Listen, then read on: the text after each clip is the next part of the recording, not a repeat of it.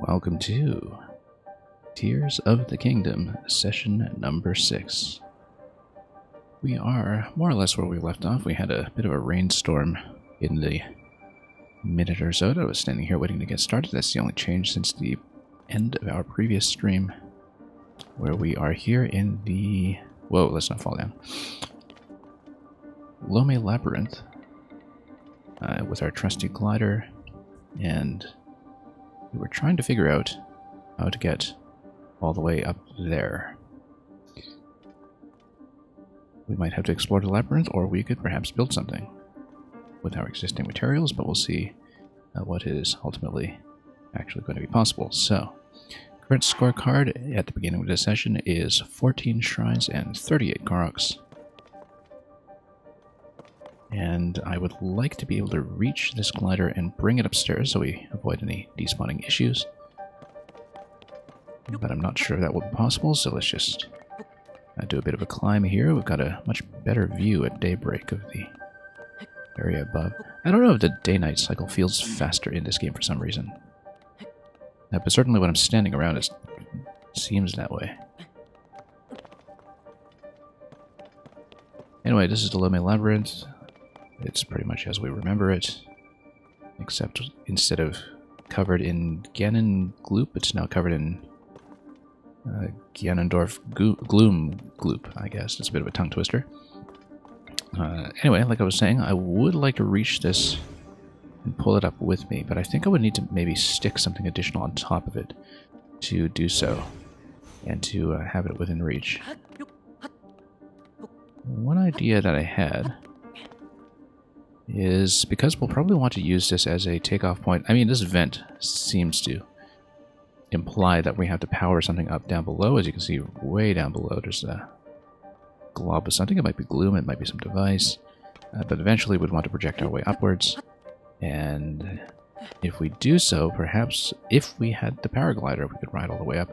But we don't have the paraglider, so we're going to do something experimental instead and attempt to make our first hot air balloon, which had a bit of a brain fart the other day when we were at Tarrytown and we got the balloons for the first time. I thought, oh, how do we build one of these, and how do we give it a heat source? Do we use a cooking pot? Do we set a manual fire?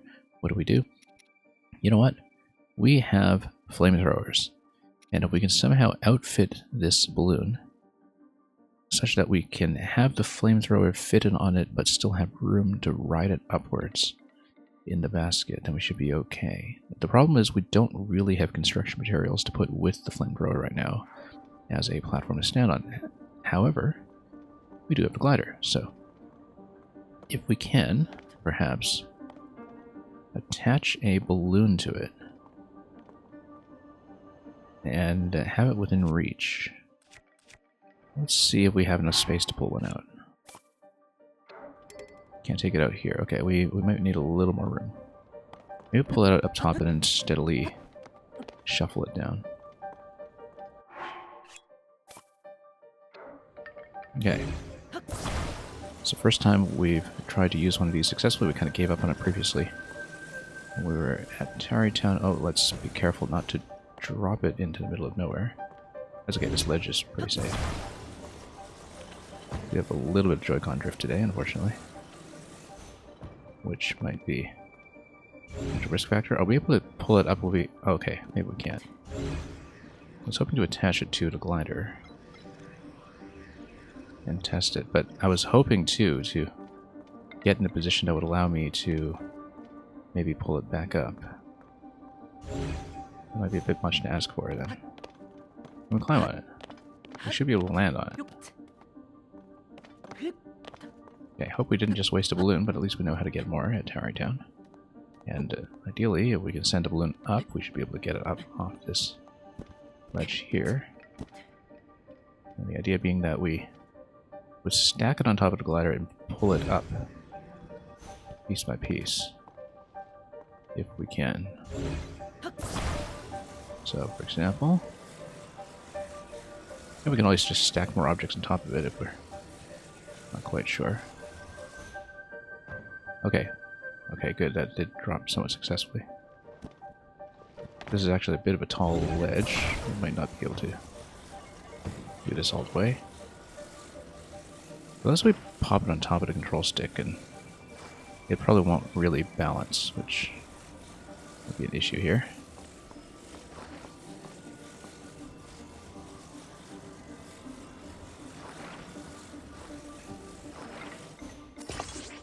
Let's say we pull it like this. I can't really use a control device if we do that, though. However, yeah, we want it somewhat centrally balanced. And we probably want to take the propeller off for now, because we don't want to power this on and have the propeller go forward. But the whole idea here was to try to stack things such that I can pull the whole contraption up above me. So, for example, if we put a balloon like this, then we just try to maybe stack like this, and get it to stand upright, then we just try to pull the whole thing up. Fortunately, I don't think it will stack that way. Maybe we have a stabilizer. No, it's going to sit on a fan just fine. Now the idea is that you would then stack this on top, perhaps. Yeah, okay, and then we'll try to pull it upstairs. This is how we're going to recover the glider from down below.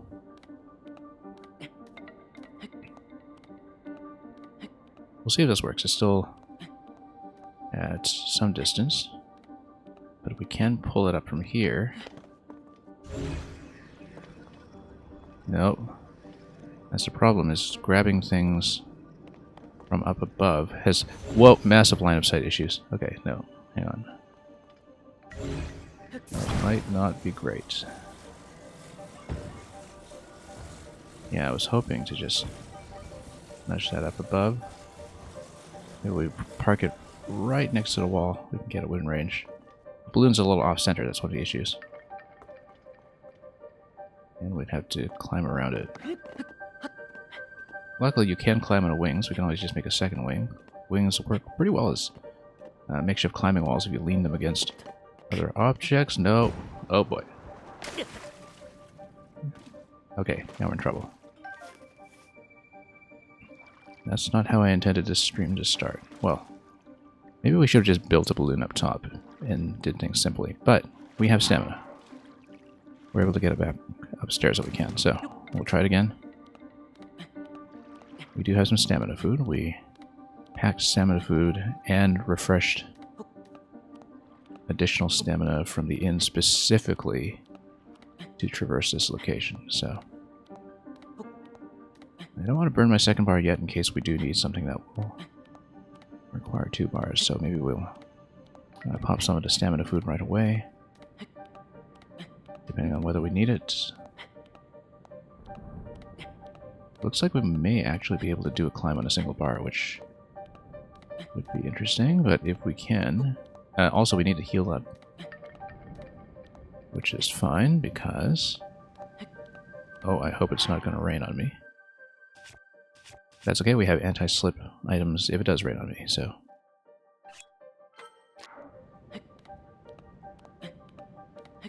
We are fine. At least for now. It is going to rain on me. That's okay, we've got slip resistance. In the event that it becomes necessary.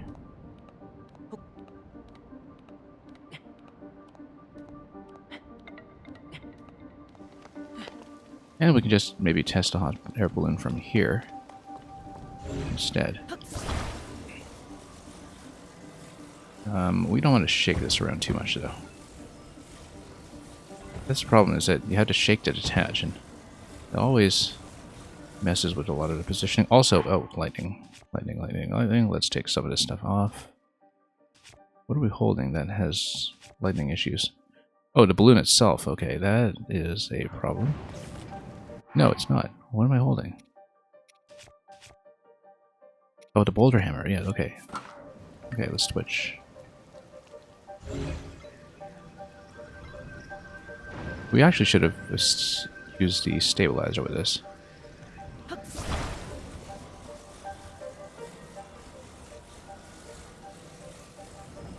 Come on, wiggle this. Okay, good. It stays still.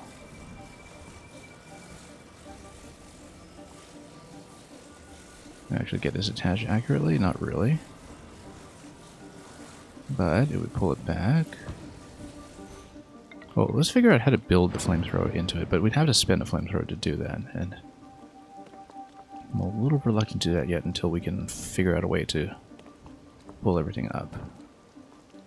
Because the whole idea is that I want to salvage the wing and pull it up with me, but it's a pretty large ledge for doing that.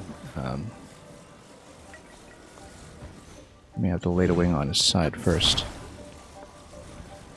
just to center everything accurately.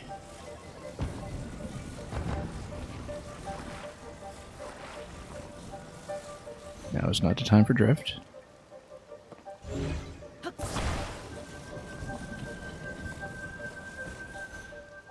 Okay.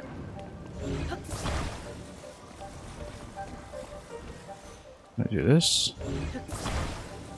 And this. Just gonna try to attach the balloon. It might imbalance the whole thing.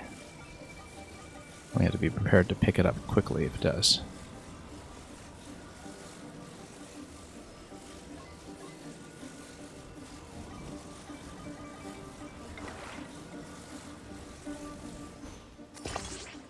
Okay, it's fine. Now, let's just stand it up. We'll just add a stabilizer or something if necessary.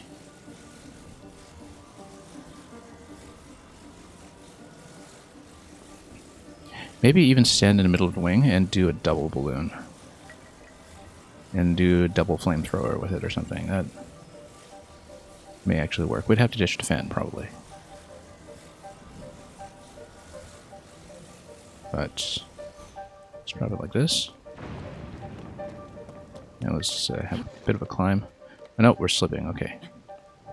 Let's not climb until the storm is dissipated, or we can use the anti-slip right now, which... You know what? We made these for a reason. We've got some sticky frogs. Let's do it. I'd rather not have to wait. And we have a couple of them. We've made a pretty big stash, in fact. Double slip resistance or single slip resistance? I didn't know you had a double slip resistance. Mid-level slip. Low-level slip. So. I mean, low-level slip, you'd probably still slip a little bit, but we can try it and just see how it works. Good time to check. Okay.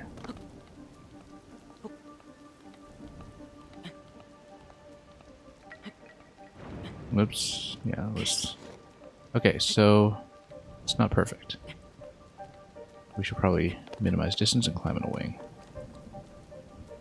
Maybe the double slip resistance is... If not quite close to immunity, then close enough to get some work done. And yeah, so rain's going to dissipate anyway, and we've started burning some time on the slip resistance, but that's okay.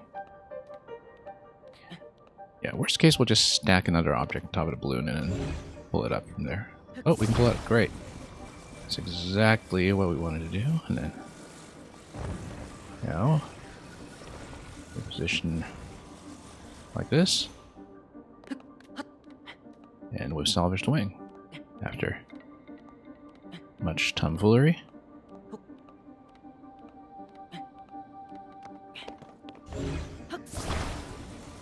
So now let's figure this out, because maybe we can use the wing as the platform for me to stand on as a control platform, and we can go like double balloon or something.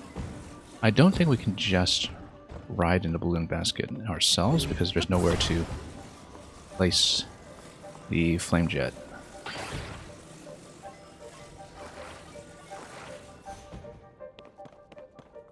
The idea behind it would be, yeah, you'd want to place everything in the center because that's clearly lined up to take you upstairs.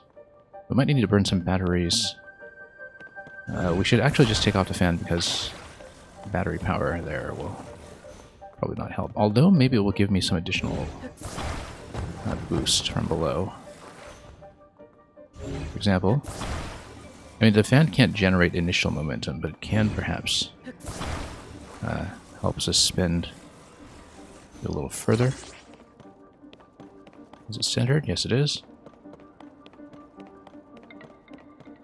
An idea would be from here to maybe create a balloon and flamethrower on each wing, but see how the flamethrower is going to be fitted first before we do anything, and then hopefully not lose the balloon in the process. We've thankfully got a decent backlog of these devices, as well as some knowledge of where to get more. So for example, how do we actually attach this? Is it just directly in the basket? I think it is.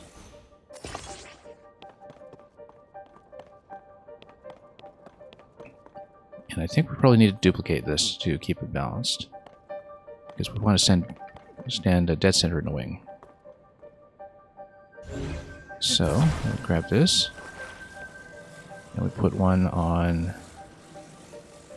this part of the wing here. And we'll need another one on the other side, so let's grab balloon and flamethrower. Great. Again, let's make sure these are pointed in the correct orientation. I certainly hope this works. We haven't even tested flamethrower plus balloon yet, but you know, you'd think that this is how balloons work. Kind of tempted to put some rocket jets on this too, just to get some initial thrust, but maybe that might be overkill.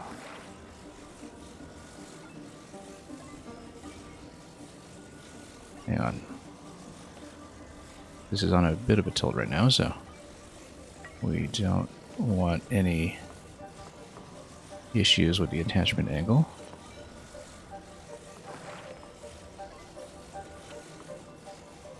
Unfortunately, yeah, I wish I could just tilt it along the Z-axis, not just the X and Y-axis, because it always leads to problems. No, it's way off.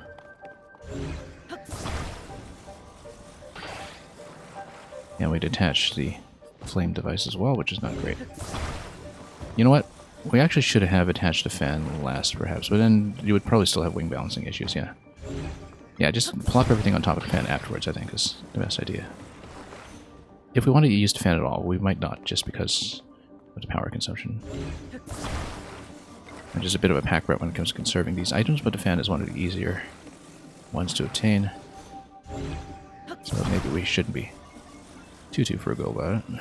Anyway, let's make sure this is, again, facing the right way.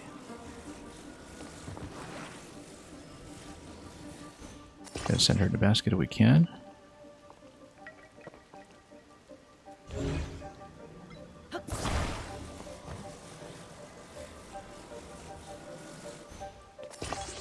That's way off.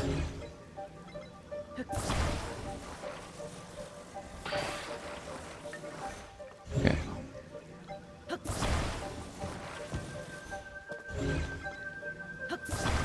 Okay, good, that's still attached.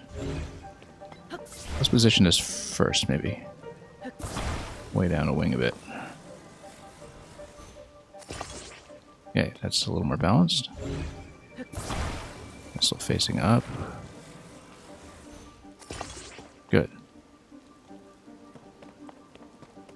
The glue on one side looks quite a bit different than the glue on the other side.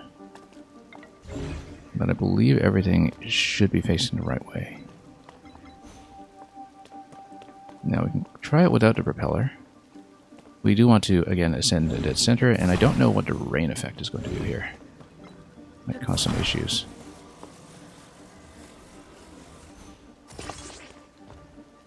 Yeah, because the thing is, you're going to get some power consumption from the flame devices. So the propeller, for balancing reasons, might be a liability. Let's take it off for now. Now we can try it. If we don't get enough lift from this, we're going to try it with rockets. And we'll see what happens. We'll hopefully not take tons of fall damage, which means I should probably heal up that remaining heart, just in case. But we don't know how gently we'll sink if we do turn off the flames, so... I mean, they are balloons, maybe they will not just plummet. Again, we don't know what the performance will be like in the rain, but... let's have half a heart, just in case. If we have some material for that. That is expendable, like an apple. Yeah, we'll likely despawn the fan, but that's okay. We've got lots of Fans, I think. Yep. Okay. Let's see if this works. Double flamethrower onto central platform. And we go up. Oh my goodness, it works. But we have battery issues.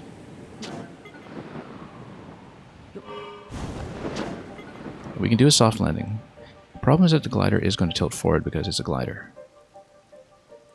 And so if we go up and fall, we might have some issues. Now, how are we doing for batteries? Because if we have tons of batteries, we can potentially just ride it out all the way up. We should actually attach to rockets as well, just to get an initial boost. But then that's really going to commit to the next move. Let's try it again just to demo it. Just to see if we can do it. Yeah, because if you fall, then it is going to fall pretty hard, but hopefully not smash. I feel like the balloons are a little bit far forward. Let's bring them back a little bit. And just reposition slightly. Oh, can I bring this back? Come on. Am I having trouble with the attachment points? No. Okay, let's move the whole thing and just rebuild slightly. How come everything's stuck? Come on. It's like it's magnetized. I can't lift it for some reason.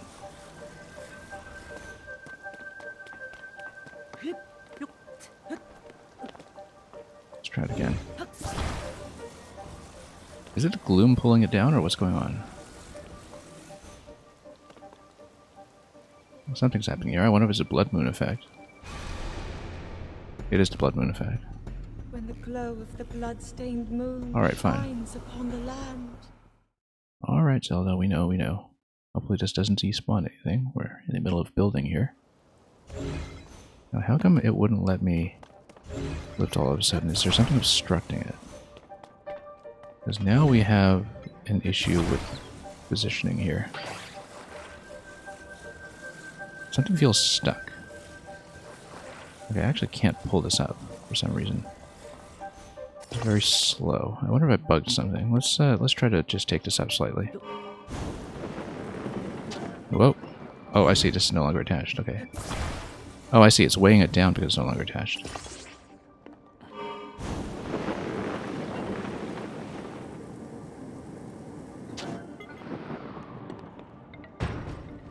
Okay, that's fine. At least I don't take fall damage or something from the glider. And we can always rebalance the glider slightly by standing back.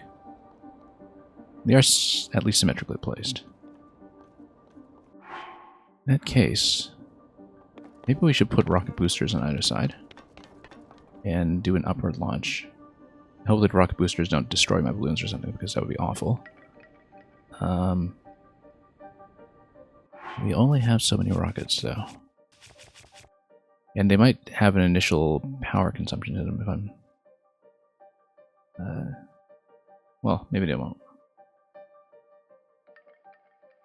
But let's see how I'm doing for batteries, because we might just consume tons of batteries to make it up. Yeah, large Zonai charge. I don't know. Put it in a Zonai device dispenser or use it to temporarily prevent a Zonai cell from losing power. Yeah, it gives me the full bar, which might not be the most efficient, but we've got lots of batteries, actually. We'll just spend batteries until we make it up. But we'll also do it with the rockets just to see if we can conserve. And hopefully I can build with this. Okay, rockets. Rockets will go... where? Attach them to the balloons, maybe? On either side, or attach them onto the wing tips? I feel like that's going to be unbalanced, actually. If we want to attach them, they should be... oh, they can't attach to balloons. Okay, maybe this is a mistake, then. So we might have wasted 2 rockets. We can go top and bottom. Actually, no, front and back, because then we know it's balanced and we know it won't be in the way.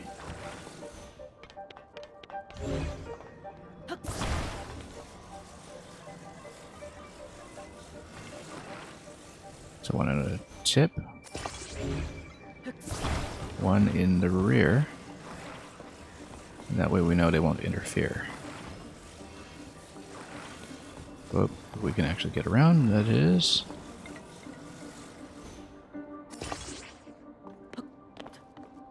Okay, then we've got some batteries that we'll make available. Let's make sure we can scroll to them.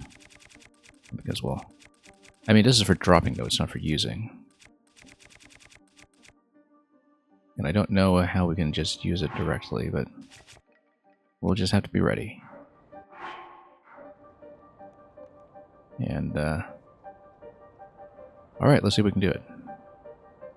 I feel like we want to center this. Okay, now we're not trapped by gloom or something.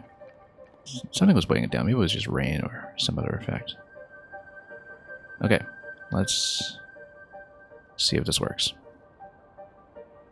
Rockets are somewhat centered. It's a little off-center on the wingtip. Maybe I should move it. Yeah, let's do it a little bit better. Hang on. Okay, just check it. We don't want any balancing issues at the last minute. Okay, if we're running out of battery, then we'll just spend some batteries and eat into that. If we get into the sky, we might be able to get more anyway, so... Wow, the rockets do burn out like crazy. Let's...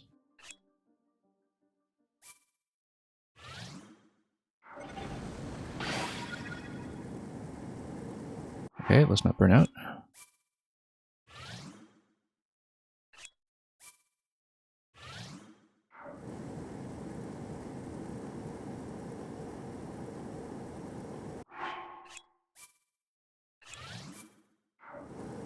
It's very battery inefficient, but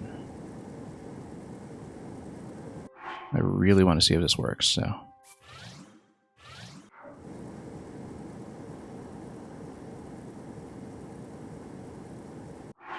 Might have to spend our entire bank by the time we're done.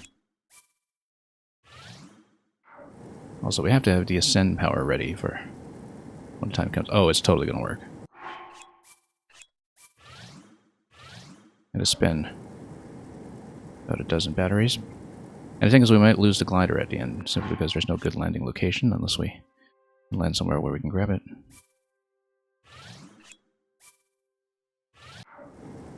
Yeah, that's so many object rolls that we've sacrificed. Make this happen.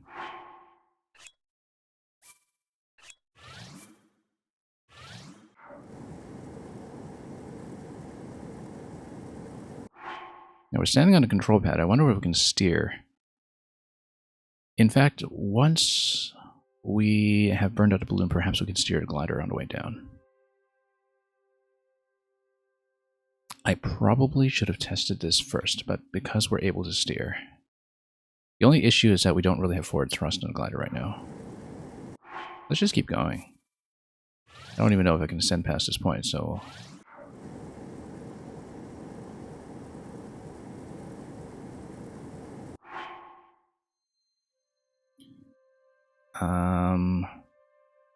Let's check the map.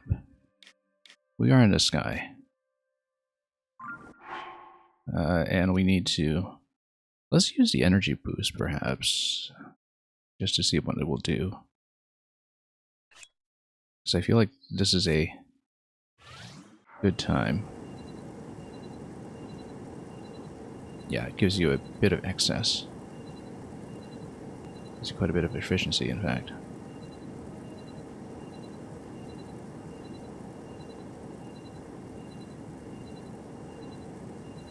We are way up in the sky now, and perhaps much higher than we actually needed to go.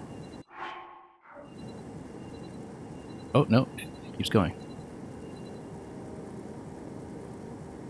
So we'll just get another energy boost item after that, perhaps. Oh, balloons are wearing out. That's not something I expected. that's unfortunate. After spending our entire bank. That the balloons might actually not be able to handle this. We can build more. We can... Oh. Can we cut power?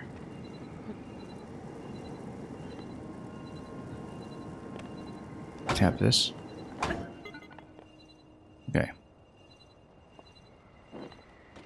Let's control the glider. Let's steer it.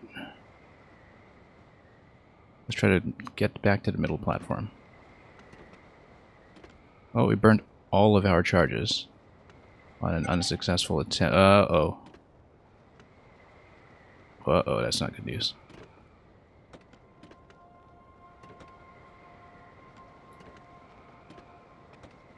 Yeah. Okay. So long, glider. So long, remaining pieces. Okay, I guess that's as far as that went. We have a bit of a problem now. Well, that was so close, but that's okay. We can maybe build another one. But the thing is, we don't have enough charges to ride all the way up.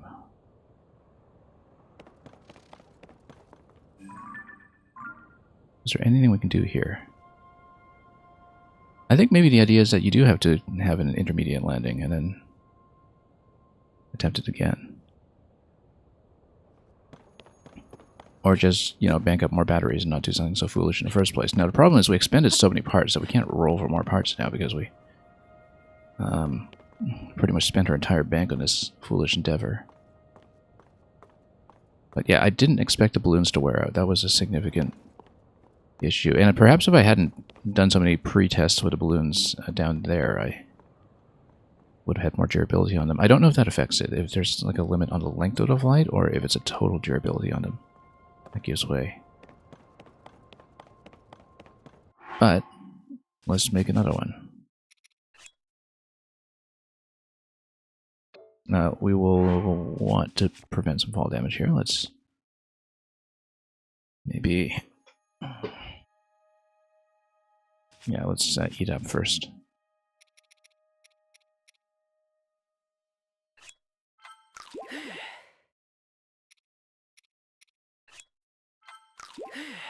Okay. Same idea. Balloons, flamethrowers. I was thinking a double balloon may be overkill. Yeah, the rockets do consume a little too much energy initially, so we can't do that much with them. But the energy boost is quite nice. It seemed like it was enough to get me up most of the way. So, we will see. And yeah, I'm going to have issues getting back down from here, actually, unless I pop another glider and take it all the way down. And we have to make sure we have enough control sticks for this, too, because possibly that may be an issue. Anyway, we're up here. This is the highest we've ever been. Maybe I should do a bit of a climb here just to see what happens. Just to see if we can scout anything in this area. This little way station, which I think probably just exists for the purposes of giving you somewhere to go from there. If we need to use a glider wing anyway, we can initially use it as a bridge to get across some of this stuff. And maybe check the pinnacle over here, in case this is anything whatsoever.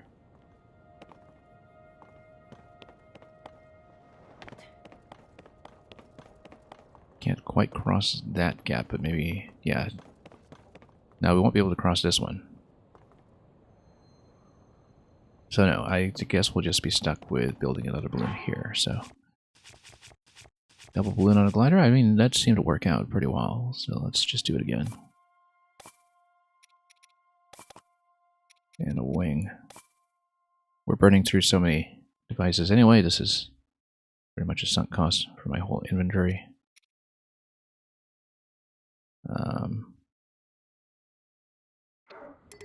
Oh, we can't take it out here. Maybe we can take out one at a time and just make sure we have room. Good. Let's make sure we have enough space without dropping anything.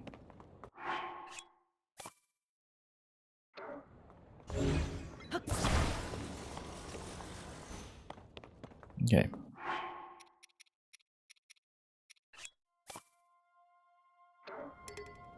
Can't take it out here, why not? Not enough room, or let's face this way. Okay, there we go. Yeah, it's just rather big.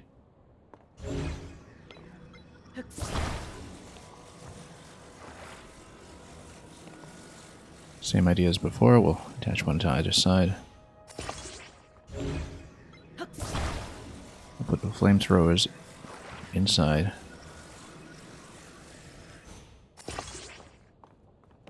Control stick in the middle. Control stick might be overkill. If we have one of those tappable single control points, that would have been fine, but we obviously have to activate both at the same time. Stabilizer. I wonder if the stabilizer actually remains upright in midair when it's not sitting on any ground, but it would consume power, and so I would have a few issues with that, and we'd have to power it up anyway with a control point. Okay. Yeah, so the rockets might not be worth it simply because the initial thrust may not do enough for me.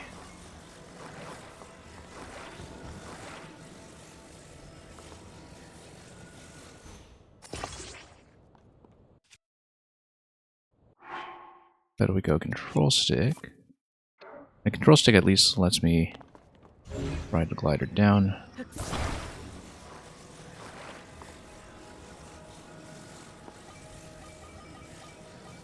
Okay, here we go.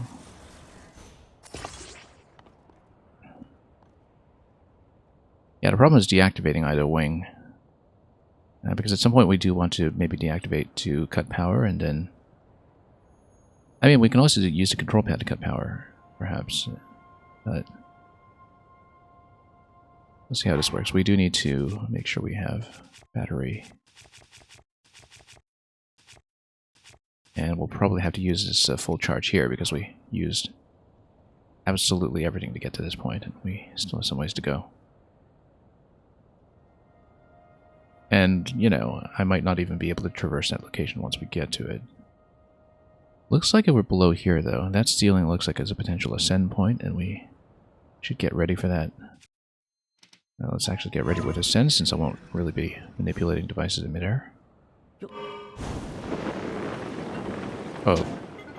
Okay. That's why we needed the rockets, actually, because then we would get some initial lift. Burns through quite a bit of energy for the initial lift.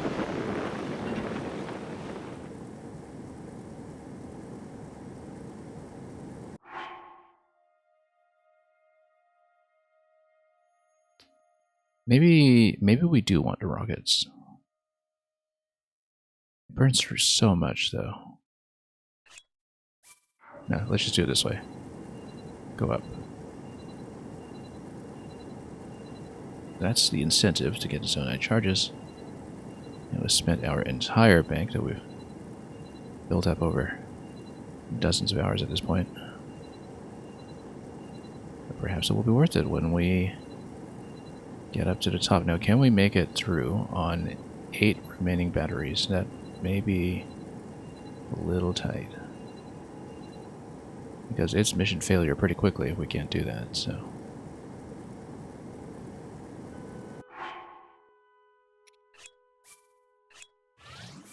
Alright, let's try this again.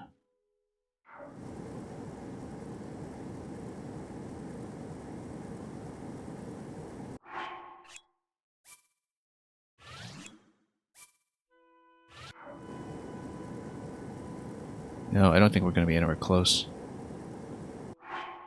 Okay, we're committed to this. Let's just do it. Oh, maybe we can. Maybe we can, and we're going to tap this slightly. Oh, I'm going to be a little too close to this platform, actually. But if I can go ascend... Whoops. Can I just ascend? Yeah, we're out of power. We need to power up now.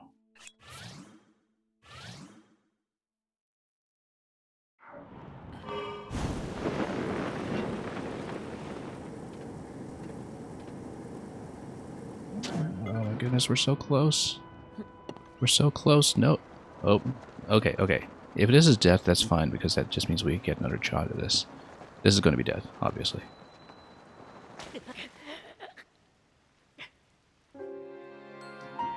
That just means we get another shot at this without burning all our materials, perhaps. Let's see how far back this will kick me. Probably back to the middle platform. We were so close, we actually had enough height. But then we bumped up against that platform.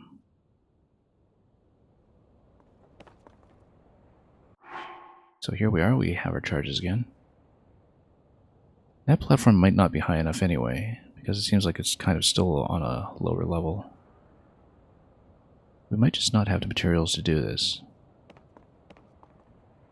I do not want to back up too many saves, because I've been trying to do this game continuously without any kind of resets or warps or whatever, but we may have stuck ourselves up here with not much in the way of materials. I was hoping to at least discover a location up here too. Okay. But anyway, we ran into a bit of a snag here. But just have to maybe fix our launching point. Like maybe gain a bit of height and launch from up here once we've constructed a balloon. Because every little bit of height may count. And yeah, too bad about that platform that we nudged up against. But you see, if we were even slightly over and directly against it, then I could have used ascend. But we were just slightly out of position, so we're going to go back down. Yeah, we can just pull it up step by step, perhaps. And we'll try it again.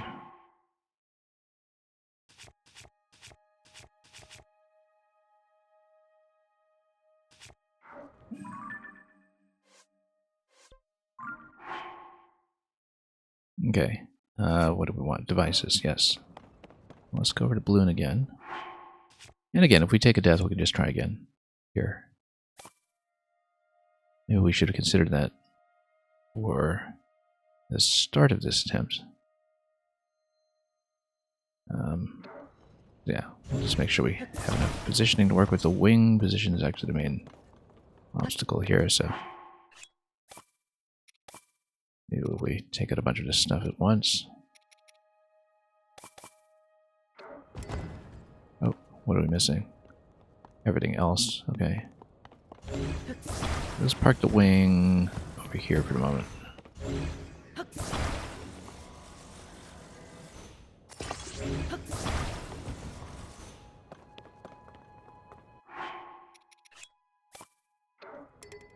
Okay, no room. Let's take it out of here. Oh, that was nearly a disaster.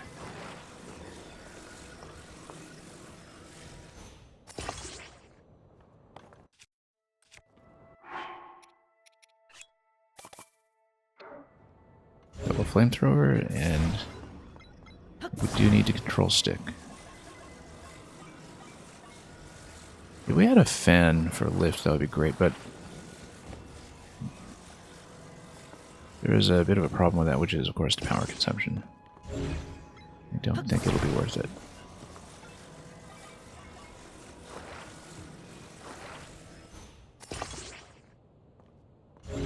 Okay, now we're going to try to make it so I can lift this up and park it up above. Oh, we still need a control stick on this thing that I forgot about.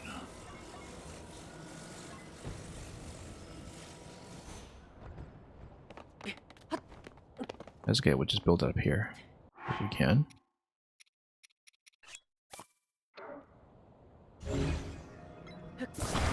The control stick here will just gain a little bit of additional height, and we'll see if the ceiling up above becomes a problem again, which it might, but it's better to be directly under than just halfway under the way we were. And the flamethrowers seem to be in place.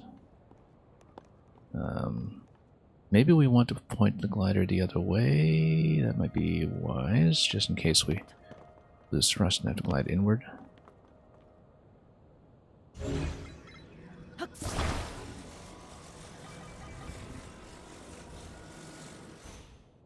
Okay. Now let's try it again.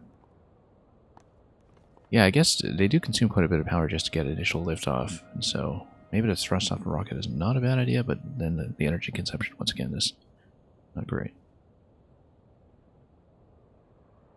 It does give you a pretty significant burst of momentum, though. Because you burn so much energy just getting the thrust, like...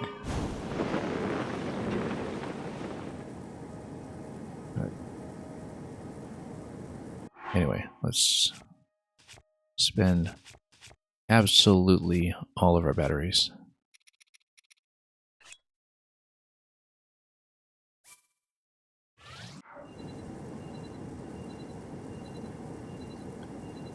And let's see how we do.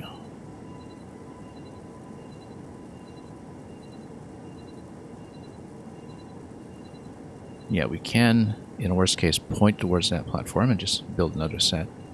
Except we'll have no batteries left.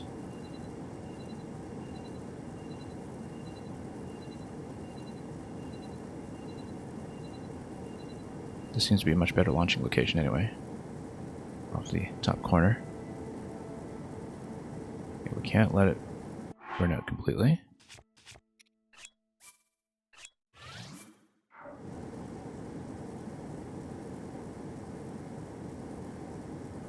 And then we are probably going to hit that ceiling. But if we do, then I will ascend through it.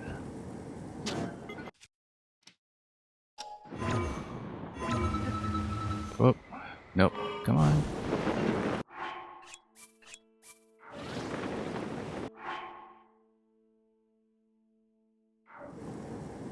No, we needed to...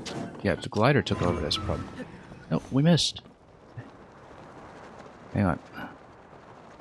Worst case, we fall into water and don't die.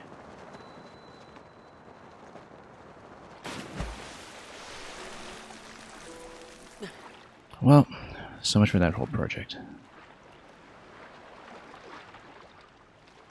We were so close. I actually had the ascend point for a moment. But we're not going to save Scummit. We're going to just swim out of here and deal with it. Yeah, we burnt all our items, so that, unfortunately, is the end of that endeavor. Fortunately, if you get close enough to the labyrinth, you do get to walk. I guess we'll just play in the labyrinth instead. We burnt through so many items, though. All of the Zonai charges. And it was so close. But it seems like maybe there was an additional aerial layer on top of that. Now that we have some idea of what's required, then we can budget for a future attempt at this.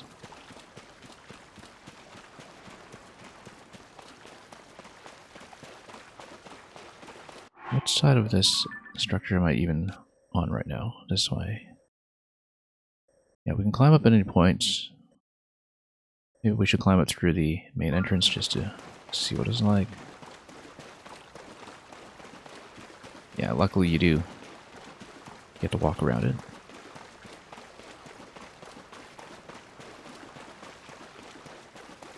And of course we couldn't just have landed a little ways over.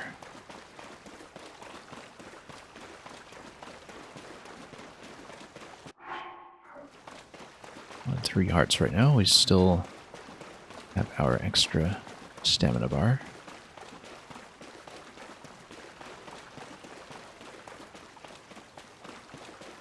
We have a shrine over there, but we'd of course have to cross the water to do that. I wonder if the glider can float. Like if the wing can float. Because if we can... I mean, I don't want to spend the wing. We already spent so many items. And we spent so much of the zonite charges that we can't roll for more items, because that was very much an all-in play that I did there. Fortunately, we have ascent points. Almost. This looks so much like an ascent point, and it isn't.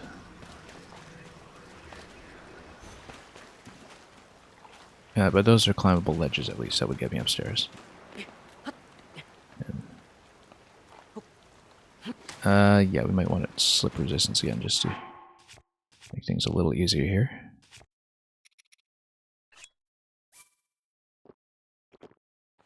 And maybe some food, just to mitigate fall damage for a moment.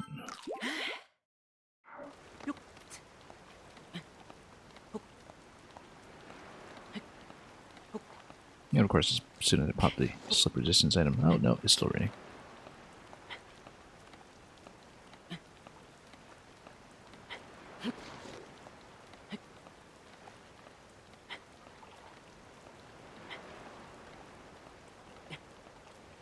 We can get on the ledge. No, hang on. We didn't get very far at all, actually. I don't think the slip resistance was particularly effective. Either that or... It's really slippery. Yeah, we're currently pretty much at the entrance. Alright.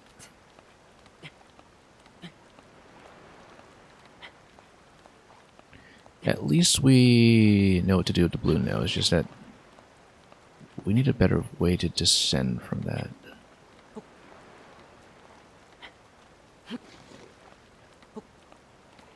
We still have a couple of minutes on a slip resistance. We just don't have a good place to stand. If we can find a point to stand that would give me ascend within range, that would be good, but still can't believe we missed the ascend when it was available. When we were absolutely able to do so. The problem is that when your hand is on a control stick for a construction, you can't activate your arm powers because, of course, your arms are on the control stick. And so we had to let go and deflate the balloons in order to have access to ascend. And the problem is that when we did that, the glider started to glide and did so in a way that threw me out of position. It's still slippery here.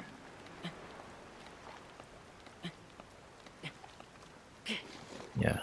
We have some slip resistance, but I think we just need to burn some stamina items on top of that, or just wait for things to clear up. Ever so slightly. We're not very far. Not very far at all. If we just get up to the next platform and we can start ascending, we'll be in much better shape. Let's pop another one. That's precisely why we built, or rather, concocted all this.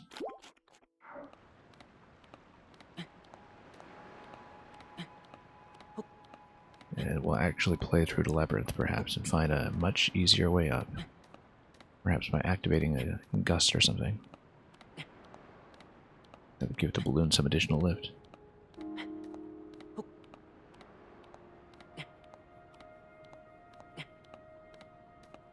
Yeah, hopefully here we're within ascend range. I don't know if we will be.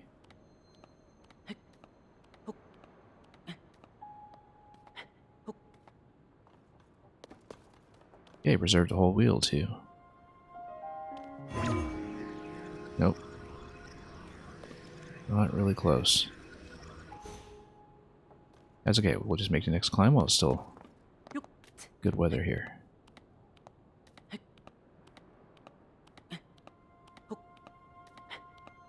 Hopefully that won't last.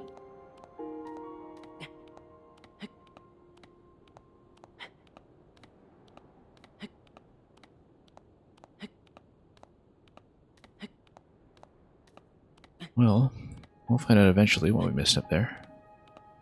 I'm sure that the game eases up on you quite a bit when it comes to your ability to transfer between land and sky. But it would have been fun to break into that part of the sky this early. Yeah, that was such a massive resource expenditure for nothing, though. Absolutely massive resource expenditure. It's going to take quite a long time to get back until we start fighting more constructs. Considering that it seemed to be pretty valuable loot to get any of that stuff that we used. And that was my access to a lot of additional items as well for future rolls. So, of course, we could mine Zonaite eventually. Okay, anyway, this is what happens if you actually go to the labyrinth the standard way. Nice fruit. Do we have temperature issues here? No, we don't. Examine. Took us 2 days to reach this isolated island. Well, I went faster. The dragon ring slumbers in the labyrinth's depths.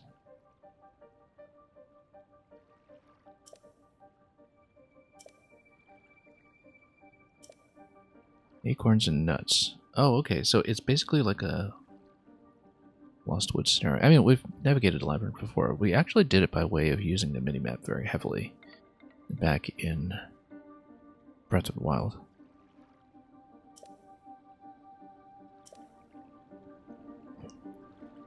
Wonder who left it out.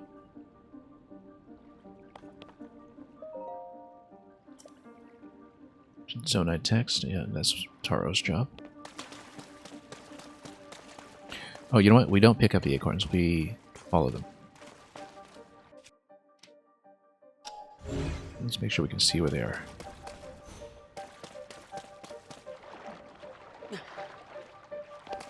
Possibly, we'll need to eventually gather some logs to make bridges and the like. We got a handy acorns also just stop here, so.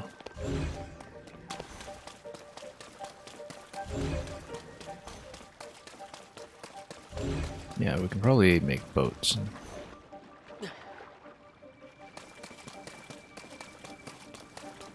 There's some more items this way. What is this? Lotus? Yeah. We can also, of course, traverse the maze from up above, which is what we were originally doing before we fell back in here repeatedly. You know what? We've done this before just by way of reading the map. I don't know if we can still do it the same way. Obviously, it's easier if you have the minimap open. You can't quite drop in here, but the idea is to go to the depths, which, of course, were where all the Guardians were stationed back in the first game, so far as I remember. So we have a clear idea of where we're oriented all the time. Like right now, we're north. We should eventually be able to do it. Or just climb up above and use a wing bridge the way we had previously. Yeah, but we'll see, because we don't know what kind of obstructions lay in store for us here. Or what we would need to access using the logs.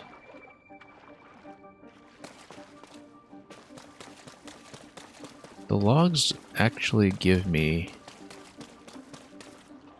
implements to climb with. That's something that we should consider, is that we can climb using the logs. And we can pull them up again afterwards for bridges. I mean, we can climb the walls anyway, but the thing is, logs would allow me to maybe conserve durability. Or conserve stamina, rather.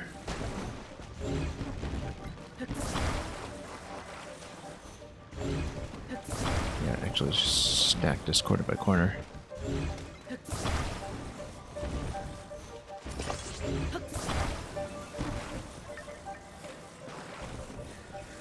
I mean, we can climb this straight up, but we use a log, we can create a slope. Oops. Grab it.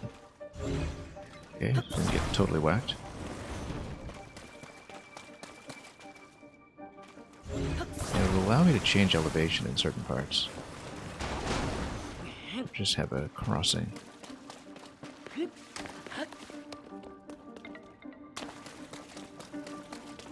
Or go around some of the gloom. That matter.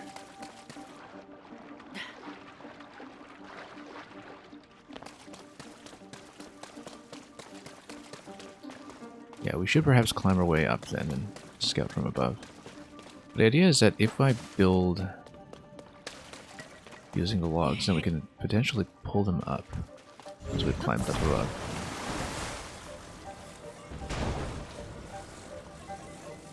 Oh, there we go.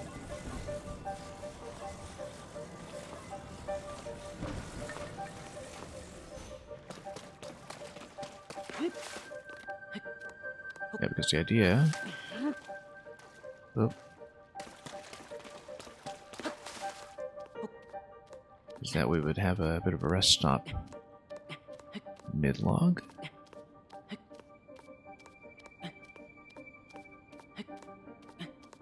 We'll head back up.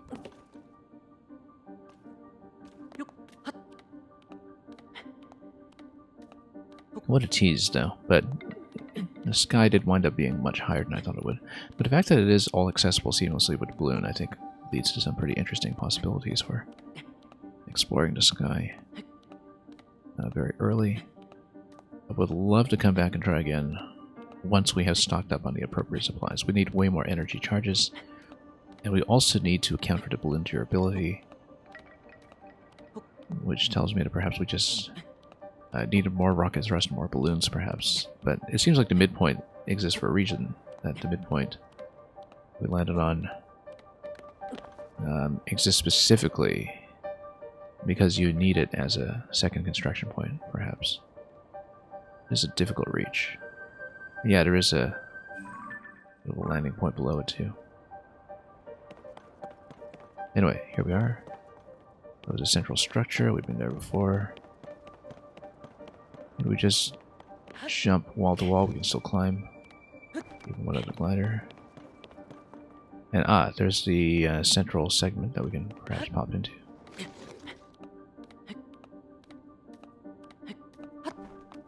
As we don't slip.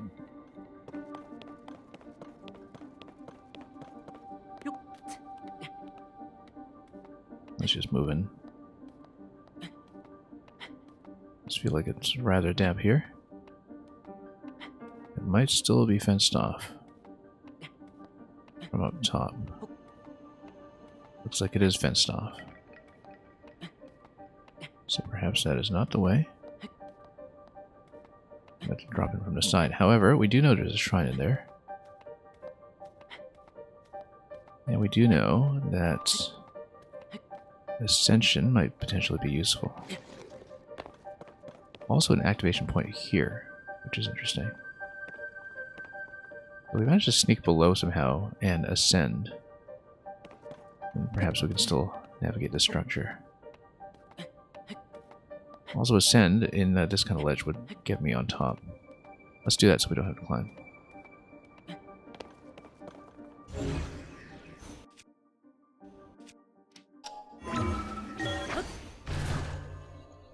Okay, up we go.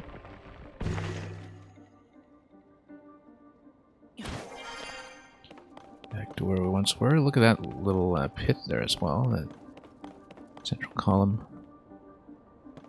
Very suspicious. But yeah. Wish I remembered more about the architecture of this place, although it might have changed anyway, so. Irrespective of all that, let's see, because I remember there was some kind of side door that would lead you into the correct passage.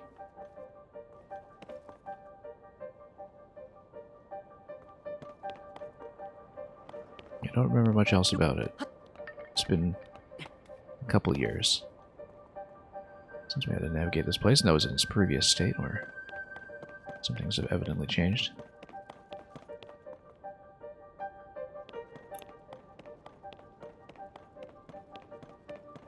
Yeah, but if we start in the back, that might be a little more efficient anyway. Yeah, let's just slip down. Let's see if the back passage is going to be open.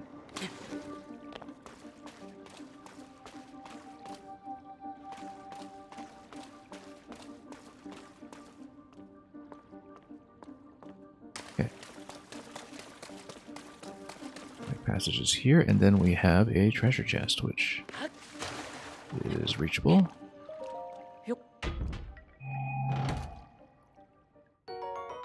Zonite bow, excellent. Power drains and arrows can fly much farther according to how long a shot is charged. I see. So a battery bow. Not that we have any batteries left after a little misadventure.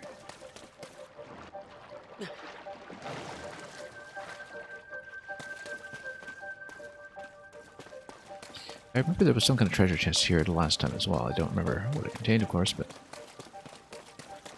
there was something.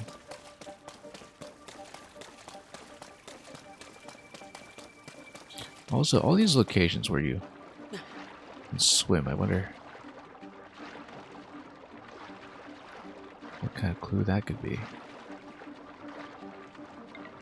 But yeah, I remember it was some kind of side door, possibly from one of the central columns that you have to drop into from above.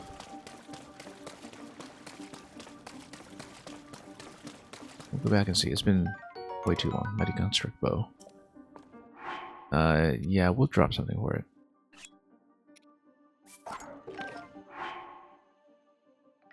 Powerful bow for a Captain Construct.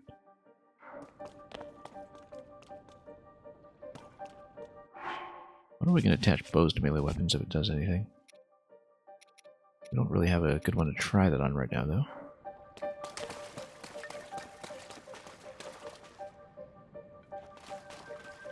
And perhaps let's try to do the opposite corner. Yeah, I remember it was some kind of side door.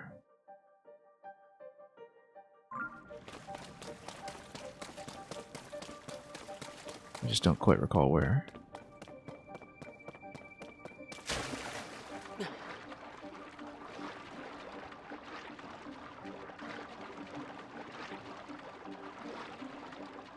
And quite a few things are different.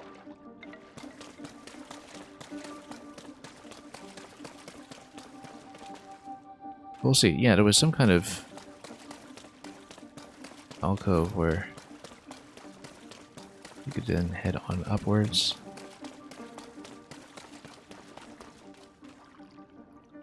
This was the treasure chest location we had just explored. Let's proceed to the other side and see what awaits me there.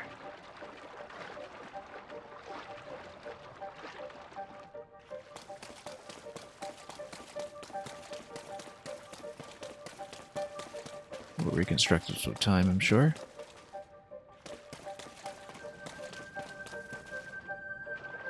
Make it through the gloom and goop.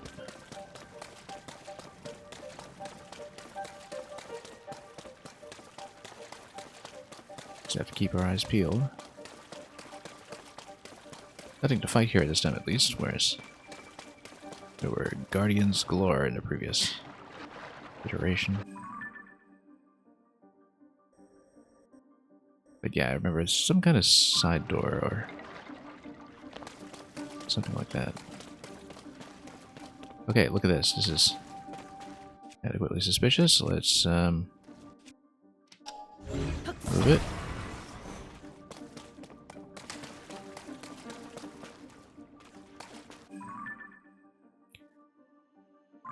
And now we're through.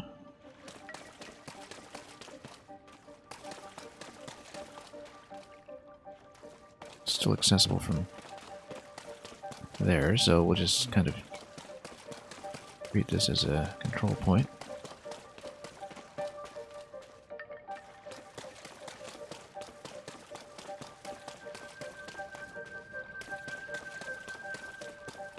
And look for more of that nature.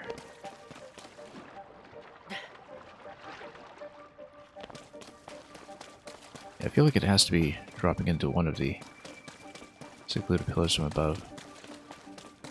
But oh, here's something. Strong spear. Do we have something worth dropping? I mean, we can disassemble the long sticks. And then fuse with it for just for the time being.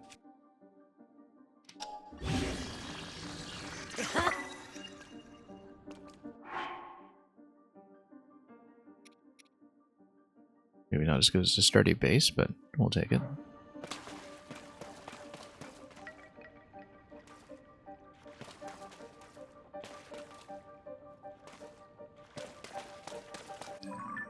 I've explored quite a bit of this at this point. Yeah, I think there was this side entrance here, actually, on the other side. I might just climb back up when we have the chance. There's a series of ledges here. That seems like an ideal climbing spot.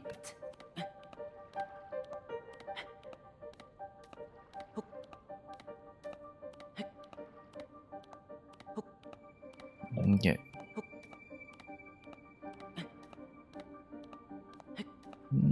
It's kind of on diagonal. I don't know if I can actually rest up there, but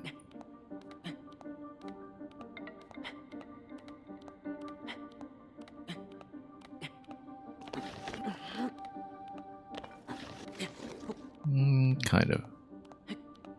Doesn't really restore much stamina.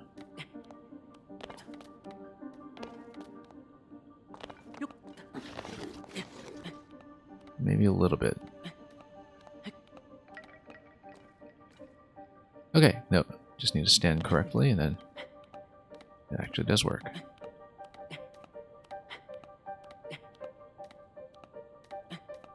Anyway, up we go.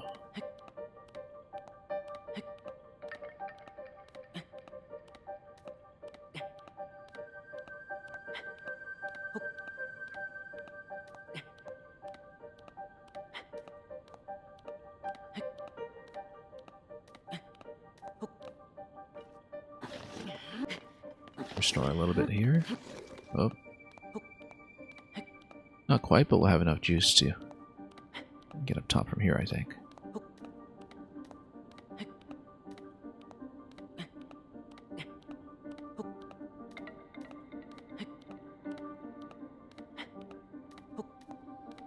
And eventually when we want to go back, we can use the logs to create a boat. Oh look, it's a Cork Point. Do we have arrows? Yes, we do. Let's not use that bow. I mean, all these bows are pretty good at this point. Let's just go Dragon Bone.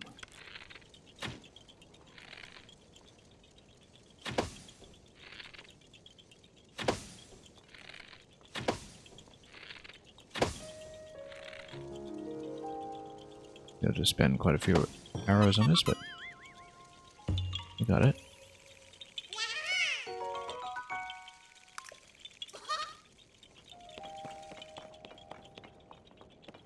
Okay, now I'm hoping to try this location to the left here. Or one of those anyway.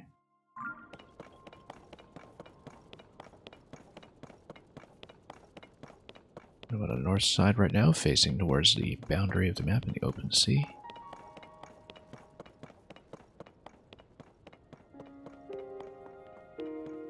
I remember that originally there were torches marking the entry gate. It was off to the side somewhere.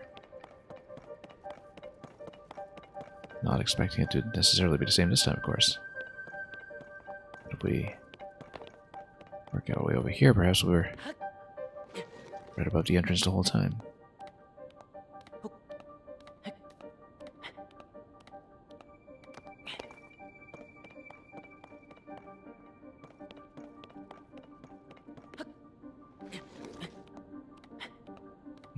That looks like a landing of sorts down below. No, not quite.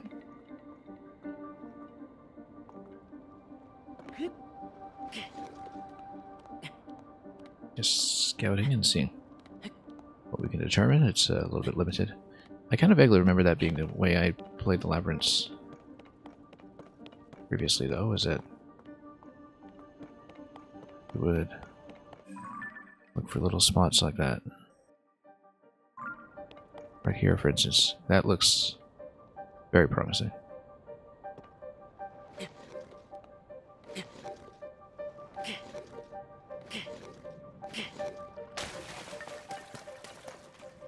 Yeah, that's it.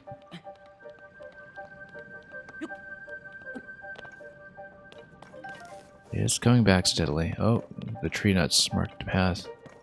Probably should have just taken those. This looks burnable. We'll burn it.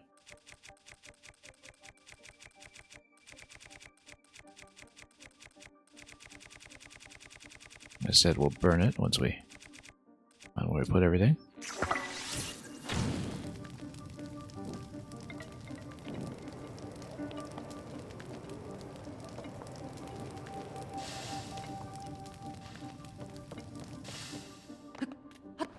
Okay.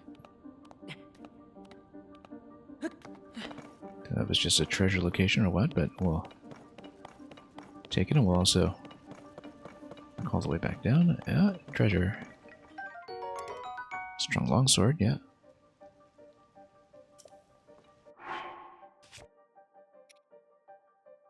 Yeah, I mean, we can probably drop something like the Cannon Club. We found that the aim was rather wild anyway, so... What's most replaceable here?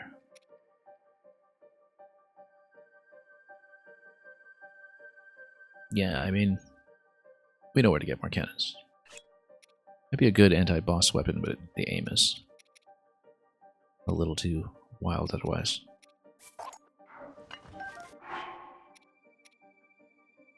Is it a one-hander or two-hander? I'm actually not clear on this two-hander.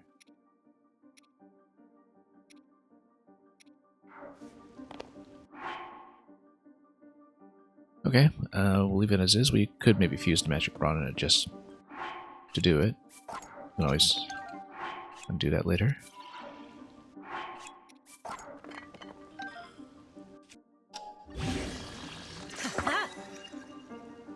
+6 on that, yeah. That's why we do it. It'll probably break pretty easily, but...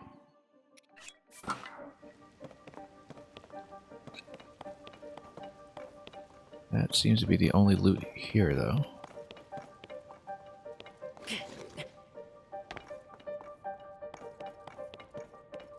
And you know what? Yeah, let's take the nuts. Whatever, we know where we're going.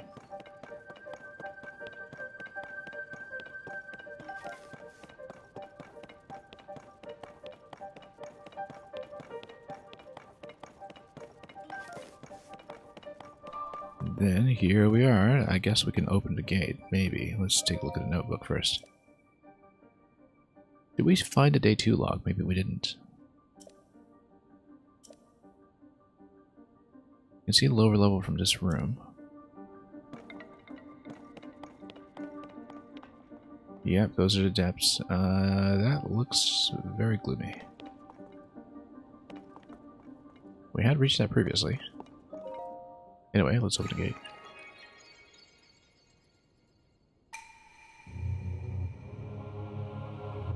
Hide a ruler of dragons have unlocked the door.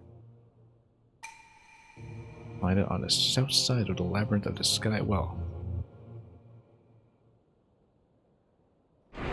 I guess we needed that anyway.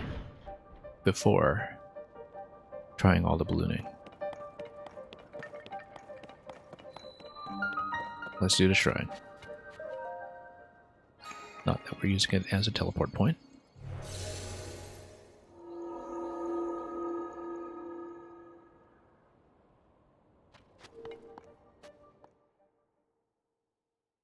The important thing we discovered is that it is possible now to reach anything we want with ballooning. We're constrained mainly by the batteries. Whoever's blessing, we'll gladly take it. Whatever it is. Very useful charge, given that we just spent all 3.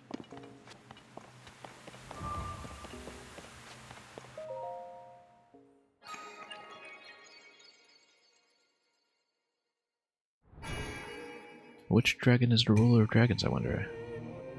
Actually, think. Well, I mean, first of all, it was the one that we saw from the Temple of Time, but that it is yellow reminds me of the one who ran the Dragon Trials in Skyward Sword, which may ultimately be even more relevant than we thought here.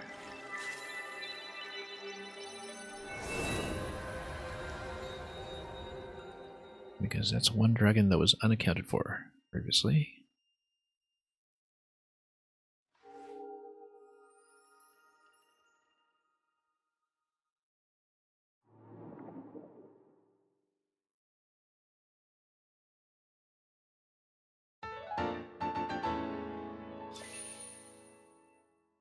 Anyway, now that we've done this,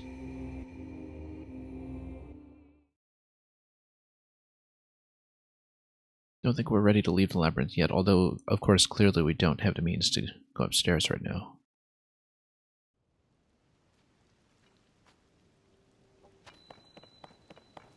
Yeah, the balloons burning out was a very unfortunate wrinkle. Also, we've opened this gate. I feel like we're probably not able to drop into that.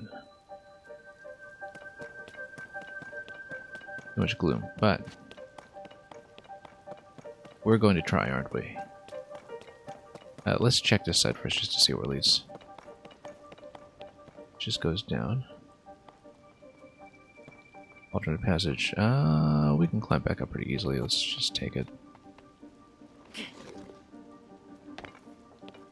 Yeah, this location here. Oh, right. This is just what we burnt previously, or is it on the other side of it? No, I think it is what we burnt previously.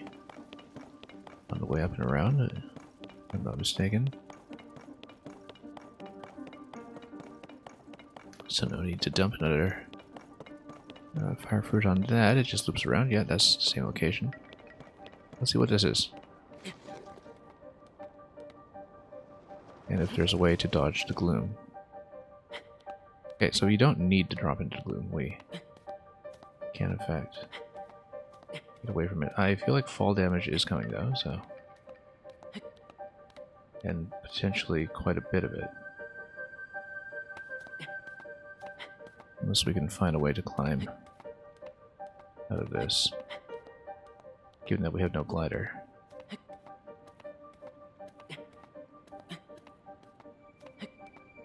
This is a pretty big drop. I don't really like it.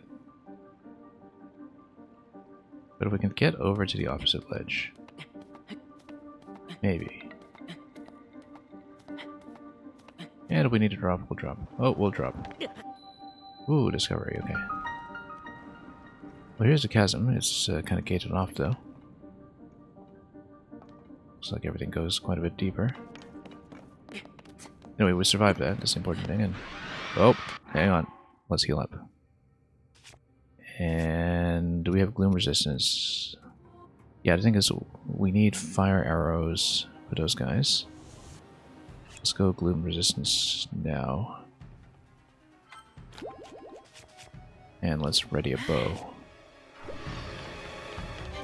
Okay.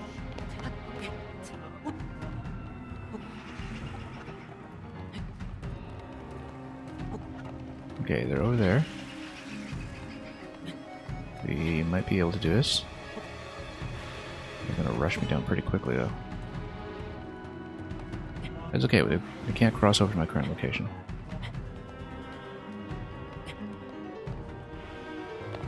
Okay. Fire.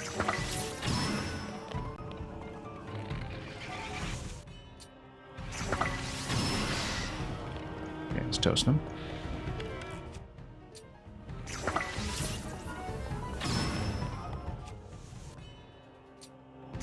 Now, we can only do so many of this. Okay, whoa. Yeah, we can only do so much of this before we run into serious problems. Oh, we're running into serious problems. Because we don't have enough gloom food here to build this.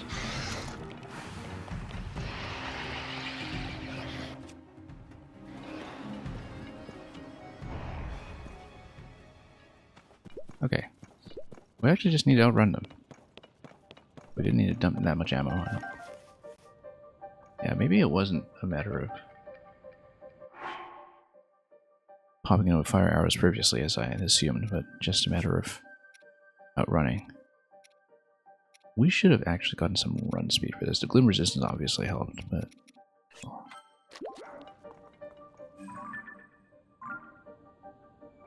And then...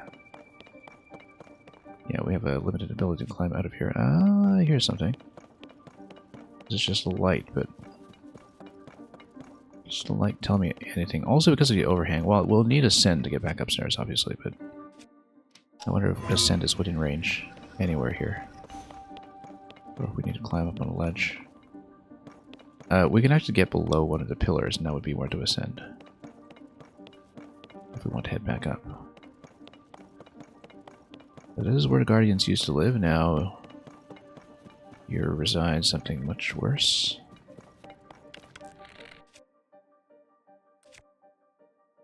Yeah. In case of lightning, we should maybe not just spend our Dragonbone bow either.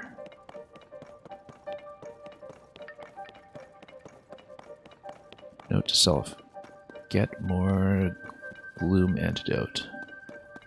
Once we get more Sunderline, which we could have done had we made it up to the sky, which we didn't.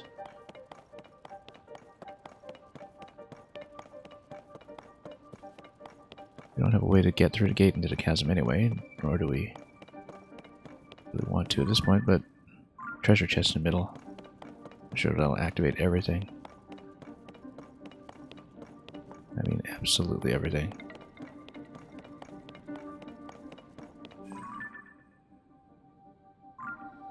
This was where the travel medallion was in the last game, I think, after Champion's Ballad. Patched it in. Does it activate everything around me? Big battery. Yeah, actually, we want more batteries to eventually do the balloon. This looks ominous. Given that it can go down even further. Oh, wow. Goes down even further. Now, it looks like this is just the fellow who lights up, though. I don't know if we can hit him from this angle. Don't remember his name either. Can we actually descend? I don't know if that's a good idea. Obviously, we have a couple of ascension points to go back up, but this would be the deepest we've gone anywhere so far. Climb down prompt, please.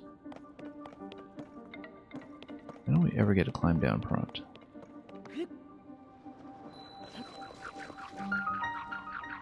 North Akala Beach Cave.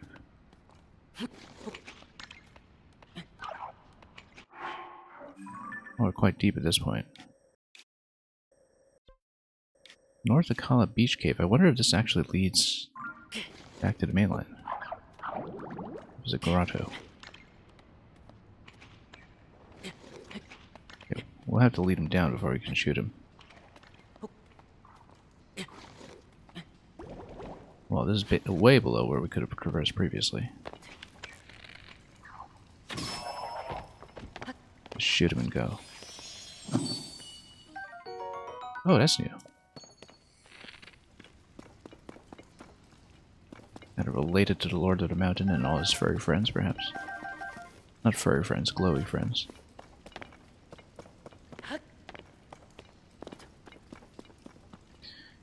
I guess we wouldn't have seen this part had we gone directly up to the sky. But... oh, look at that. Are we prepared? Yeah, we kind of are. We've got arrows, I think. 39 arrows. He shouldn't be too bad, as long as we don't run into the water everywhere. We also have some lightning. We've got good weapons. Let's switch to a good weapon. Go for the iron ball. We could even go for the cannon shield just to try it out.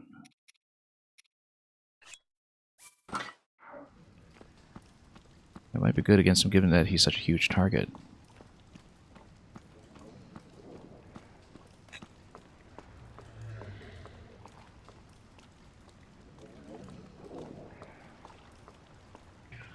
Okay. Let's try this out. So which way are we facing? We're facing south. Yeah, it totally connects to the mainland, I bet.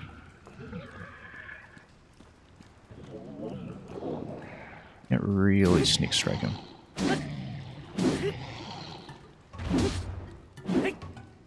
Okay, watch this.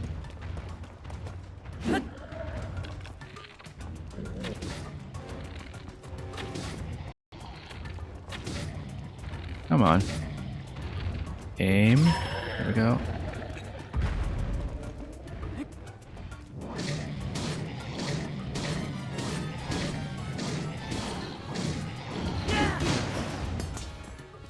Oh, out of stamina. That's a bad idea. Look at that. That's how to play. Let's just loop around and not miss quite so badly this time.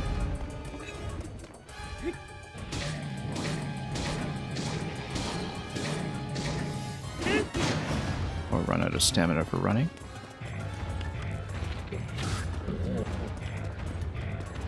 And just run between his legs perhaps, but I don't know if I want to risk it just yet.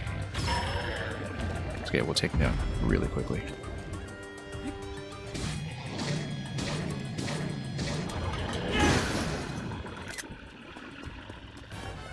Okay.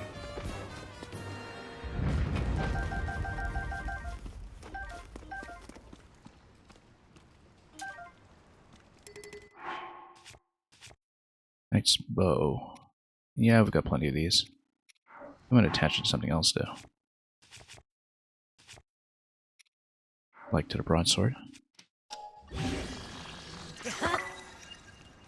Yeah, it's a little bit of attack power.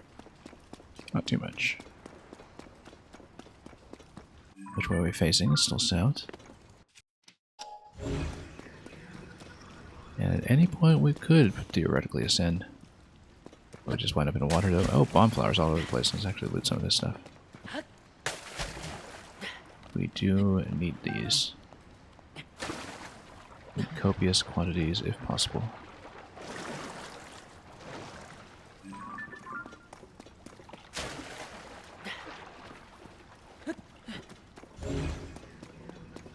And do we see anything else to loot? Not really. Let's make it out. Find some ore while we're at it.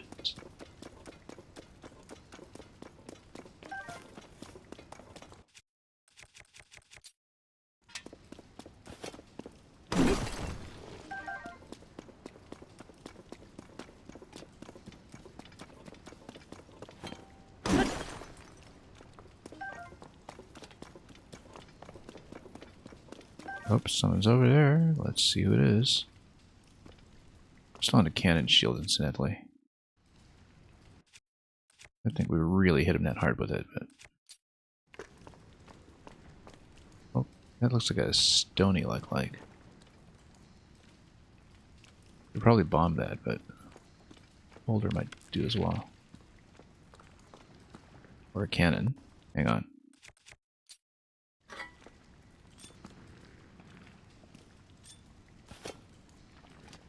Except we have to get to a one-hander. Use this.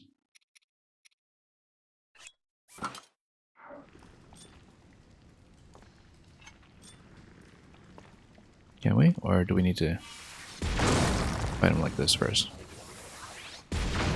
Yeah, we can just take off his armor right away and toast him. Okay, whoop. Okay, that's fun.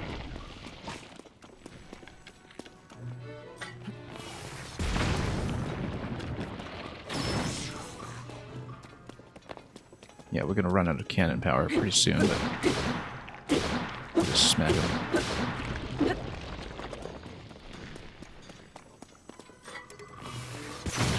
Oops.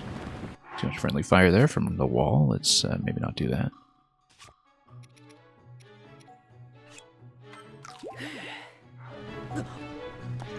Okay, so it just sends boulders this way. That's fine. Maybe we'll get a treasure chest out of that for our trouble.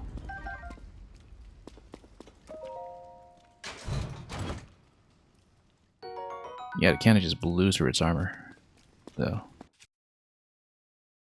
Kind of fun. I like the cannon a lot better on a shield than on, what's it, a melee weapon.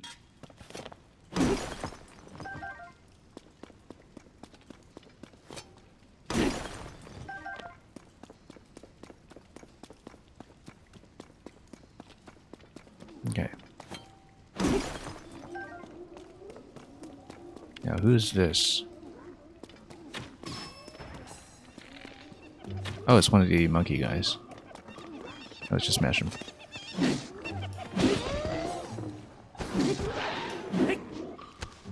Oh, we got a camp here. Oh.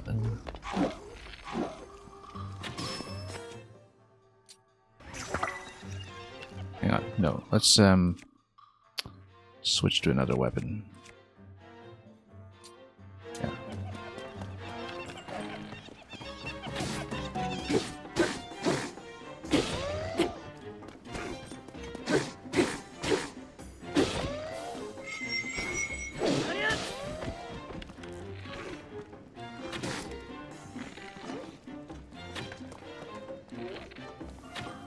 Oh, come on. Stop missing. There we go.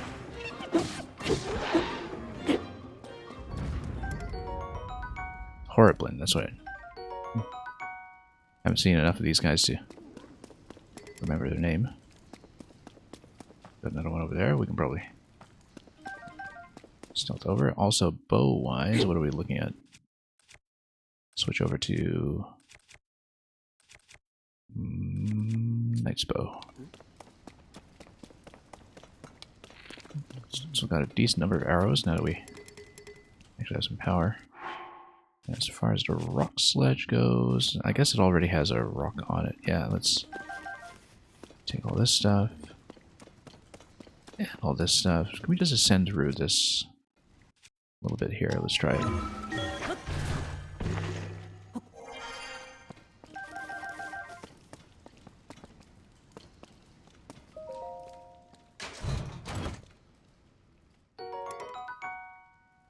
Flurry rush during a perfect dodge.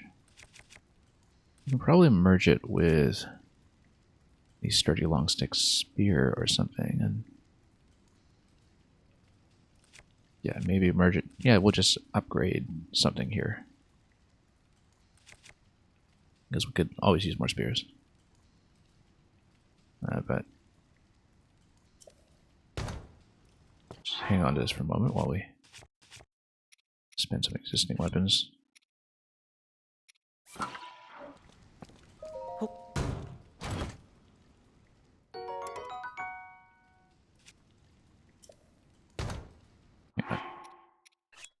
Let's drop this one first.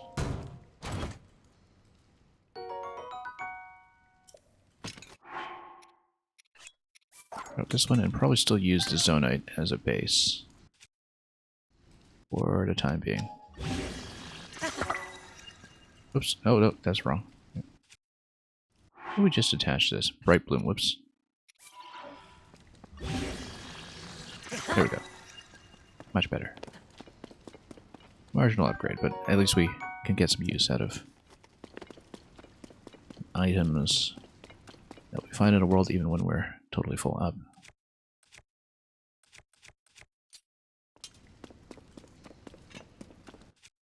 Shield am I on? Yeah.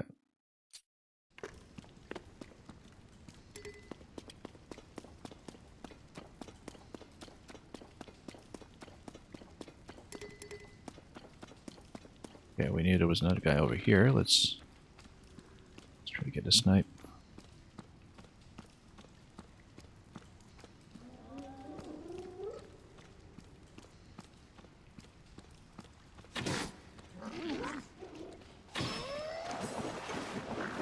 Oh, 8 rounds? Okay. Works for me.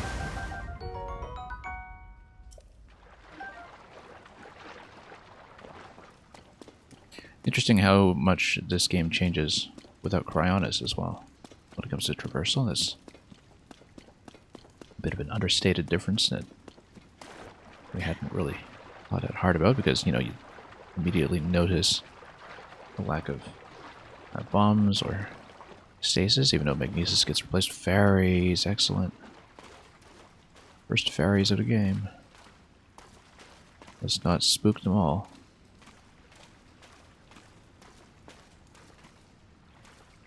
First time I've seen fairies all game. Like we should mark this location perhaps. With hearts or something similar. Let's let it drift. Come on down. We won't bite.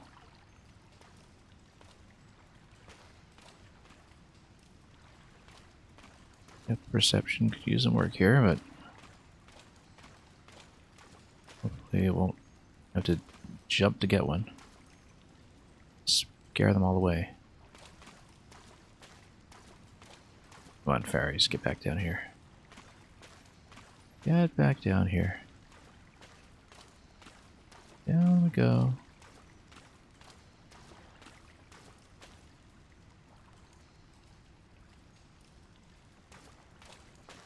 Maybe I do have to stand up and grab it.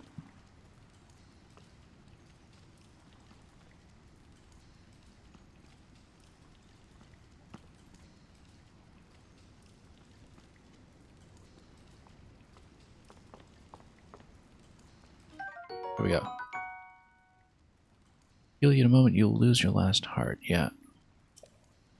And just 5 hearts out of the bag as well. Very useful. Took me this long to get one. Let's try to get the other ones too. If we can. Come on. Nope. Still flying so high. Don't want to spook it though.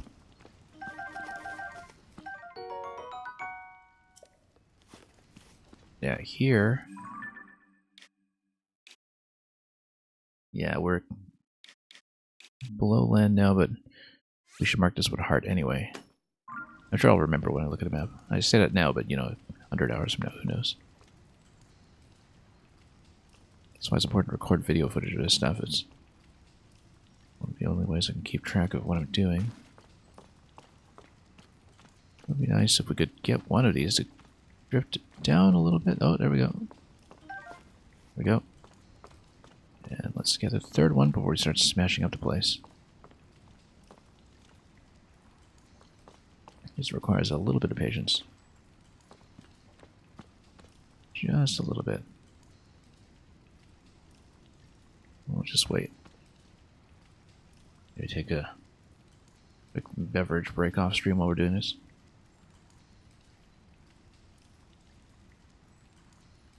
Only to find our hands off the controller at the wrong moment exactly. Get into the drift. All the way down. There we go. Now we're loaded up. We got a fountain. Let's find a smashy weapon here and loot the place.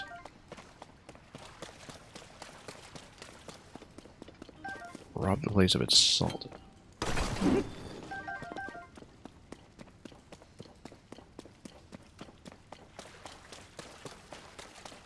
I'm sure that it would go ascend at this point, that it would just send me somewhere to the open world, but we don't want to do that yet until we've had a chance to see where we are. Maybe there are some further secrets to be revealed if you do that, but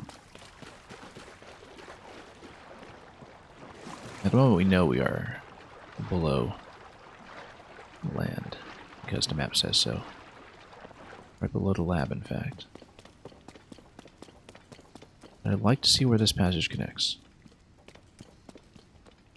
That looks like something that will drop in on me. What is that? Fire keys, okay. Let's get a non-metal weapon. This is non-metal, right? I mean, it's got a non-metal end to it, I don't know that. Let's just snap it. Not taking my chances.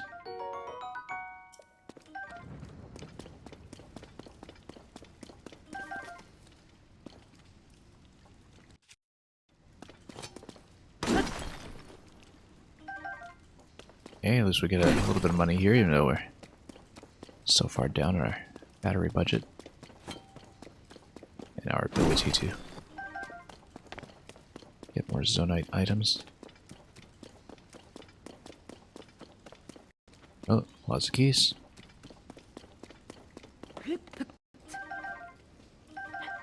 All going back here on the beach. Now, to think about the beaches, I know there's another shrine right here, so... Interesting that, you know, you could have just taken it as a passage into the center of the labyrinth if you wanted. As an alternative. Anyway, this is going to be another multiple 4 shrine, number 16, so we work towards more upgrades as we go.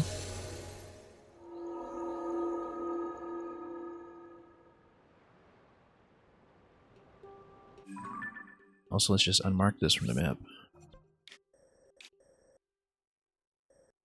Yeah, North Dakota Beach Cave. We know it's going to be in a cave. We'll just mark the heart there so we remember.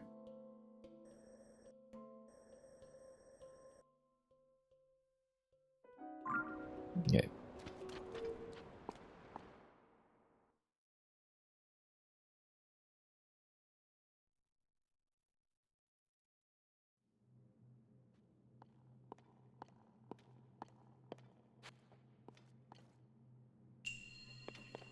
Rotational brilliance.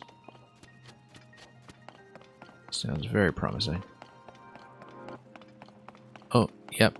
It's going to be using the float devices, which do have that knockback to them. The bounce back effect.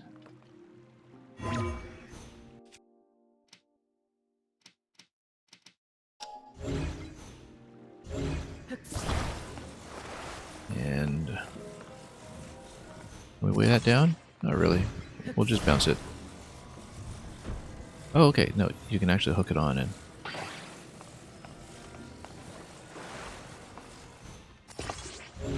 then maybe... do some kind of pull.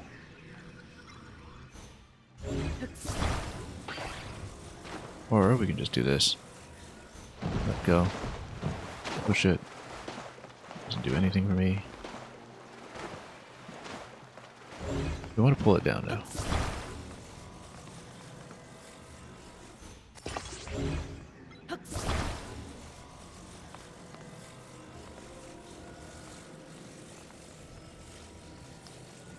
Rotational brilliance. Let's see.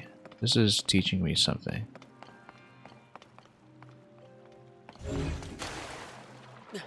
Because we need to perhaps stand on it for ascend. If I'm able to stand on it. Was finished bouncing all day long. Should be able to, yeah.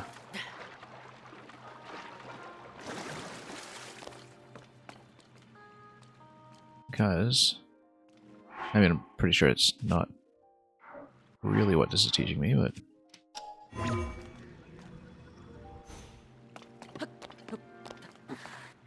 if we can balance on top of it, then we can go up. Right.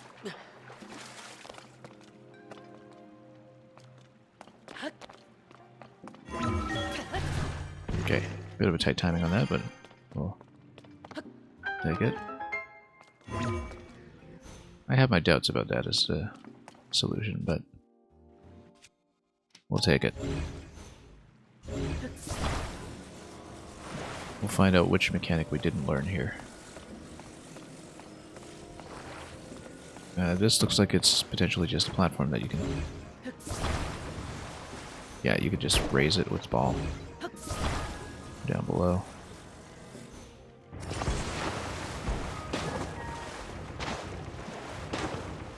Settle down eventually.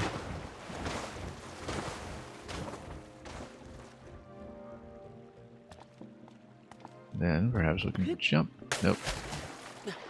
We actually do want to send it down and use it as a springboard and maybe use a recall to set its position if necessary.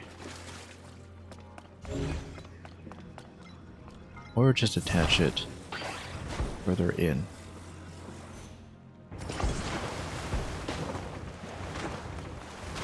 Gain some elevation from a higher angle.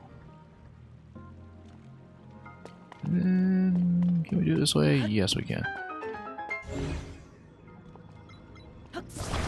Let's take it again.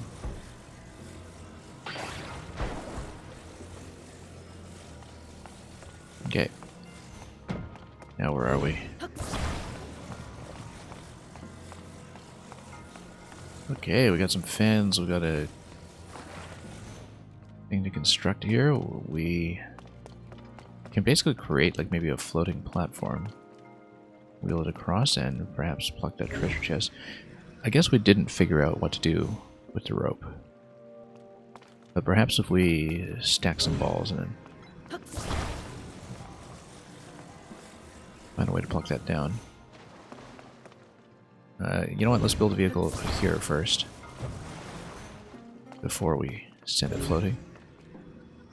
We'll fill it with 3 parts and we'll turn it upside down. Maybe even just 2 parts.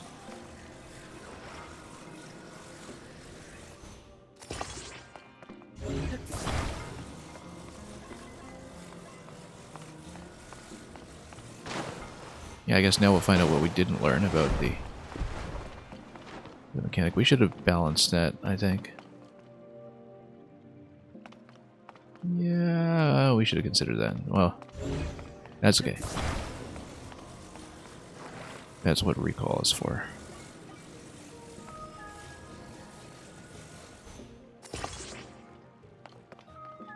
When we eventually get to it. Okay.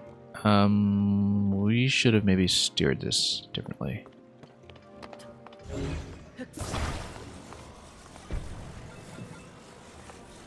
Maybe we can just nab the treasure chest directly if we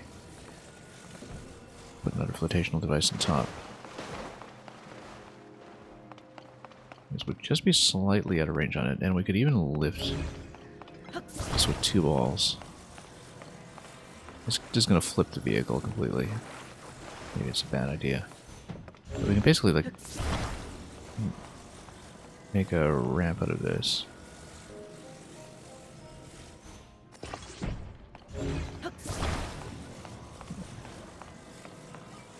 Then we'll bunch it up against the wall so it doesn't fall over quite like this. You know, like that, basically, and then create a ramp like that. That get me close enough? Maybe. It would also totally flip over because that's how the flotation mechanic works.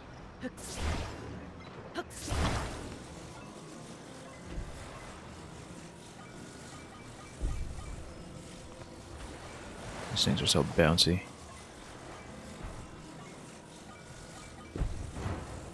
Or we can just whip the treasure chest and we cut the rope or something.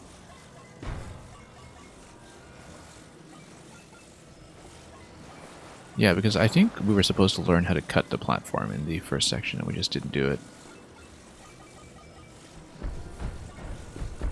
Maybe we just use a flotation device to snap it out of position, like if we... Yeah, let's not do this. First of all, let's take one off. Do we send this over? And then move this guy back to where we wanted him before.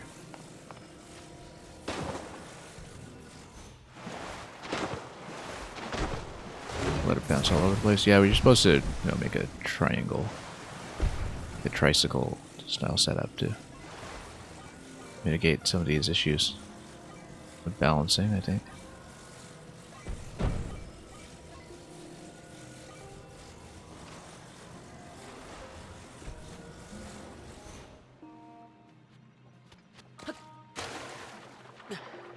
We climbed a wall? No, we can't.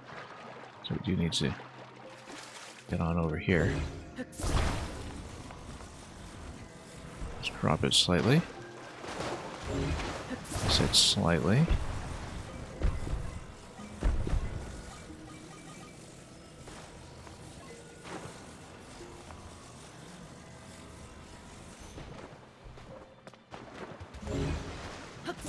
Yeah, we definitely need to brace it with 3, but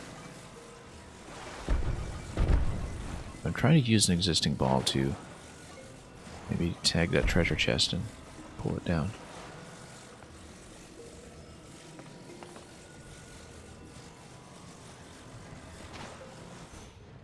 Okay. Finally. The idea is that we tag this on. That would kind of weigh it down, but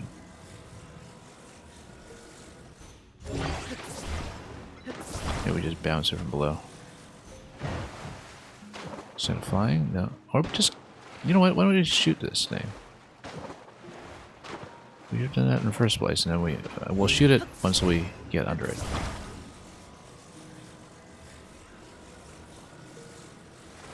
We'll place this ball on top, so we are totally obstructed for no reason. No, that changes to balancing. That's a bad idea. But then, you know what? We could just use this ball to balance. Just redo this slightly. Let's take off the fan. Put this.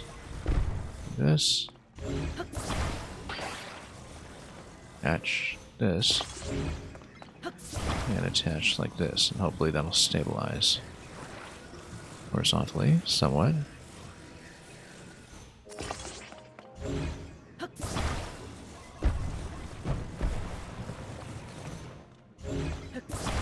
We need that anyway, otherwise the fan would just topple everything over.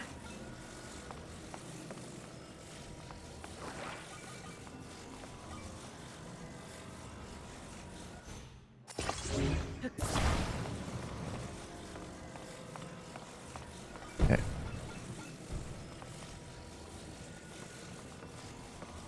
Hopefully this doesn't flip everywhere. It's a little bit better, a bit wobbly, but we'll take it.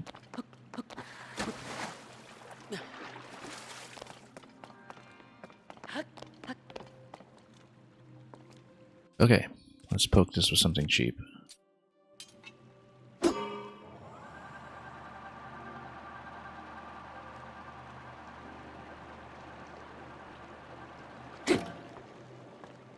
Now, can I just grab this? Oh, well. Hang on. Too far. We'll rotate it. We'll do it again.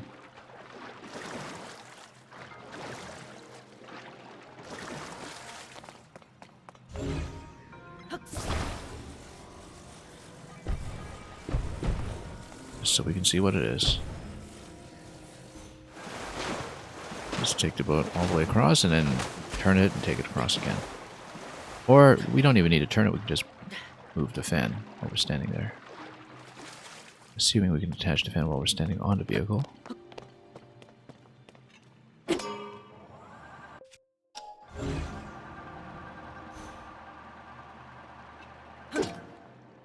Okay. There we go.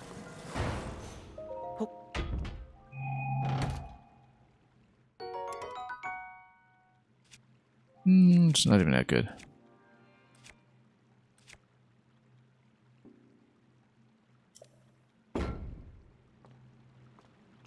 Alright.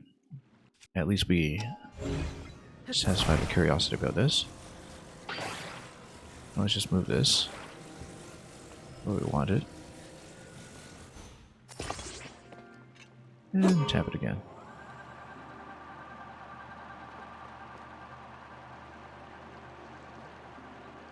Yeah, at least everything in the shrines is power unlimited. This looks like a bouncy ball location. But we have to send something way up. Or maybe hit the target. Now, what could that be? Maybe it's just a wake plate.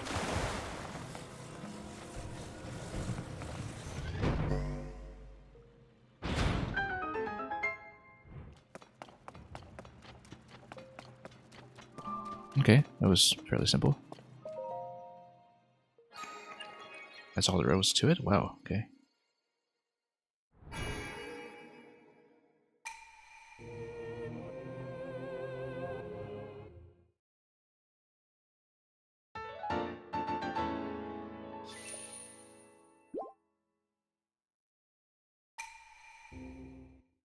Still a little miffed about the balloon incident. But that's okay. I mean, we now know that we didn't unlock the thing that I would have wanted to see up in the sky anyway, until we did the shrine down below, or reached the shrine down below. Given that, let's get out of here. Let's explore the beaches. We'll fight them on the beaches. And, oh yes, that's right, we still need a carrot for the horse fountain, but that's going to be a long ways away. So, if we can't do this yet, and we can't because we need far more power for the balloons, then what should we do? Now, we can't do this until we have the glider. We can head towards the shrine that I had scouted up here, unless, of course, this was just a missed target for this shrine here. No, I think this was actually something that I hadn't seen. That would be down to Zora's Domain and moving towards Eventide. Alternatively, we could continue the course that we had previously and go out west over to the Korok Forest. Did we ever find a woodland stable? No, because the woodland stable is kind of closer to this area here. It's near the entry of the Korok Forest, if I recall. So, having done a good chunk of the Akala region, let's move... Let's just follow the beach and let's see where it takes us. We still need to do the pirate quest, actually. The pirate ships are right there. It's going to be very combat-oriented. But that's okay, because despite the lack of inventory, we're pretty strong when it comes to the attack power potential of our weapon set. Speaking of which, we'll need more arrows to prepare that, though, because we apparently don't have nearly enough. So we'll definitely want to stock up a bit.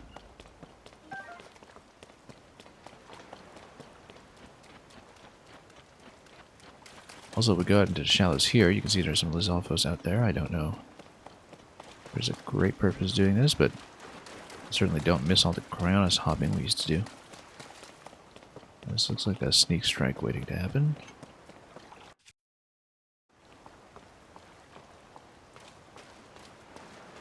Yeah, because he's just going to sneak in that location. Let's see if we can stealth over since we... Oh, we have another shrine over there too. It's pretty close by, actually. We'll mark it anyway in case we forget about it and get distracted, but I'm sure we'll be there quickly. Oh, unless that's just the one... No, that's not this one, right? In the distance. We just marked and missed a pin? No. I'm not really sure, but... Sneak strike this guy and just... get right up to him.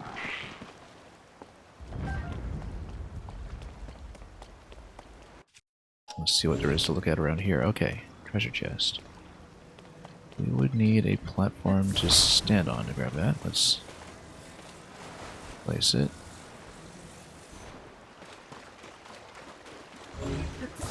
Actually, we're still on the beach, so we're fine.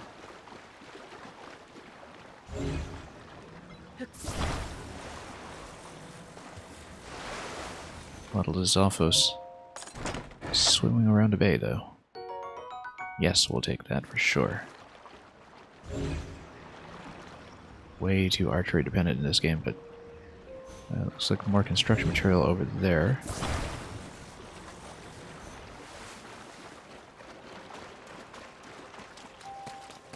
Yeah, we'll definitely take the pirate ships, I think.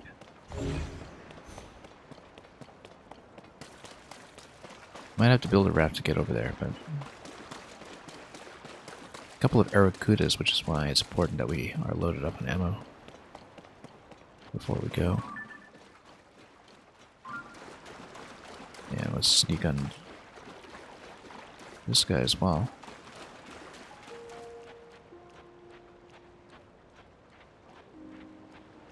Up a creek with a paddle.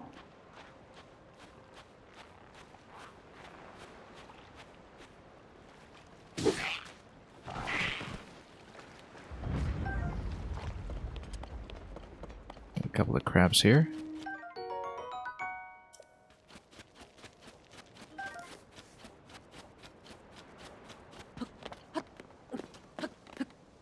Hey, we'll take it. Oh, just an activation device and rockets. Oh, we can build like a rocket raft or something.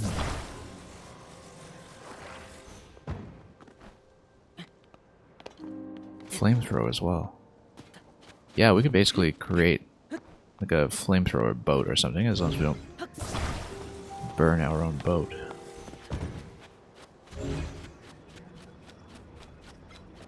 And there is a sail. Okay, great.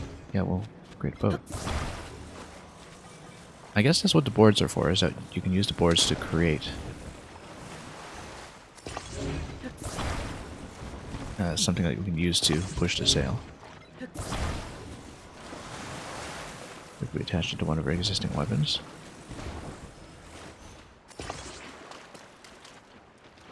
Got a lot of building material here that we can use.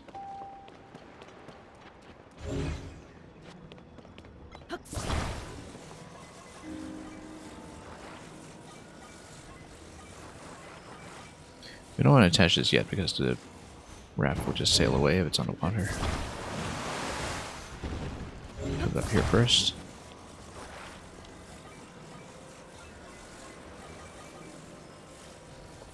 Okay. Maybe we were doing this kind of thing in Breath of the Wild already. It's just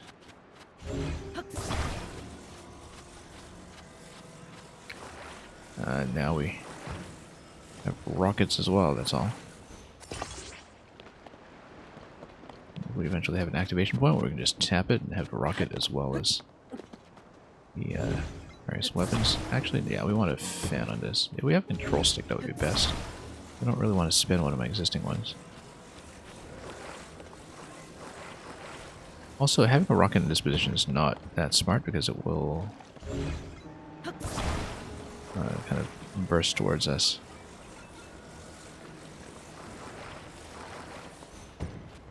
We have a control stick, that would be best, but we even use that to paddle boats in this game. Wouldn't be too strange if that were the case. Oops.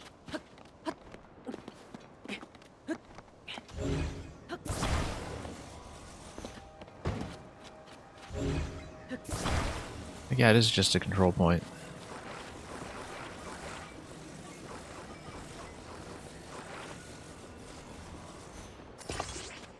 We're activating the entire thing.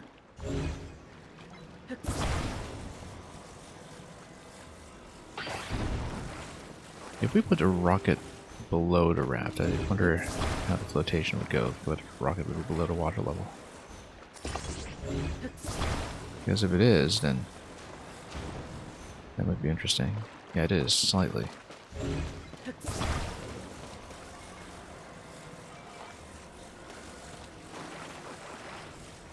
Now you would think that, you know, you'd used a propeller, perhaps, but you could also use it to below the sail. I wonder if physically that makes sense at all. Also, this thing, what even is it? Is it...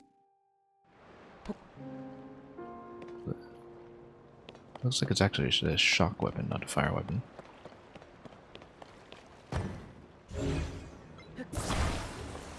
Actually, you know what? There's an easy way to check.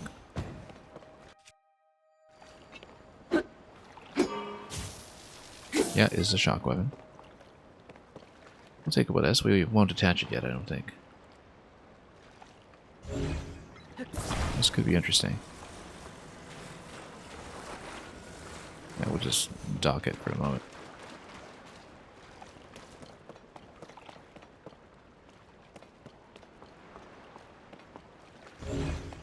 We have other building materials we want to use here. I mean, there's the ore, of course, but...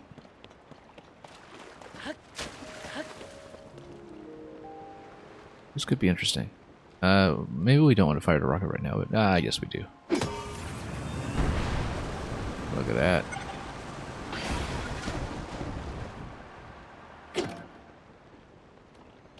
Okay, then we're stuck. See what's going on over here. Oh, that's just a rock that's falling out of the sky. Among many. Okay, we do want the shock weapon available here. We don't need to activate it necessarily. Let's actually park it on a boat, though.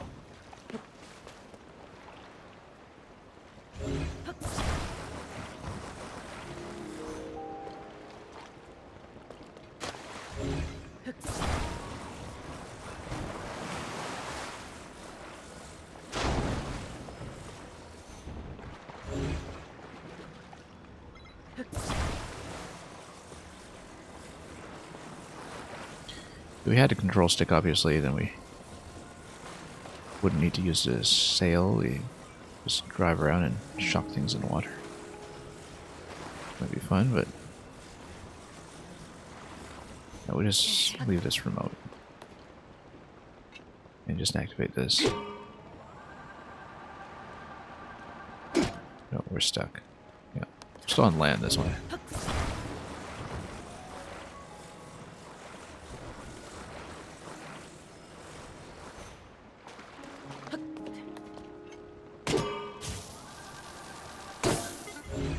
Also, yeah, my shock weapon is still stuck here. We really should mount it. But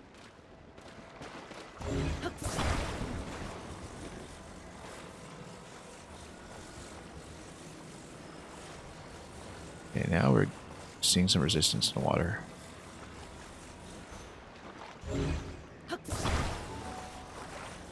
Yeah, sometimes you can't lift objects, they're kind of pinned down for some reason. I'm not exactly sure why it is, where we can have some horizontal movement but not vertical. We can't pick them up. It could be that it's because of something weighing them down. Like, for instance, the shock weapon that's exerting gravity right now by sitting loosely. Yeah, I think that is what it is. Where there's something on top, and yeah, we can't actually lift. All of this is just shallows. Maybe we don't even need a raft.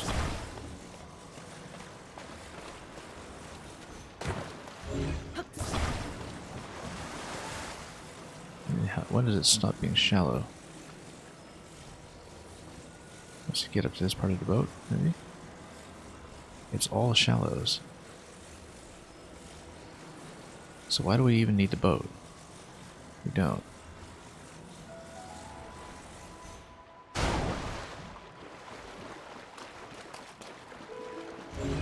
We could create a mobile weapon platform.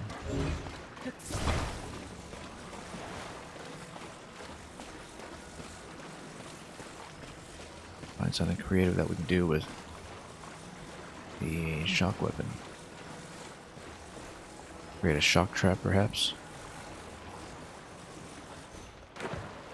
Okay, well, now we're in the water. Look at that.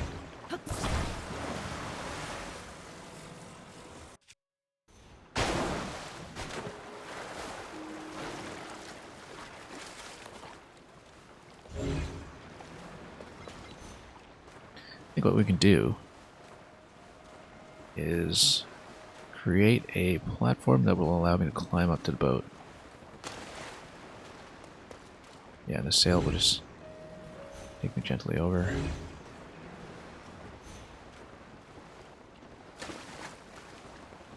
In fact, we can even create planks for boarding one ship from another. Or, of course, we can just swim over here and use one log to grab the other logs.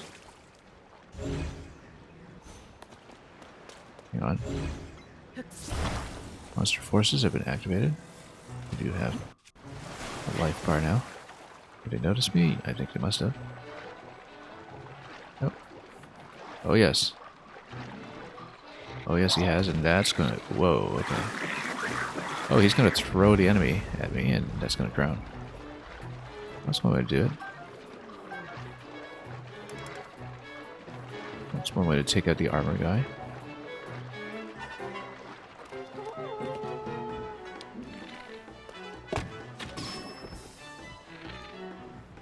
Well, we're a little unready for this right now, so let's just go to the ladder board. Of course, looks like there might be a way to know down here. Barracuda. Okay. That's why it's important to have a raft, so we can actually have a destination for catching my breath.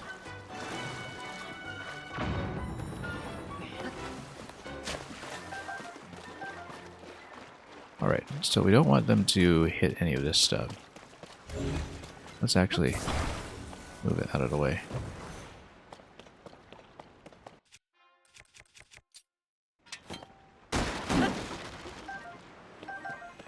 Arrows, very useful. You know, we could totally fuse things with the explosive barrels, it's just not a very good idea. Bomb barrel. We can totally do it, it's just that we want to use it with a thrown weapon.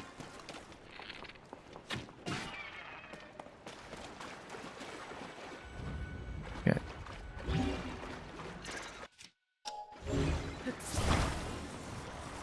Let's create a point for my raft here, just so we can use it. Move my shock weapon over, that would be great. We can basically create some kind of shock trap, so long as we have battery.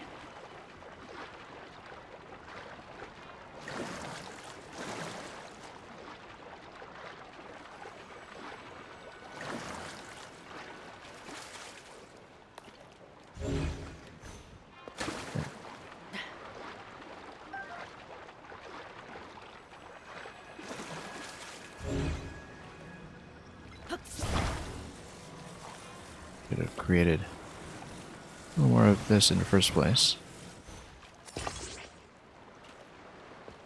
I'll move my boat over.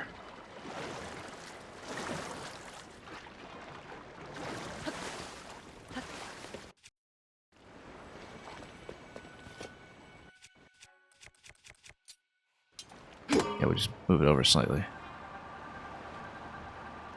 It's actually not very effective.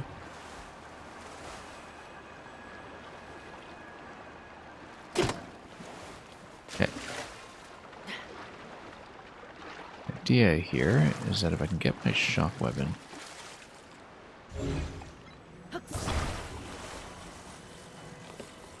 and we can dock it, pick it up on the other side once we're on the boat. Let's see if we can use any of that. We could also just attach it to my existing weapons, and that might be a smarter thing to do. Just create a shock stick.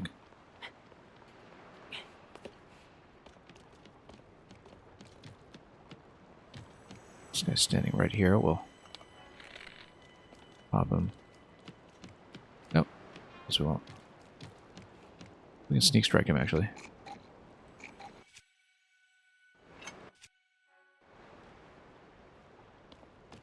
Oh.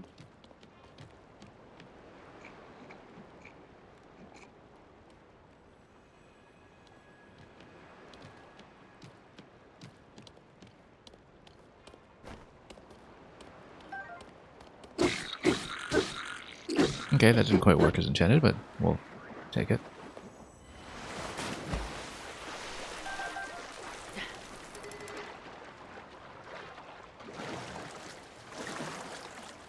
Something very, very Wind Waker about this, actually, if you think about some of the amphibious assaults and enemy bases.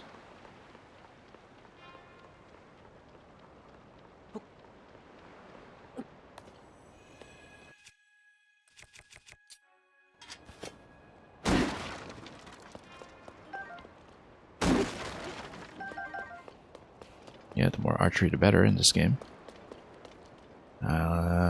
Standing away from explosives is probably wise. But I wonder... Oh, we can just toss them.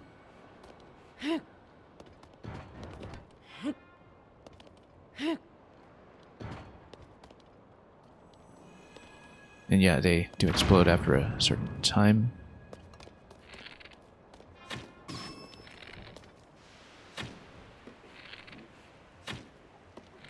Come on. There we go.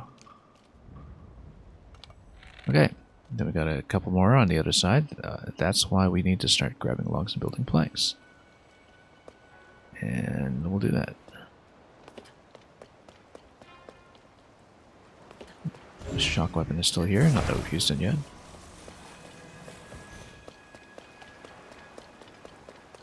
We'll take down the other Aracuda scout when we have a chance.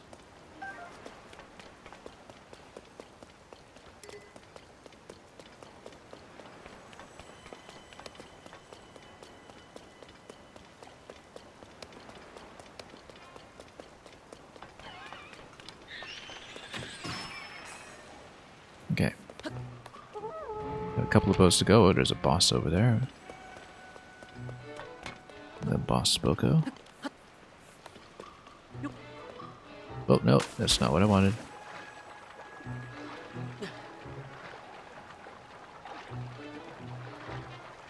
And it's raining, so climbing back up is a bit of a nuisance. But luckily we have stamina food in the event that we find ourselves in a bit of a pinch.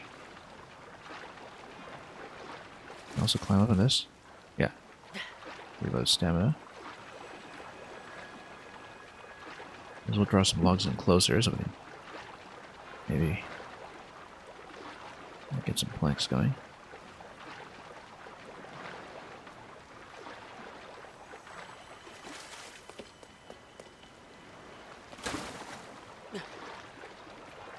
Oh, and our boat sailed all the way over there. It's almost certainly going to despawn by the time we're done with all this, but we will see.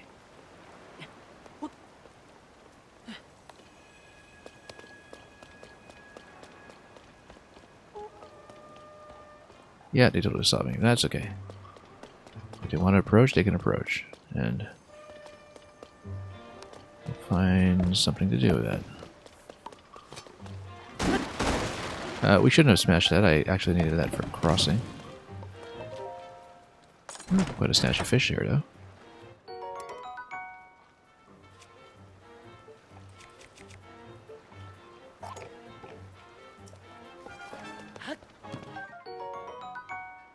And might as well stock up on fish.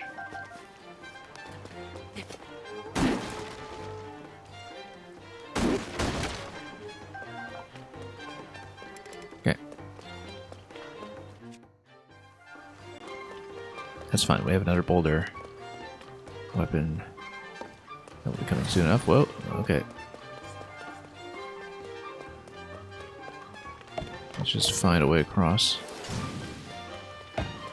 Camera over here. Yeah, we do need to build a bridge, I think. Using some of the logs over here. Strategy game hunter, you're in immense pain. In a video game sense or in an actual physical sense? Because I certainly hope that's not the case. Okay, let's see. We're about to break this anyway. We might as well break this on his face. Okay. And yeah, we might as well use the shot club. We know how to get more. But no, let's go broadsword. I spent the last hour... Yeah, you should have seen what I spent my first hour doing today.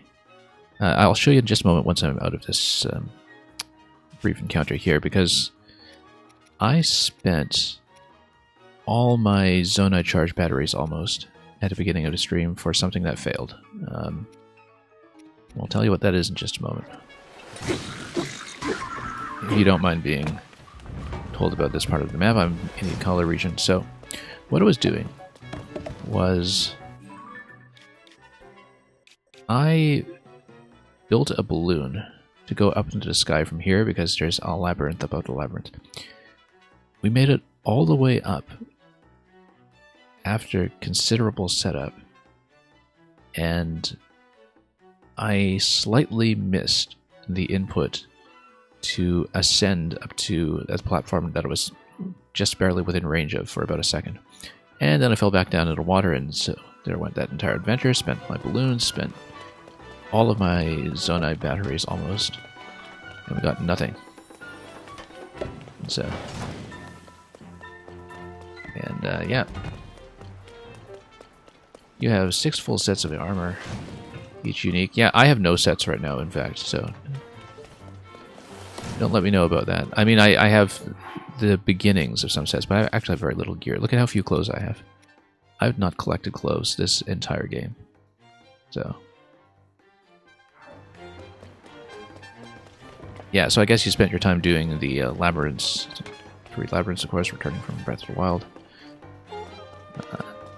Yeah, don't tell me anything more about those, obviously, because I just barely missed getting up to the correct platform.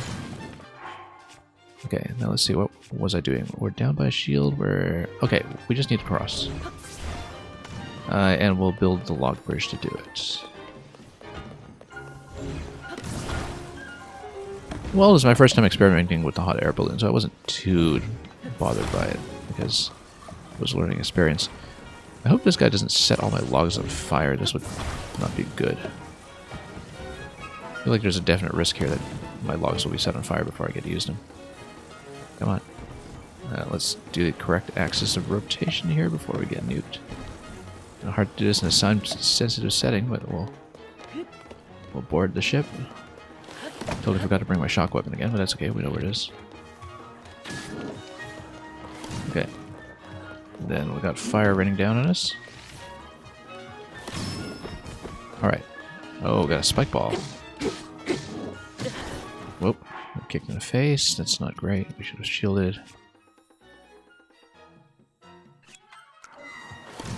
Okay. And I'm on fire. Oh. Not enough damage on the exploding barrel. Okay, I got a fairy. Wait. I almost forgot I got a fairy. That's what the fire is for. Whoop. There we go. Friendly fire. Excellent. And we even have some devices here to work with, including tons of rockets and cannons. Do I have something to merge that onto? We can do cannon shield if we get another shield, perhaps. Here we go.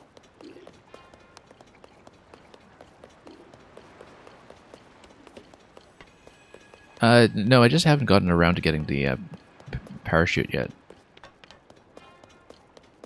I've been playing around a lot with building my own rocket gliders with wings and such, but I just never got around to picking up the parachute. And there's a unique thing you can do with rockets. Yeah, I've been playing around with them, so. I was doing rocket wings quite a bit, and that's actually how I made it to the labyrinth in the first place, was I was playing around with rocket-powered wings. But anyway, let's get this guy out of here. Just get up there and poke him.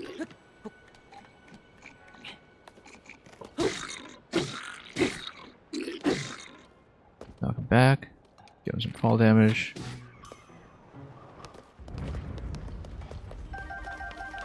Lots of fire fruit. Excellent. We're running a little bit low. Okay. So, what should we do here? That's not anything. Hang on. That's just part of the decoration, I think. We should trade up to a weapon for either spike balls or... Do we have any melee weapons available here? We definitely activated some in the other boats. Got lots of stuff, actually. Did I open that chest? Let's head back down for a moment. Oh yeah, that's just an explosive. Okay. Let's see, what do I want? Might as well take more shields. We can do like an electric shock stick or something. Let's drop this thing. Where's my fusion? Here we go.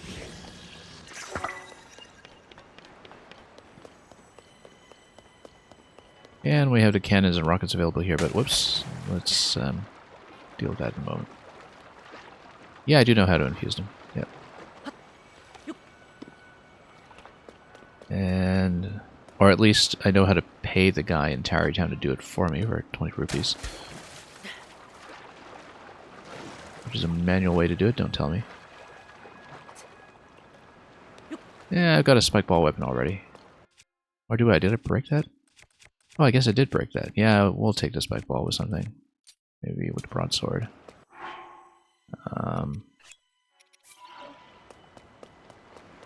Where did the spike ball go anyway? I should have checked that ahead of time. It gets lost so easily sometimes. Yeah, this was across the boat, I think. That's right.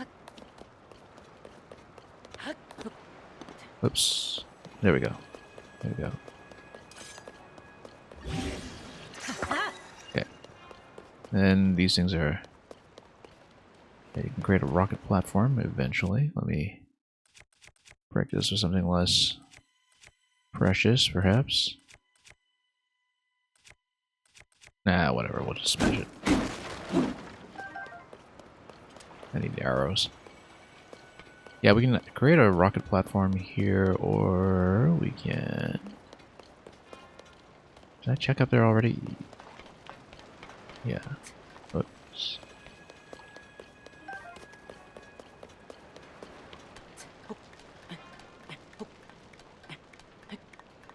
Anyway.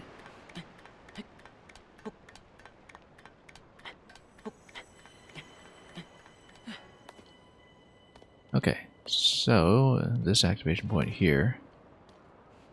Naturally, we're going to fly over with a rocket if we can. Let's see. There's a plank over here. Whoop. Oh, that just fell down. Okay.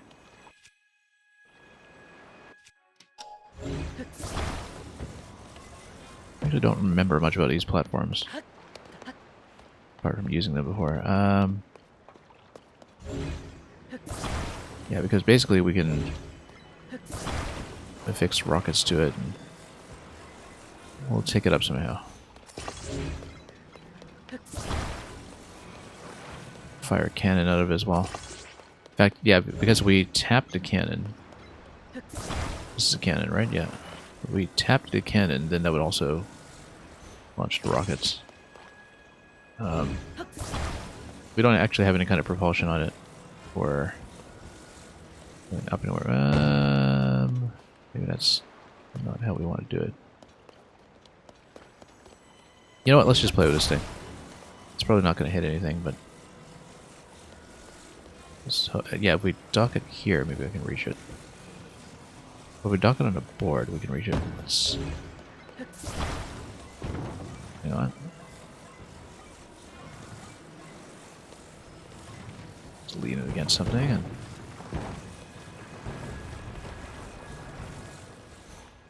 okay. This is going to be too heavy. It's going to weigh it down. No, it's not. Okay.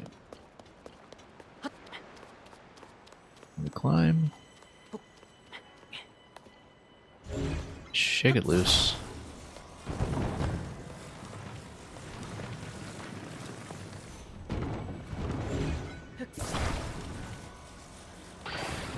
Whoops. Shouldn't have taken that piece. That's okay.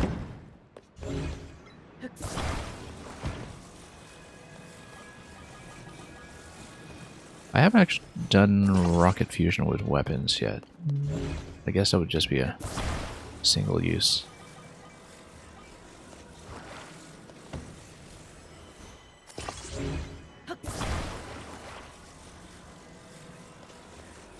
We're gonna send this thing over. If it works. I'm gonna try to tap this. You know what? Maybe we can tap it while we're standing on it to see how far we get.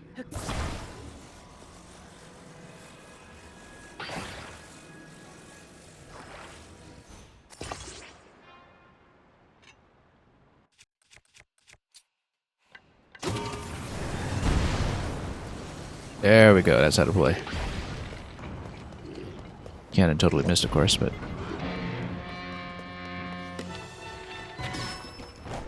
Okay. Big fight ahead of us. Let's just... let's switch to something a little better here. Actually, no, spears might be good. Shock stick. Shock stick. We put it together for a reason. Oh, he's got a spear. Let's get out of here. Then, let's fight from range. Look at that. We can get all of them within range. I'll let the battery recharge just a little bit.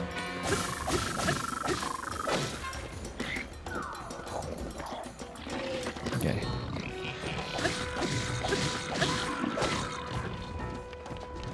Okay. Let's let the battery go for a moment. Whoa. Hang on there.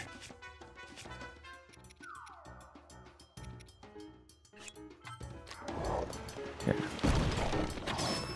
Once it recharges, we're in good shape. Whoa. He's gonna try to whack me. Okay, we got a shock stick. Beautiful. Love this weapon. Oh, he's got a bunch of loot on his back. Whoa.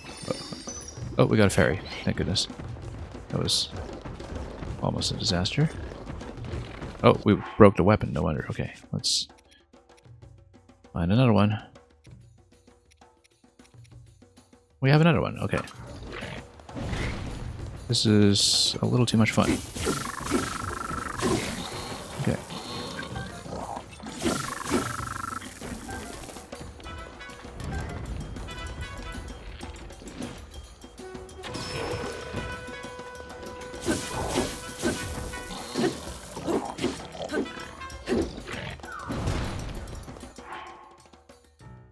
Okay.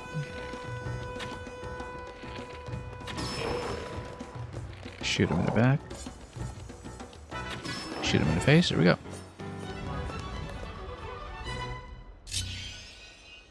Oh, that was fun.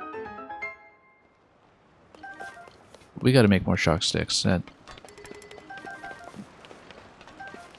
is the way to play.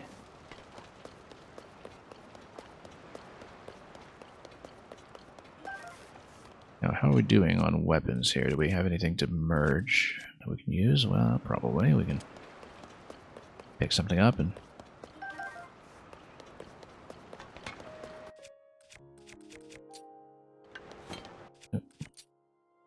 Yeah, rock hammers. That'll be obsolete soon enough, I'm sure. But we'll have tons of arrows as well, which we'll want.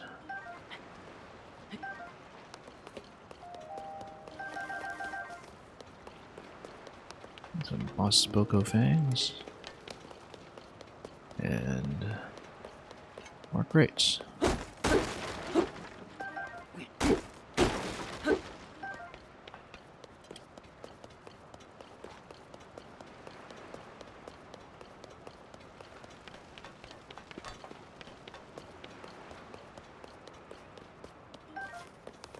Okay. Now, let's see what is up top.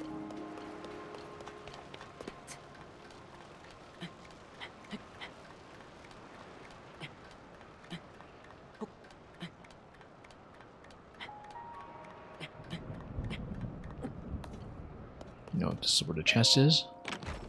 Is it something good? Hey, not bad. And then we're going to drop something for it. Oh, I guess it just has the blue Hinox part on it already fused.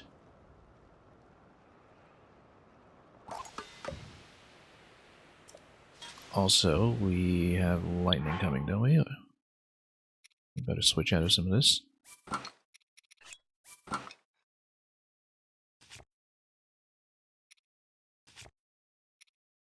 And yeah.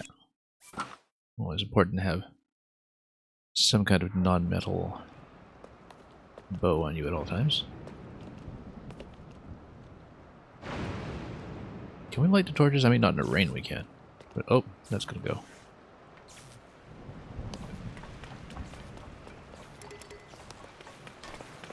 Way too much metal just sitting around here. Let's see what else we can loot. We can trade something up to the spike ball, I'm sure. That would be pretty effective. But of course we need to be pretty careful now with lightning everywhere.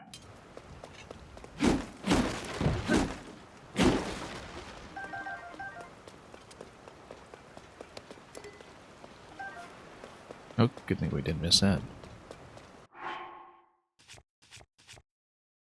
And yeah, this thing's about to break anyway, so we may as well trade something else up.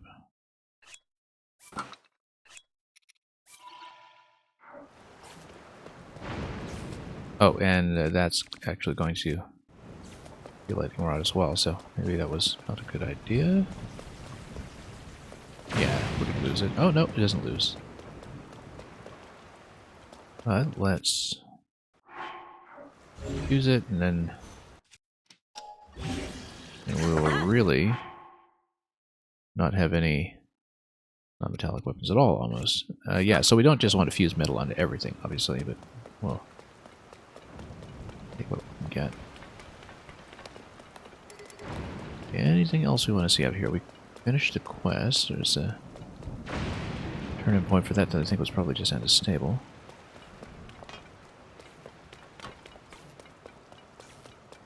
There's nest up there. Oh yeah, there's the shrine that would be continuing to over there. Let me just check the top deck before we dive out of here.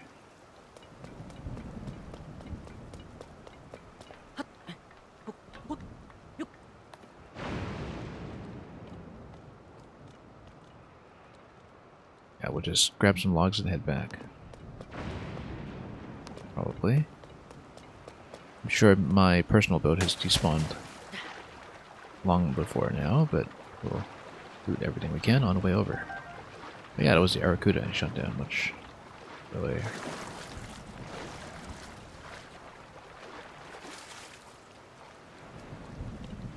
We'll just go boat by boat.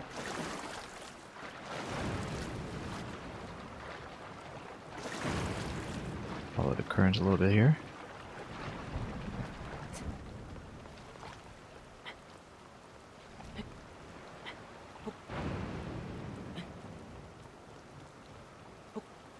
And yeah, shrine is the natural destination. It's too bad we burnt 2 ferries over the course of that fight. That was fairly careless. That's what happens when you're on such low health, I suppose.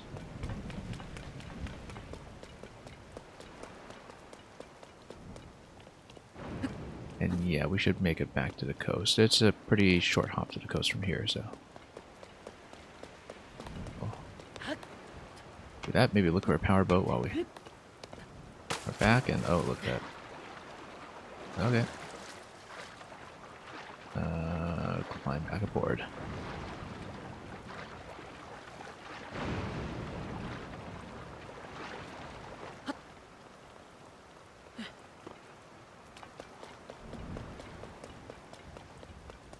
Okay.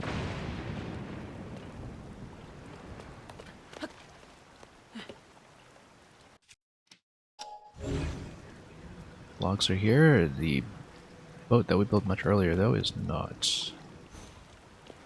As we might have expected. That's okay. We're right by the shallows. We'll just go.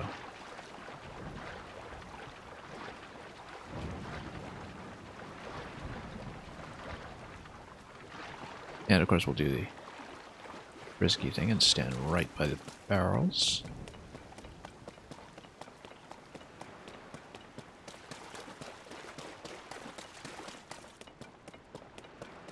Anyway, back on shore, here's some Wasalfos. We'll smack at least one of them, and we'll just have to melee the other one after that. You know what? This spike weapon is almost done. We'll just use that. Snipe both of these quickly if we can.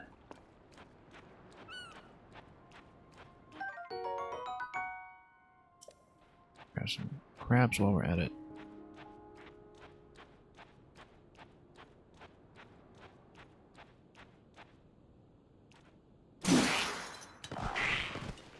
And look at that, the other guy doesn't even notice? Okay.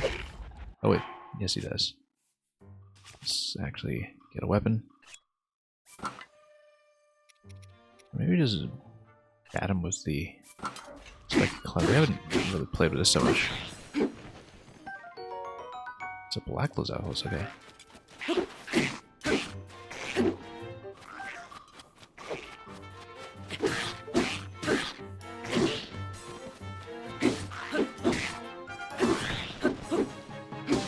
We'll just smack him a bit.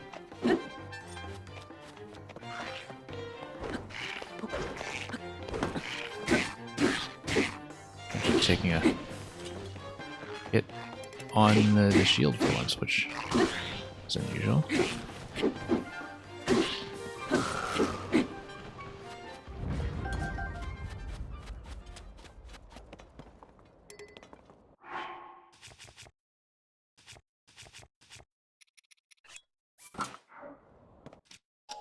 Let's go boomerang, boomerang, as usual.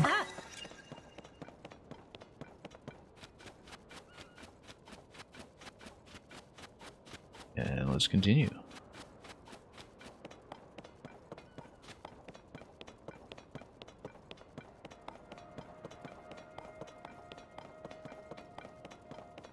Yeah, that's an interesting structure. We hadn't looked at that previously while we were going to head up to the labyrinth instead.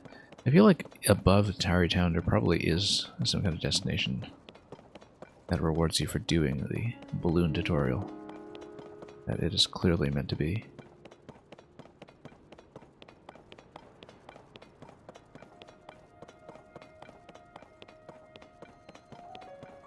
Yeah, we will head to the next shrine, obviously, but... Ooh, steering wheel, that might be useful for something. Let's create another power boat.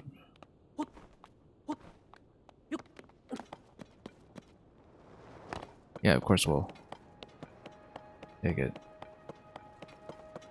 If there's a fan here, we'll just create a power boat. Like we did before. That'll send us down the coast quite efficiently. Oops. Wrong power here.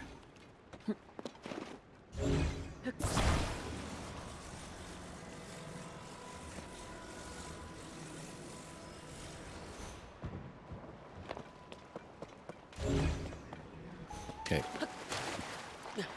And doesn't need to be a big boat. However, let's go fetch that chest.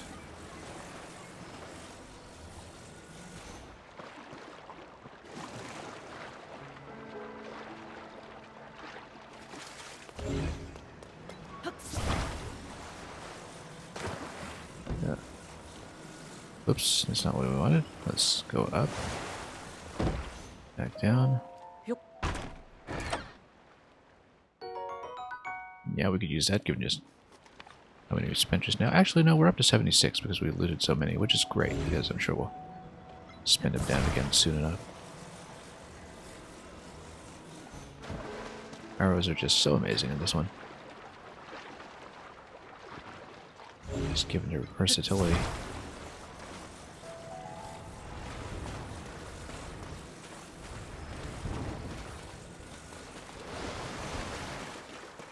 Not sure what we would expend first once we do find the Hestiu. Later in this game, probably just weapons because I've been constantly running up against weapon slots just from different combinations I want to try.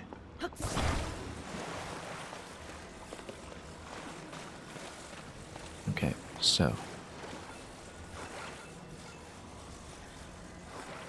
let's go over here.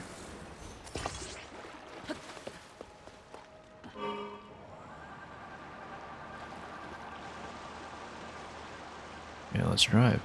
It'll make it much easier to get over to Eventide later as well, to custom boats like this. We can just look around a bit so we don't bypass everything too quickly, but...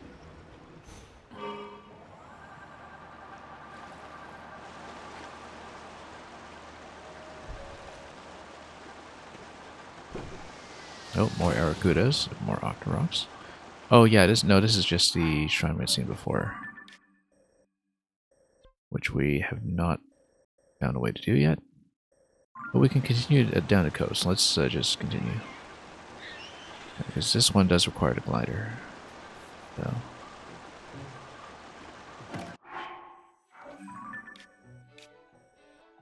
Assuming we didn't just overshoot the pin earlier. I guess that wasn't anything here then.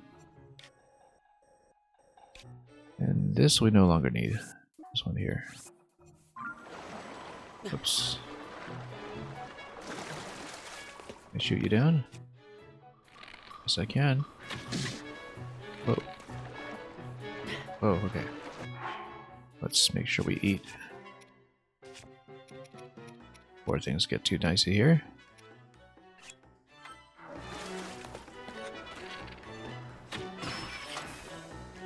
Drown him.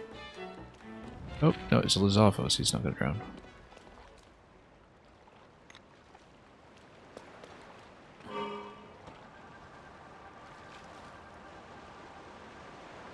But we should loot the Aracuda parts.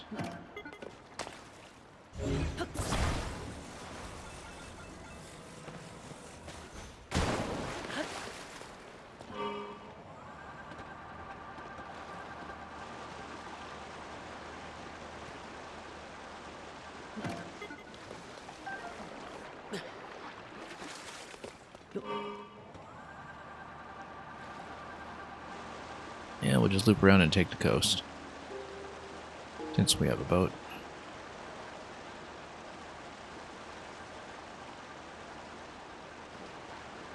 We'll just let up on the engine from time to time.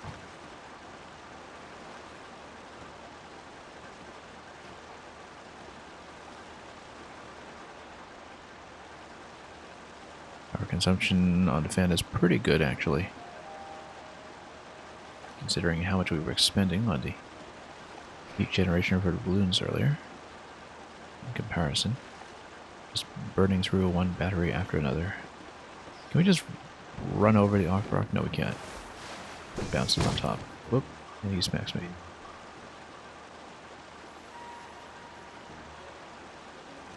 We'll shoot down more Aracudas so we see them. Oh, these are seagulls, I think. Let's follow some momentum here.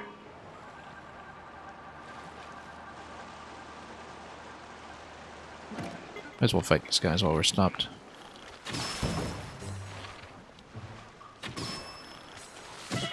Whoop. Okay, that's a huge hit. Let's not do that. Let's get out.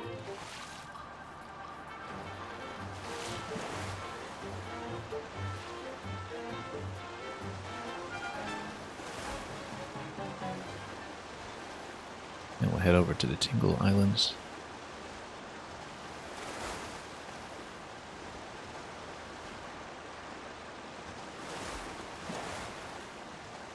Love the interactions between enemies in this game, whether they're throwing each other or carrying each other.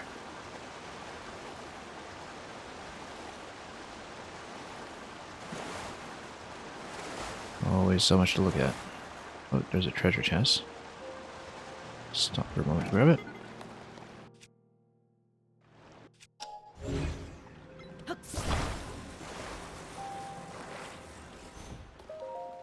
Pretty much the exact same thing we did with manually piloting rafts in the first game, except just much more efficient and constantly swatting everything with the Korok leaf.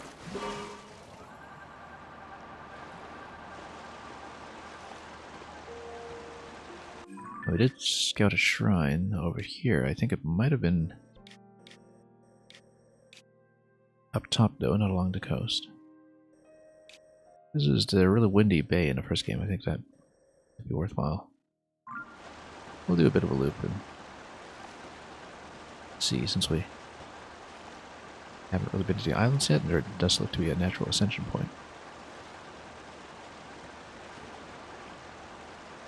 We'll want to loop back to Tarrytown eventually just to see if we can perhaps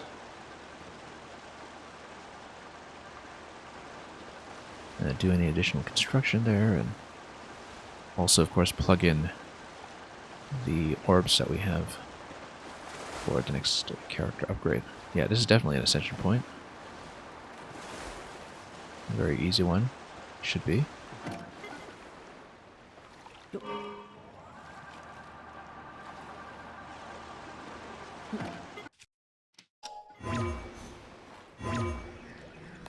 Nope. A little high up. That's okay, we can climb it. At least I think so. Yeah, I still don't have an intuitive sense of the range for Ascend at all, so... But that's clearly not it, so... we will just have to climb it.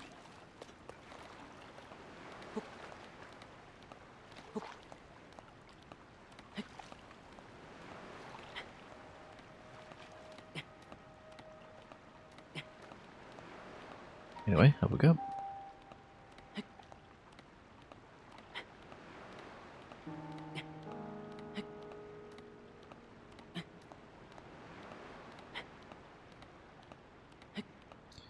And we will see where this takes us.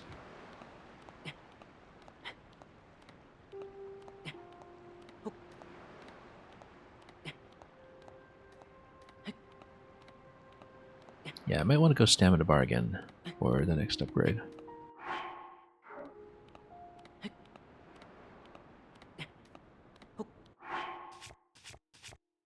Just because we are pressing against our limits more and more.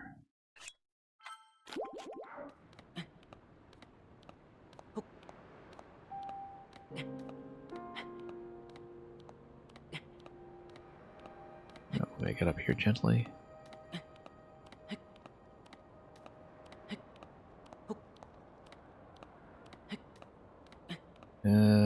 We're just a little bit short here. Too bad. Wonder if we...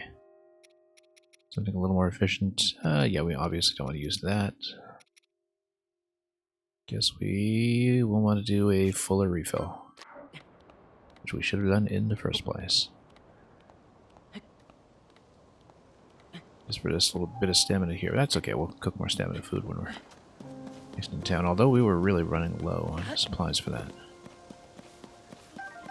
Stem bulb. There we go. So, never mind.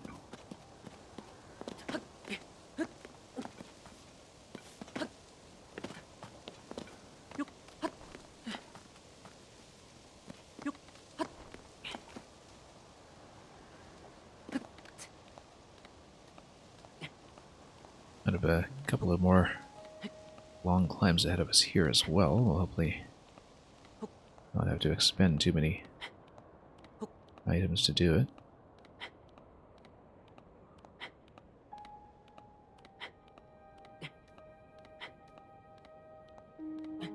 Depending, of course, on whether we can rest up on this ledge.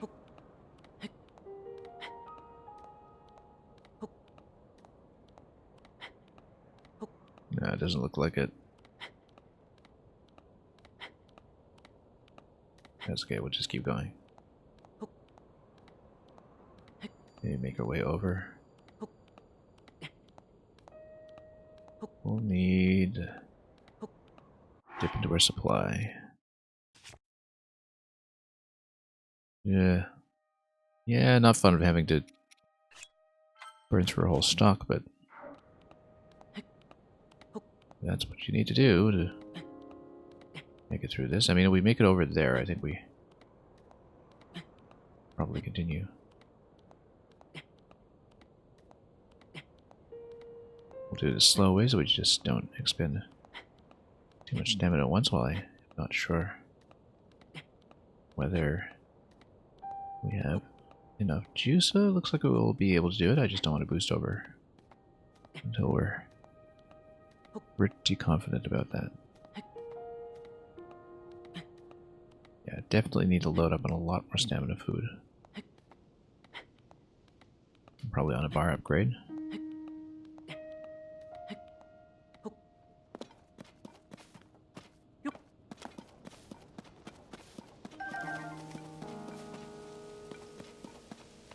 Anyway, up we go. And we should be able to make this one. This is fairly trivial.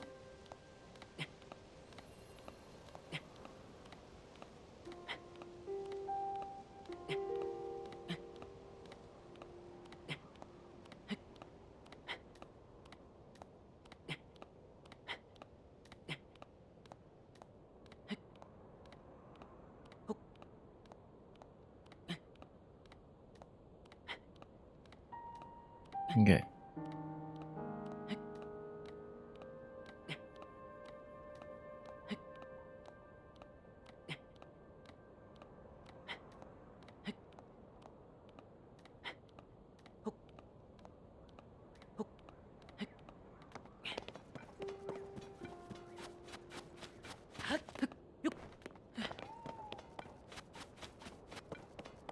Anyway, made it up at last, and let's see what we're in for here.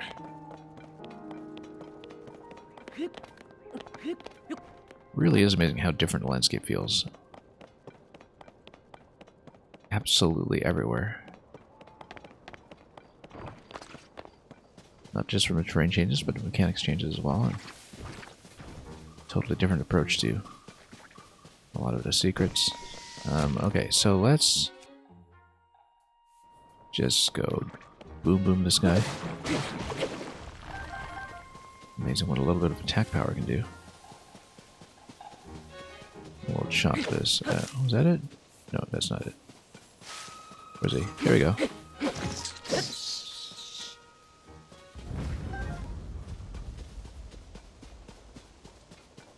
Yeah, the bridges are as familiar as before.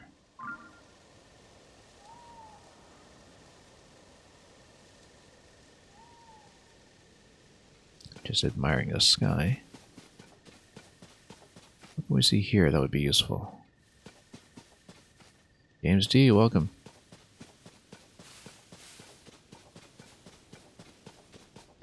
James D, I spent almost all of my battery charges today for almost nothing because we went way up high in the sky. And I missed the ascend that I needed to do at a critical mode, and we fell all the way back down. And I lost everything. It was a fantastic learning experience. We got pretty far though. It was my first actual attempt at returning to the sky in some fashion, and we did reasonably. I feel like we might run into hands here if I go down, but let's figure that out. Yeah, this is hands waiting to happen.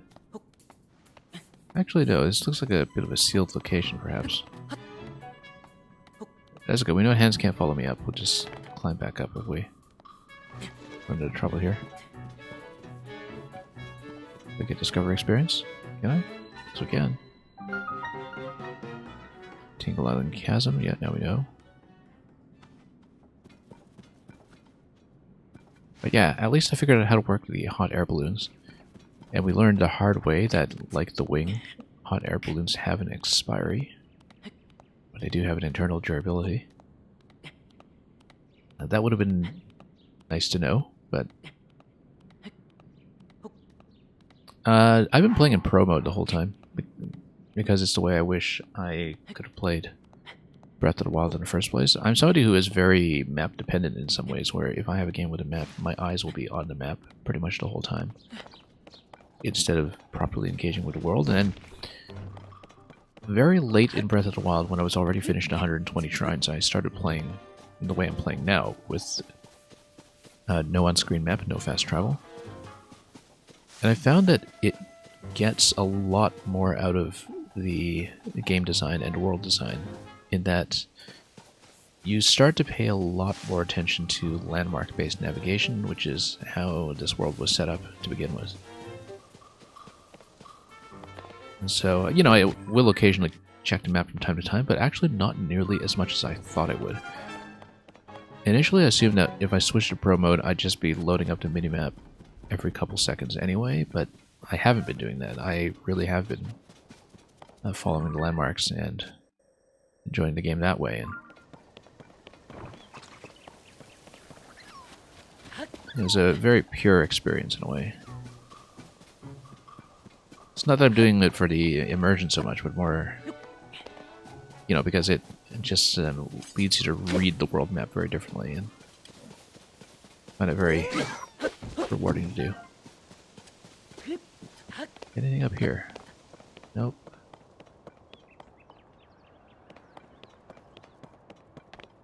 What about this? No, that's just... Seems like the main secret here is something that we've already uncovered. Just the chasm is the access point. Unless, of course, there's a Korok location over here. Or what is this? Yep, it's Korok location. Everything's pointing.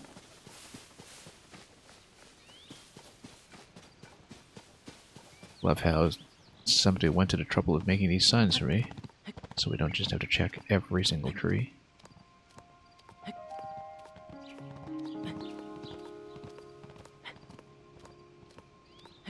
I run into relatively few Koroks in this game, relative to the density of the last one, but that's partly because we're learning the new styles of Korok puzzles as we go, and it was like that with the last game. You know, you suddenly realize something about the way Koroks work, you make a huge breakthrough, and then a whole pile of them just come pouring in all at once. Now this has got to be something. The arrows were pointing to this tree. I'm sure it'll start glowing once I'm top. You've been looking at the map a lot because you don't want to miss anything? Yeah. Like I said, that's how I usually play. That's how I played most of the first game in my first run, but... You know, the whole selling point of Breath of the Wild in the first place, and of Tears of the Kingdom as well, to some extent, is that the world is seamless and contiguous, right? And it feels like the way to get the most out of this game is to really experience the seamlessness. And just a totally unbroken experience.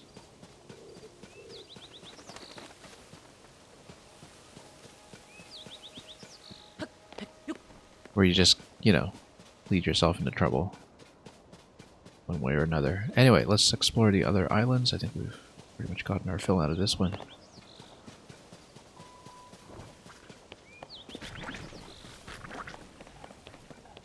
And we'll continue. But yeah, I've been seeing some pretty interesting things every stream, even though I've spent most of the game at this point in the Kala region. I think this is probably like maybe my third or fourth stream in this region.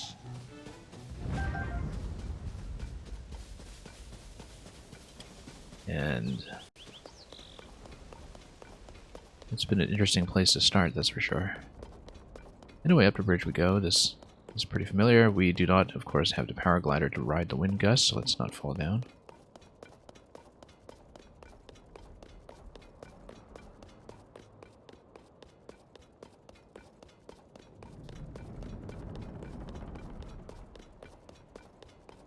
And let's see what lies up top. No, I just haven't gotten around to the glider. I mean, I've been playing entirely in this region, right? So I just haven't gotten around to it. Interestingly enough, I've collected 2 paraglider patterns. For Scott and Sheikah. Oh, Wizrobe. Yeah, we'll farm him. So you can totally farm these guys for gems, I discovered. Because you can break their weapons down into gems. Whoops. Let's... I don't have any ice left. Otherwise I just ice them the way I usually do. Yeah, let's just do 4 hearts. Whoop. Hang on. Oh, temperature's getting very high. Ooh, okay, so heat damage. Let's do heat resistance, maybe. I don't want to burn that right now, though. Ah, whatever, we can take the damage. So interesting that these guys also have the weather effects now. Whoops. Oh, no, we still have a ferry. It's okay. Because it was just the lightning wizards that I think had the weather effect in the first game. Okay, that's our last ferry, though. We burned through all three, which is too bad, considering that we just picked them up not much more than an hour ago.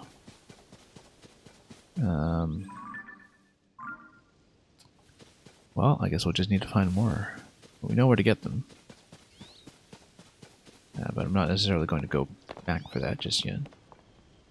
Also, because we knocked that guy out of a cliff, I don't get to do the thing I wanted to do, which was loot his wand.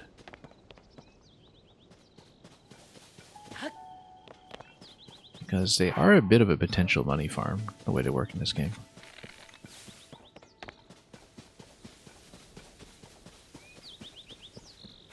Oh, let's grab some dragonflies.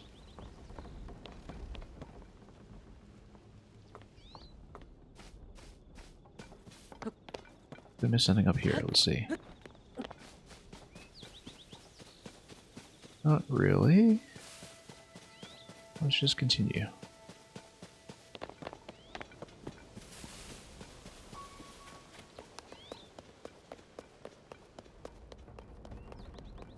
Actually, maybe there's something down below.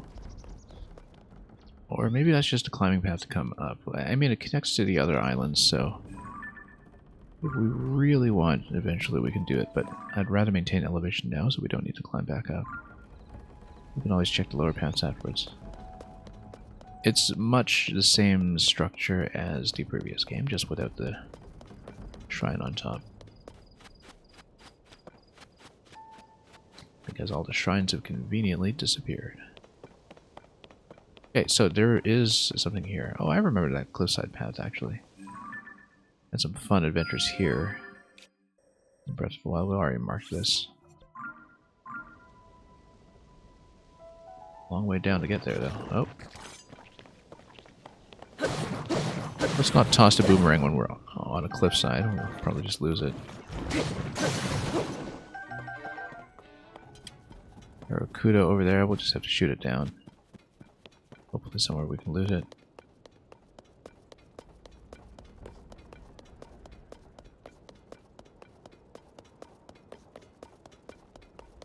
Yeah, without the glider, obviously it's much less convenient to hop over to the other side from here, but...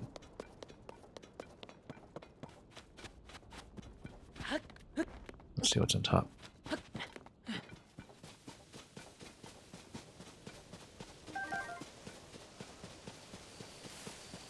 Not much here yet, but maybe if we cycle our way down, we find something. So, and we can also continue along the bridge system, which will eventually reconnect to the mainland, which is actually what I want. Looking at this, yeah, because we came all the way up here. You know, there's a shrine down below, which we won't reach just yet. If we continue along the bridge system, then we will be able to rejoin the main continent. Probably stuff down there that I'm missing, but we'll, again, try to maintain elevation first as our first priority. You spent a lot of time today just hunting? Yeah. I'm pretty well stocked just from playing this game naturally, except of course I blew through all my batteries, which also affects my ability to roll for new vehicle parts. So unfortunately I've crippled myself pretty severely just from my ballooning misadventure, but we'll farm everything again as we play, I'm sure. Herbs and drugs and lizards, yeah. Autocorrect, trying to be totally honest with us here. Okay, excellent. We actually got the Aracuda shot down where I can loot it.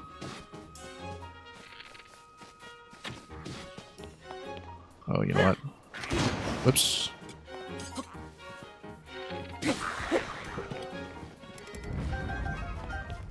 some arrows. Excellent. Anyway, first time we've been over here as well to see what the peninsula there looks like. Let's not get run off the cliff by the boar, obviously. Yeah, that's where the ancient ruins were for one of the major trials, and for one of the pictures originally in the first game. We haven't engaged with any of these yet. I know they're the geoglyphs because the quest marker for Impa from the beginning of the game tells me so, but we haven't actually talked to her yet to find out what that is. I assume that, like the Divine Beasts in the first game, we probably can just approach them and deal with them out of order. Without actually finding out what they're for.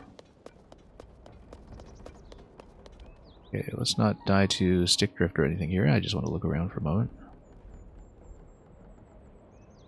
And yeah, we're probably missing a lot of stuff on the island so far from the lower levels, but we'll continue for now and just head back to the mainland to reconnect, since it's actually been quite some time since I've been up there. And we've got a couple of choices. I did think it would be interesting to go back to Tarrytown and upgrade and do all that, but we might also just continue along this cliffside. Yeah, like I said, very fond memories of some locations I had just traversing this path in the first game. That's interesting. Where there's smoke, there's fire.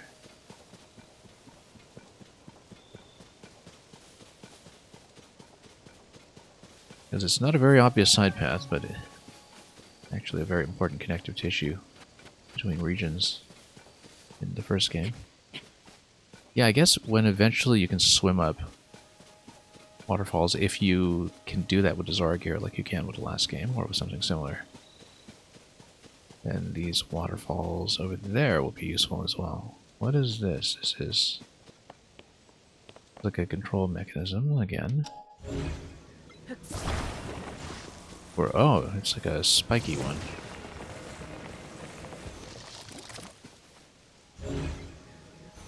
Let's see what this is.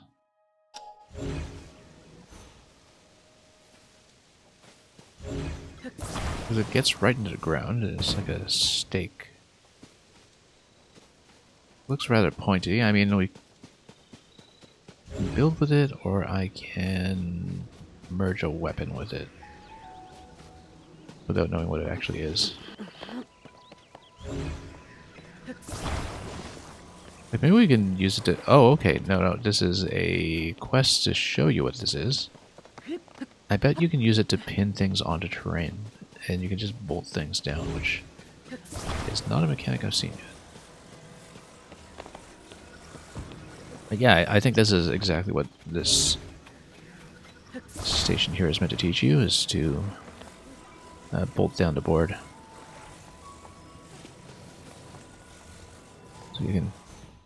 Whoops, launch it like this, not quite. Or you can put the pegs down and then lift the board above that. Let's see what else we can use here. We can also chop down some trunks. Or you've been helping that guy to put up signs for the construction guy. Yeah, I've done a lot of these, actually. I've done a lot more than I expected. In 10 Pat, yeah, that's what I've been told, is that no warps is challenging here. We did have to compromise once in the tutorial island, because to get to shrine number 4, I tried very hard to do it without warps, but ultimately that didn't seem possible.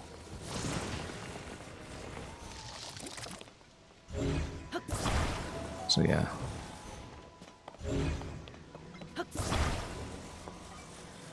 Yeah, I know that. I've done a lot of these, like I said. So you can just poke this into terrain, which is really interesting.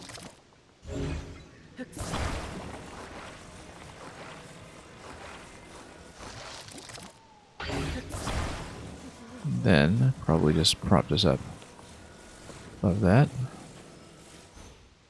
Maybe attach this one.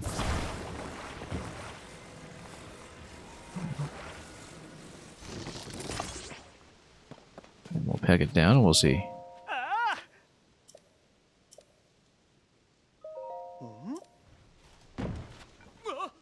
Unforgivable. Okay, so it tosses that way. Didn't realize. And we can just pin the whole thing down. Let's see here what materials we have to work with. Like I said, this is my first time seeing the pegs at all, so we might be missing something about how they work. Also, where did everything go? Usually when you fail this, the items that are ejected wind up pretty much right beside you, but I don't know if it works that way with the pegs. Possibly there's something else we need to do here. We might cut down some trees and use the logs, actually. You've seen pegs in a shrine. Yeah, I haven't seen them yet. Seen a decent number of shrines, but nothing with that mechanic yet.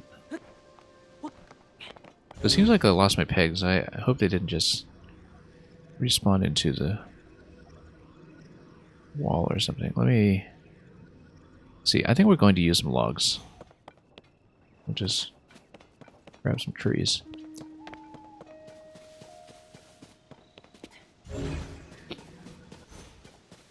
I don't know where that went. How far am I? Well, I mean, given how non-linear this game is, it's kind of hard to say. I haven't done anything in the main quest whatsoever. Let me show you. Yeah, there's a side quest. Let's see, main quest. We have not done anything in the main quest, and I do mean we haven't done anything. I haven't progressed the main quest at all, actually, since I left the plateau. This is exactly how I played the first game, too, so we've just been hanging around and experimenting for quite some time. I don't even have the paraglider, actually. Which is not intentional. I did think that... I mean, it's very clear to me at this point that there is a paraglider, so that's not a spoiler or anything, but... Oh, whoops. Let's actually fight these guys. Oops. Come on. A little bit rough here. There we go. Okay. I should actually use the Arakudas here for the homing shot. Whoop. You know what? Let's just whack him.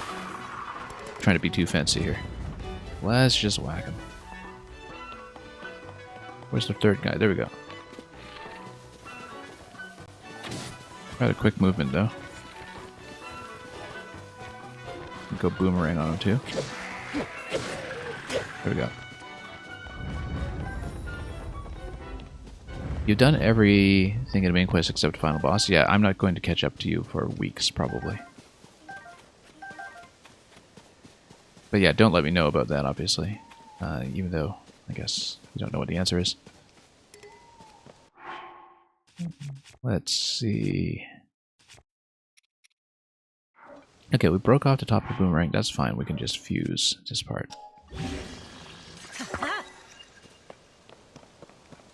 What happened to those pegs?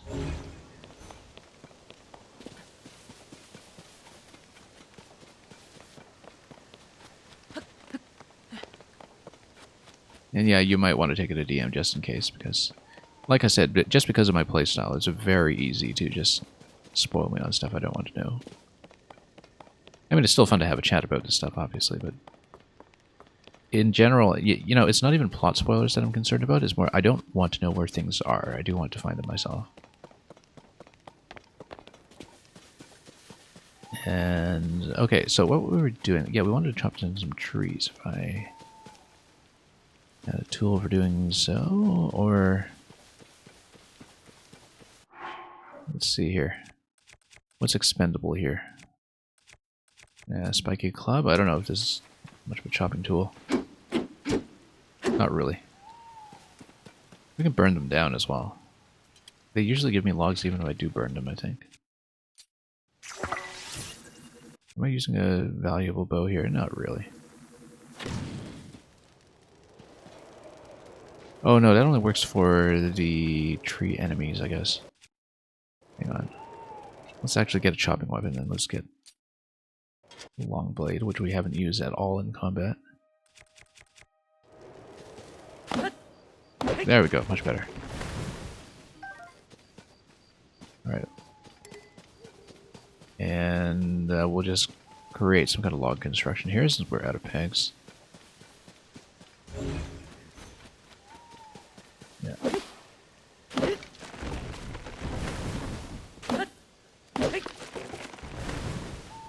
Yeah. Interesting how you really do have to kind of think about weapon types in this game and environmental effects.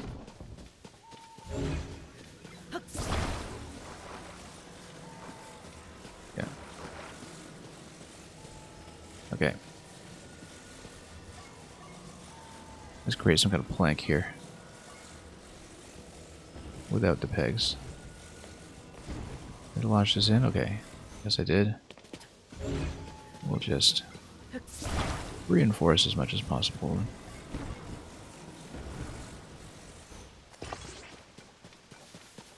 Stand it up. And we'll see if it all falls down when he lets go. But I don't have a good sense of weight and force in this game. In some ways. So I might just topple over, but... Unforgivable? Unforgivable. Yeah, I guess we need to maintain its position from spinning, which means we need to affix that into place. That's fine, we can do that. Need to weigh it down with something, probably. Yeah, we need to keep them spinning. We can put an additional log behind that and just attach. I know you're supposed to do it with a peg, but...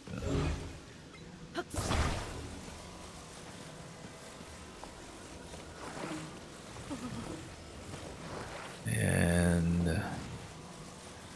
now we just need to bind this in position somehow. Create a triangle, maybe, and reinforce. Let's just get the blade. There's a beautiful long blade that's been reduced to chopping wood.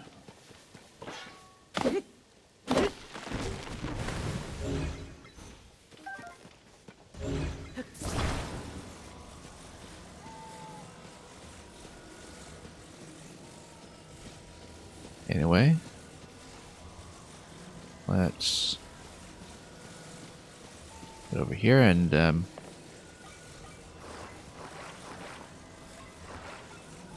just go diagonal. Pull it back this way. Actually, let's see if it works as is or if it'll pull. Nope. Okay, we'll just continue to reinforce a bit. Yeah, this is obviously supposed to be the pegs tutorial, but we didn't get the pegs, so... too bad. We'll just... build some more. And possibly weigh it down with something. Okay. Got... let's fix these axes of rotation here.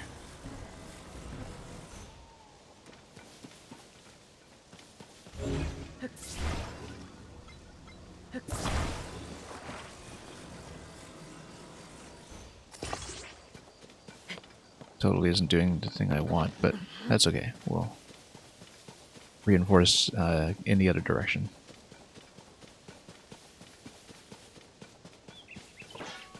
Yeah, I found some really elegant solutions to some of these. Sometimes, you know, you just see it right away and you just slot it in 2 or 3 pieces and it's done. Sometimes I kept on adding things to it like spaghetti code where, you know, you just have to do it until it works. But we'll probably do this and create like a triangular setup where, like, let's move this thing down. Hang on. Where you try to attach this a little lower here.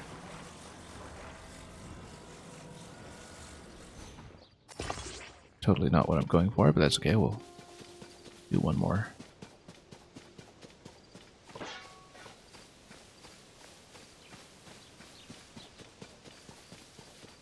But yeah, I've done probably a dozen of these at this point. A ton of them all over the place. There are, in fact, so many of them, even just in one region, that I really wonder what, first of all, the total completion will be, and secondly,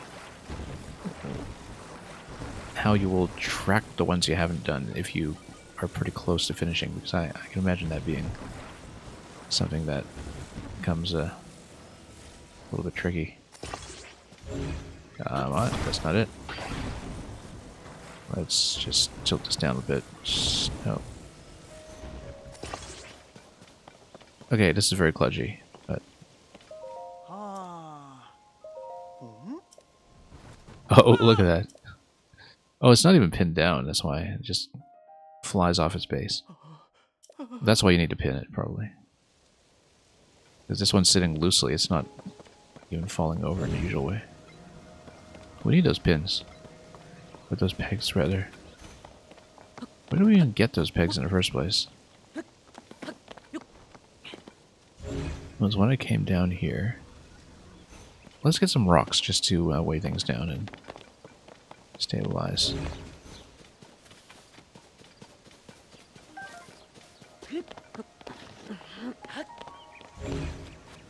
I seriously wonder if the pegs just fell through the terrain. But we'll use the boulders. Lots of boulders, in fact. Yeah, because if you use the boulders, then you can stabilize the whole structure.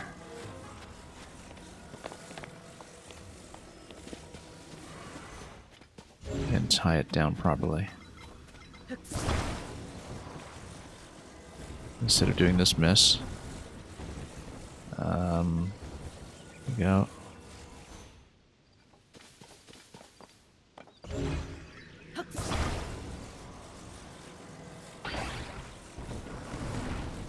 Yeah, because basically you can attach down here and down there and then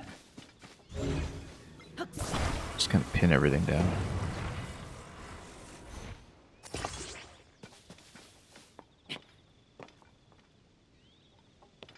Because the problem is that right now this thing is flipping this way. And so this doesn't actually help unless you bind this such that... no, it's applying a little too much force, that's the thing. We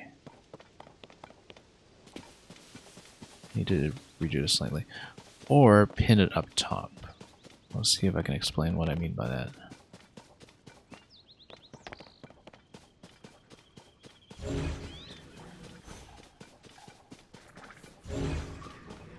But yeah, if it worked the way that all of the other ones did, we really should have gotten the pins back after we failed it the first time, but for some reason we didn't.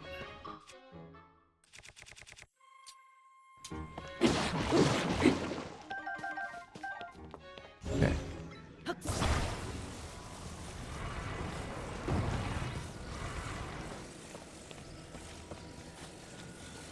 Anyway.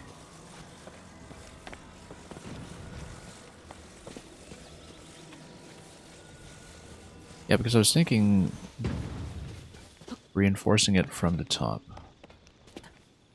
The problem is that this thing is kind of flipping over in this direction, which is the issue, which means that I should probably go down this way. No, it broke. Okay.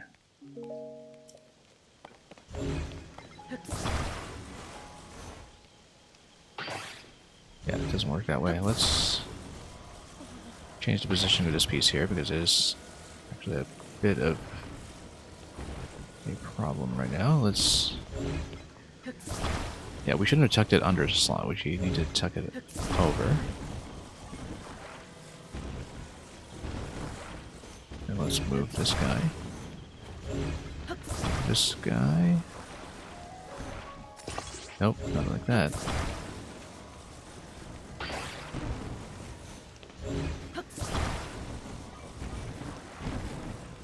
Okay, there we go. Actually, kind of make this teepee formation. That's a lot better.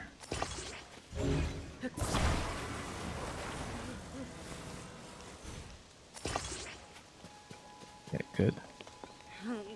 We probably should pin down this side as well, but I think this triangle should work.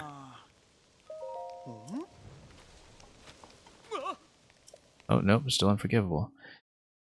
Yeah, you kind of need to bind it on the outside here. Let's see if we can do it.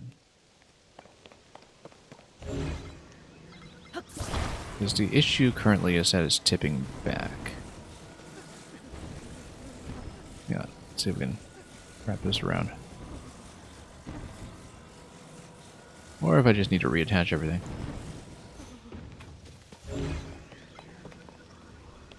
A little bit of a mess right now.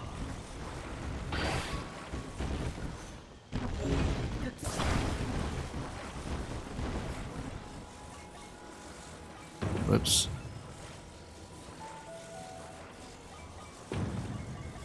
Again, it never gives me the axis of rotation that I would actually want. I don't know why I just sort of naturally think in terms of rotating on a z-axis rather than x or y, but that is just how I think. And yeah, we need to find some way to...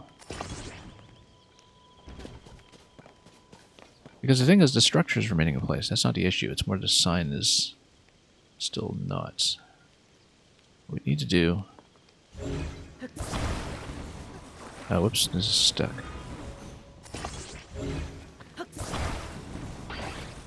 Let's take this apart for a moment. Got so much of this.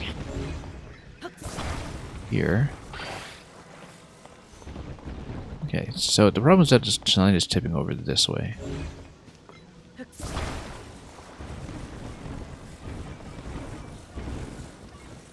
To forestall that, bracing over this is obviously not enough. We need to...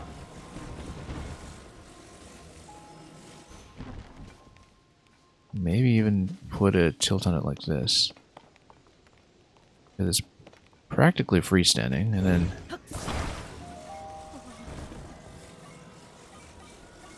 bolt it down like this.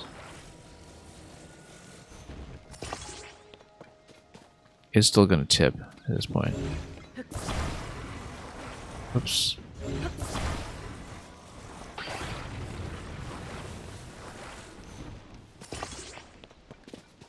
Yeah, it's still going to tip because nothing's reinforcing it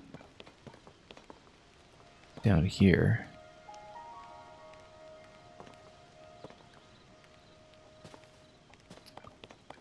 Let's see, because why did this want me to use the pins in the first place? That's the operative question here.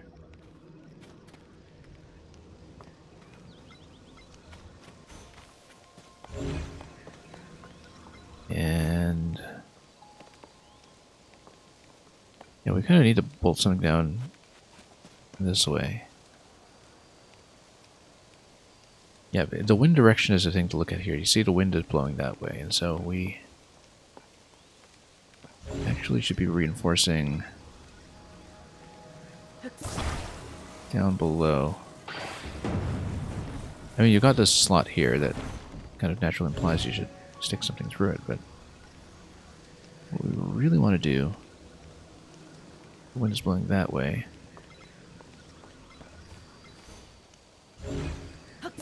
Well, yeah, we kind of do this. We do want some kind of counterweight on it. Like if we...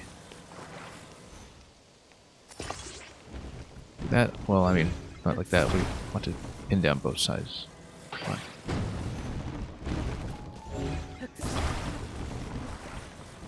Hang on. Create this. And then we'll use the other boulder. Put it down on this side.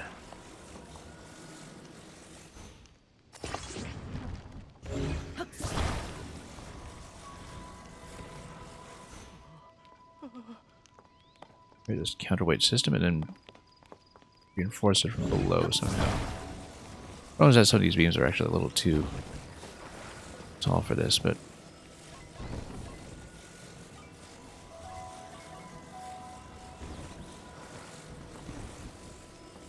and we can just hatch this way. This is totally not going to work.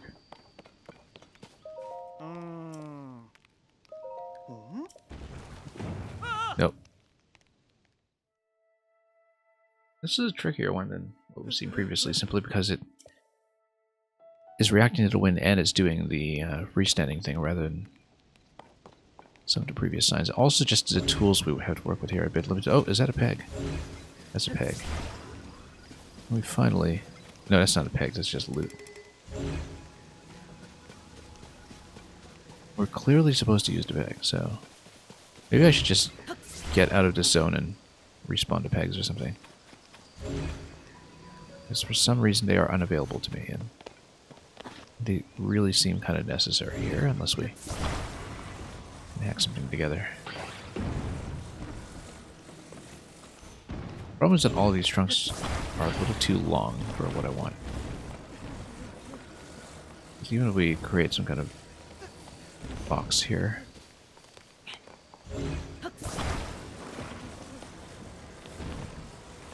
Or you, for example. Like this and... Oops. Then gradually lodge everything in place.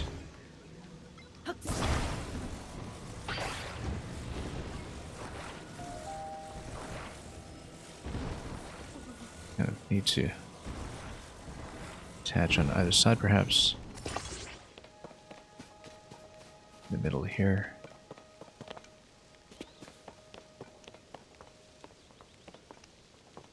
You kind of need to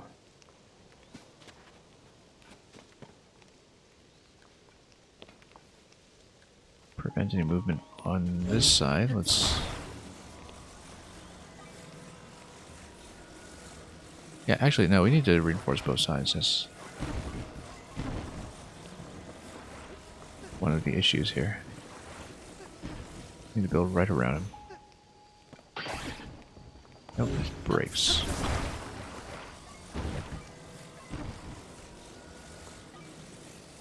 What we can do is create another beam this way. Perhaps, and then reattach.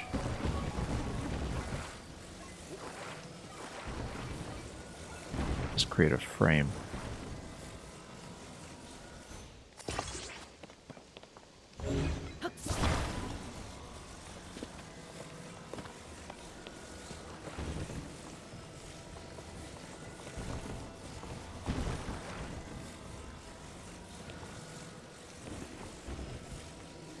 Then, can we attach to both at once? It's a little bit tricky.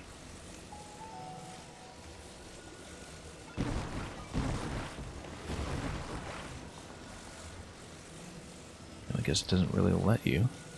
But you can insert this in the middle, perhaps. You know what? Just lodge it this way. Going to let me pick the attachment point, though.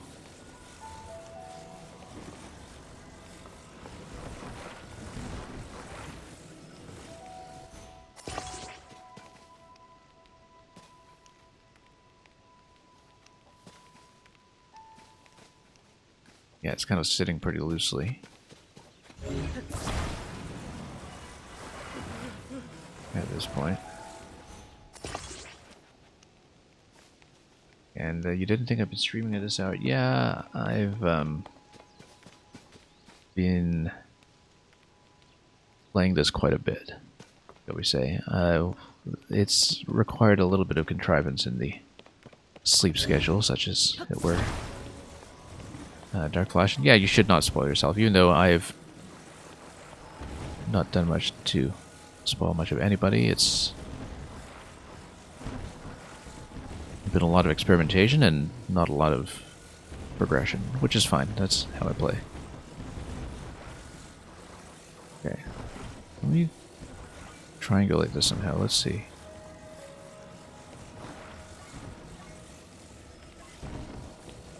And yeah, I've been spending a rather absurd amount of time on this and doing the thing I usually do, ignoring the main quest and just finding my own way through. Let's see. You know what, let's just pin this down as is and see what the issue is currently. I think it's still going to flip over a little bit.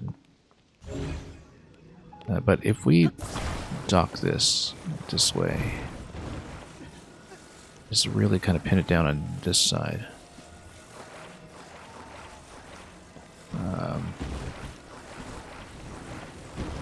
Problem is that I can't really do two attachment points at once. You have to do it this way. Hang on. Would I have an L? Hang on. No, not a full wheel. Like I said, I have not progressed the main story whatsoever. This is what my main quests look like right now. It's exactly how they looked when I dropped down from the sky.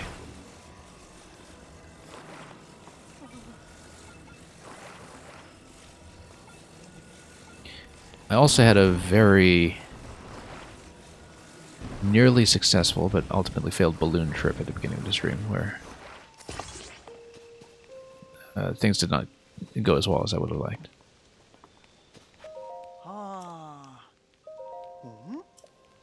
Okay, it's gonna stay. Finally, we got it.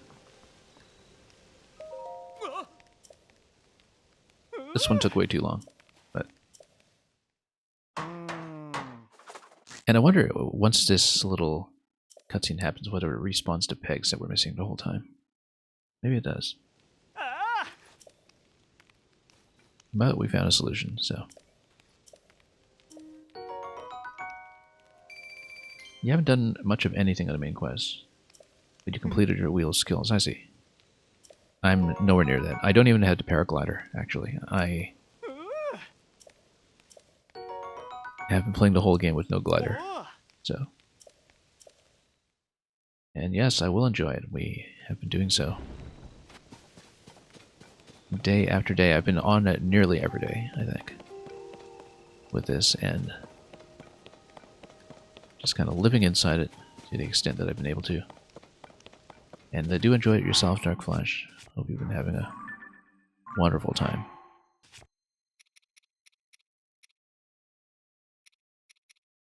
Let's just punch on this. Okay. We had a shrine somewhere here, didn't we? Let's take a look here. Yeah, the one on this side.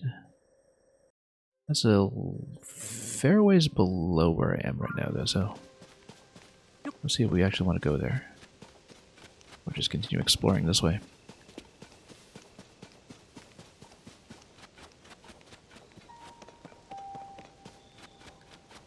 Maybe see what the geoglyph in the southeast is.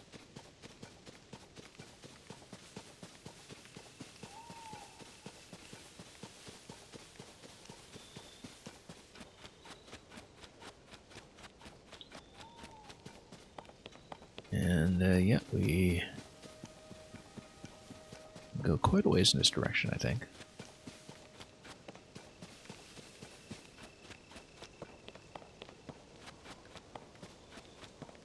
And approach whatever is going on over there. I don't think we'll necessarily make it over there today, but we can certainly try and see.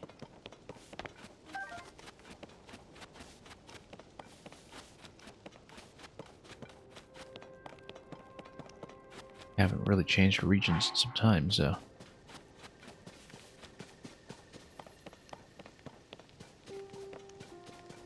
Heading over here on the East Coast. Oh, here's a bit of an old school Korok setup. Let's probably just dump this on top.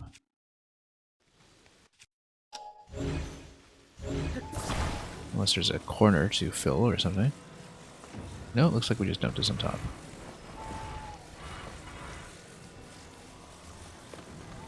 Hang on. Come on.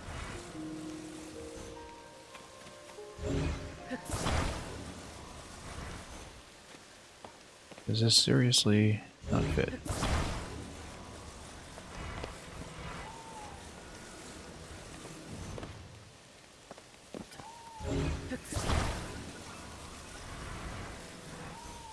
Yeah, it feels like the stick controls are a little different than they were for Magnesis in the first game. Oh, okay, no wonder. Everything's just lodged on top. Poor depth perception. And that's not even it.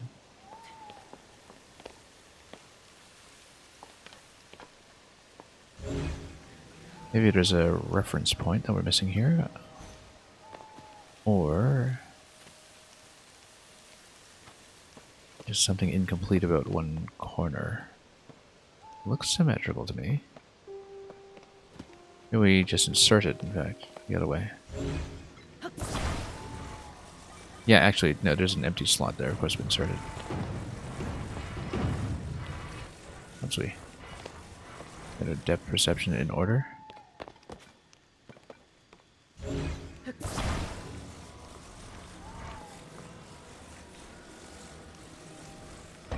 Here we go.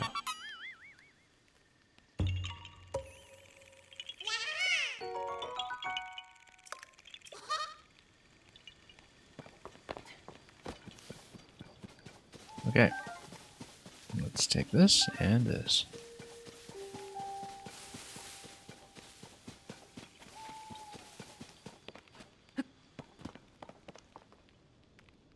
And maybe steadily work our way down, although it makes more sense to go up first, even that we're so close to it.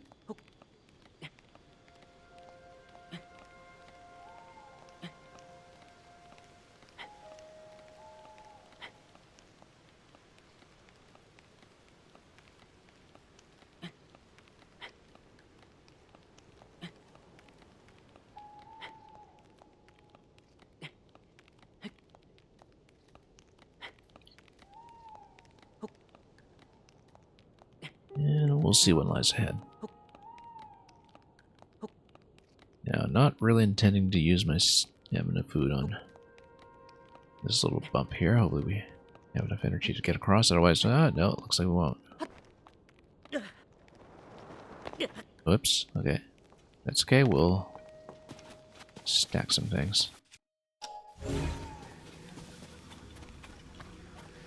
Give myself just a little bit of additional height.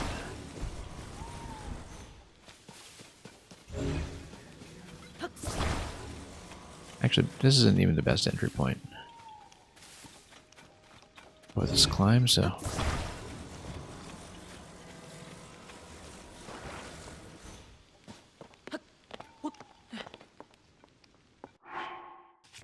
Yeah, we should have considered just using stamina food, but not going to burn the seafood balls, obviously, and we're kind of totally out. Anyway, so... let's have a bit of a roast. Gain a bit of extra height off of that, and possibly that'll ease up on the climb. Oh, there's this little overhang too, that's the issue.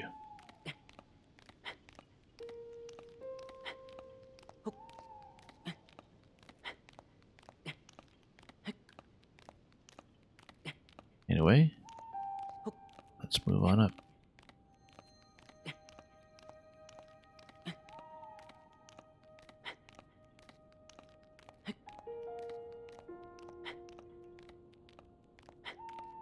That should help quite some ways, and perhaps that will do it.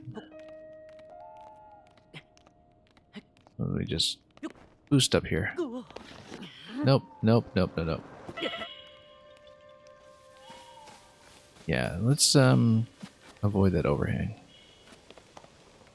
And maybe find a better position here somewhere, or just, you know what?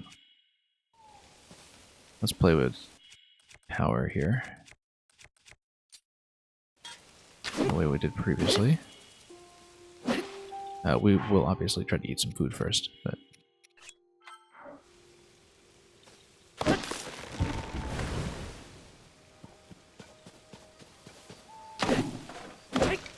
oh, whoops, didn't actually mean to farm some wood there, but we'll take it.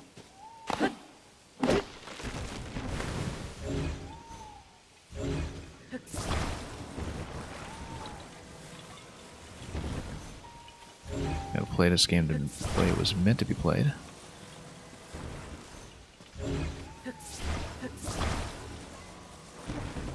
Just ease up on stamina in a more general fashion.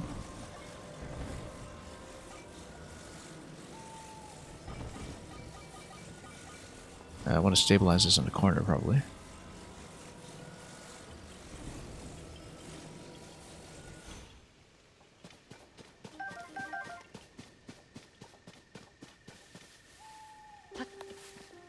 Now we try not to fall off. Or I can just widen it. Actually, no, the whole point... we can climb partly. The whole point is just to give myself a dropping point that I can rest on. So we don't burn the whole stamina. We probably could have just made a climb up this little slot to begin with. Now that I look at the height.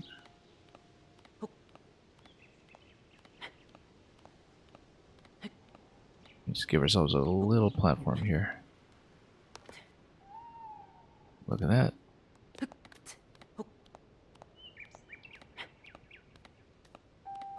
Too bad we had to burn so much food before we managed to put that together. But yeah, no, we couldn't have made this climb, so that was a necessary stop.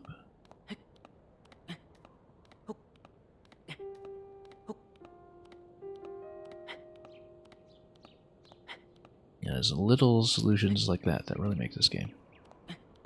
Particularly because you have the freedom to place logs now, which wasn't the case in the first game, where you didn't quite get as... Whoop, no, he's going to see me. Monster forces. Yeah, we're a little undersupplied for this, I think, but we'll see how bad it is. I mean, they'll die immediately to snipes, because that's what happens to the archers. Okay. Hold the long blade. Let's go spear against this guy and just outrange him.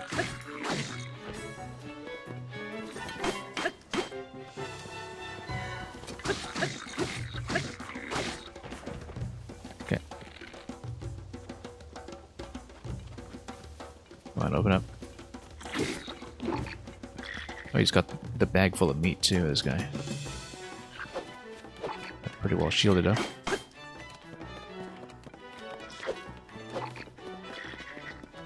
Might need a bigger weapon here. Or a shock stick. Do I still have a shock stick? No, I used it, didn't I? Oh, no, we do. Okay, let's just load up.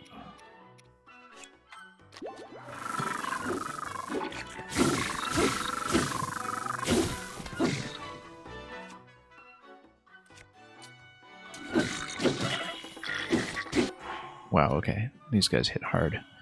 Let's... Oops. Oh, no. So much for that. Okay.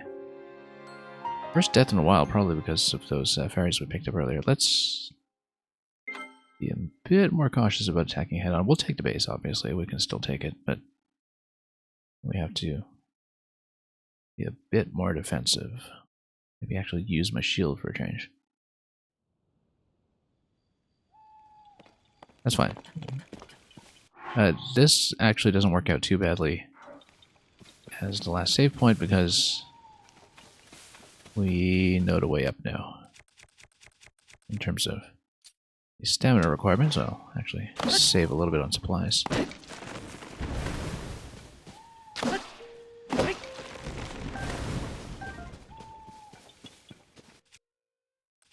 Anyway, let's snipe some of the sentries while we're at it.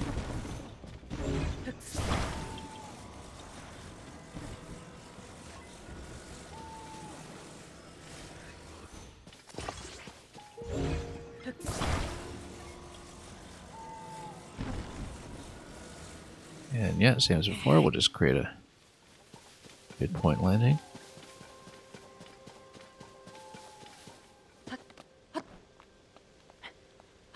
That should give me enough height to work with. Look.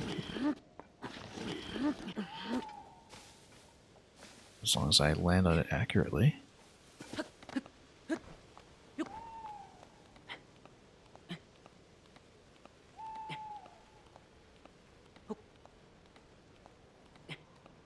got a major fort with hit points on it. That reminds me, I have to cash in a pirate quest at some point.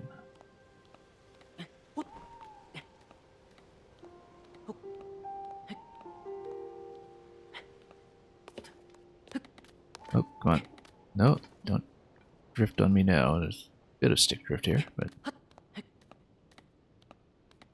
we'll make it. And we'll try this again. Yeah, so the important thing is that once the black ones come out, we need to not get whacked in the face so much. We have lots of arrows, we should stay at range. And fight them at range the way I usually like to do.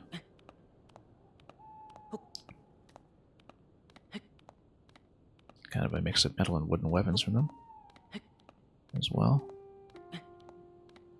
And we have to remember we have expended the fairies at this point, so we should be more careful. So that guy...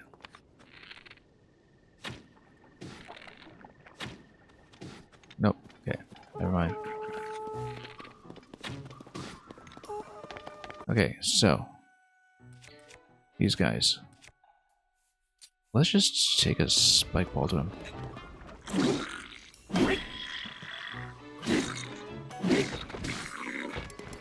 Okay. Whoa, he's in the muck. We don't want to get in the muck ourselves.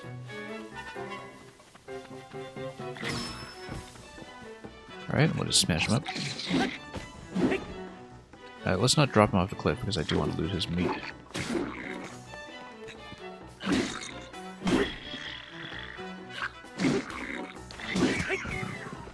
Okay, there we go. Got his whole meat backpack.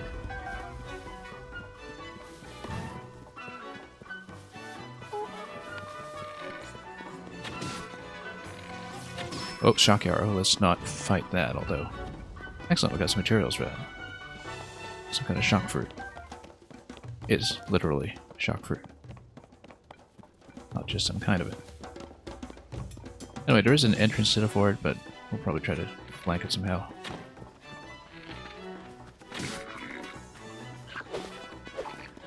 Okay.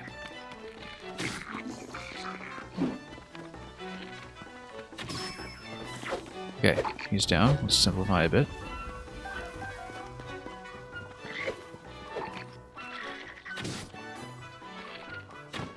We're gonna go shock stick against this guy when I can, because then he can drop his weapons.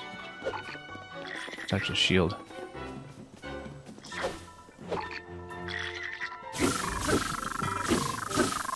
Okay, he's shocked. Now let's whack him with something.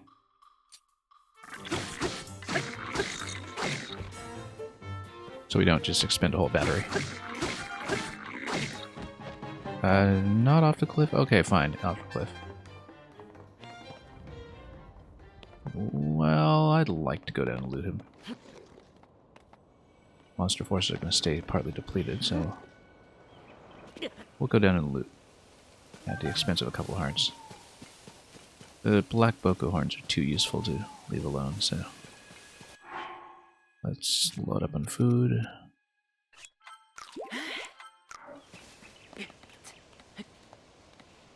We've simplified the base quite a bit. That's about halfway down, and we're still within range of it, so we'll get back up there. So yeah, once we use the shock weapon, we don't want to just continue using it for melee attacks since it doesn't do that much damage. We just want to get the shock effect down and switch to something else. Oops.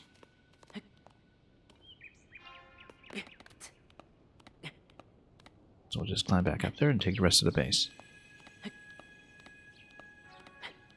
Bokoblin with a meat backpack tells me that there's probably a boss boko in there somewhere, since they do tend to come together as a set, I think, from the precedent that we've seen.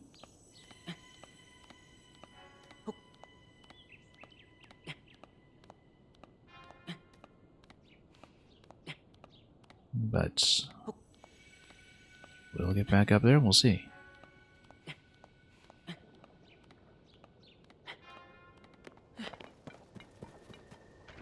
Yeah, not in the muck. Interesting terrain effects here. Keep things interesting. Yeah, let's switch to shock weapon. Just for the moment. We've got a bow that's almost depleted as well. Don't know who awaits me in here. But we clearly have some enemies we haven't seen. As well as explosive barrels. Oh, just this guy, okay. Oh, there's probably not just this guy given. That we're only half the life bar down, okay. Okay, so there we are, Boss Boko and an armored guy. Let's go for the shocker. Actually, it's a grounding armor. But yeah, because the armor is stone, it does ground him. So we need probably some kind of smashing effect instead. Okay. Now let's get out of here and just try to get in some elevation, perhaps. Getting in the fort might not be a good idea, but we'll do it. Let's pick up all the parts we can. Oh. Oh. Pretty big spinning weapon. Let's just regroup and reorganize for a moment. So, yeah, we need to smash him. Let's go spike ball.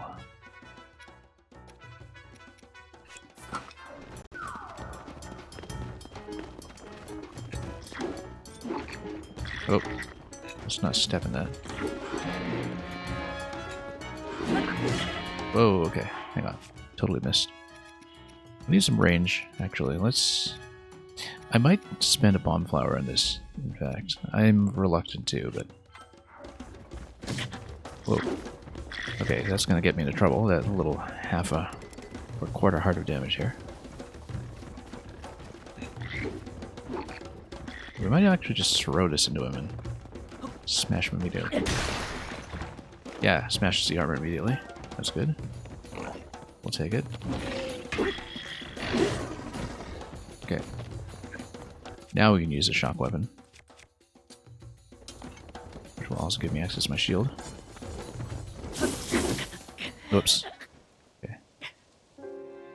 Well, that's too bad after such a big fight. Let's try it again. Just targeted the wrong guy there, unfortunately. Fun fight, though. But yeah, we should keep that in mind, that if he's got the armor on, he is shock immune.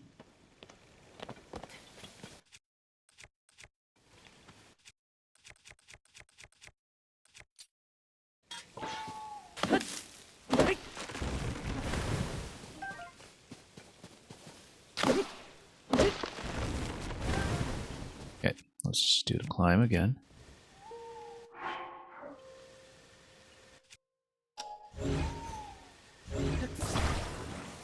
And we should use some of the shield effects that I have as well. I still have things like the frost shield available.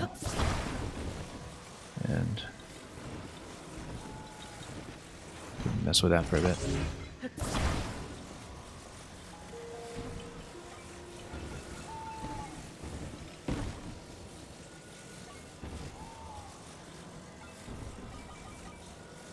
Okay. Same idea. As before, we'll park it. We'll climb.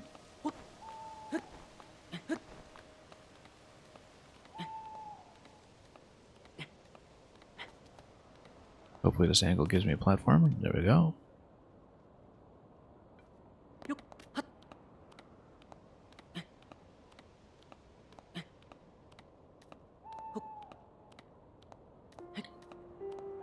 And we'll see if we can do it. Had a decent fight last time despite some issues with bow accuracy. We need to switch to some of the big weapons. It makes sense with a fight this big too.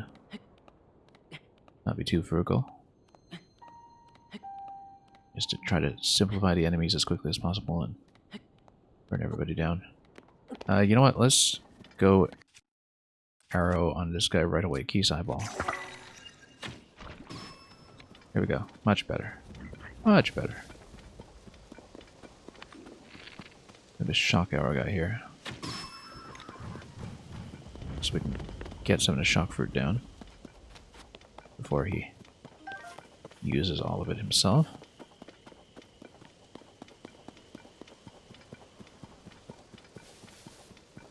Yeah, we should use the eyeballs more judiciously when it comes to getting rid of part of the encampment. Oh, here's the skull at the back. We didn't see this previously. But we don't have a good way up there just yet. Because we don't currently have a platform we can build, but... Oh, back entrance. This is interesting. I'm gonna sneak in. Maybe. It's like a trapdoor here. We might be able to burn it. It is wood.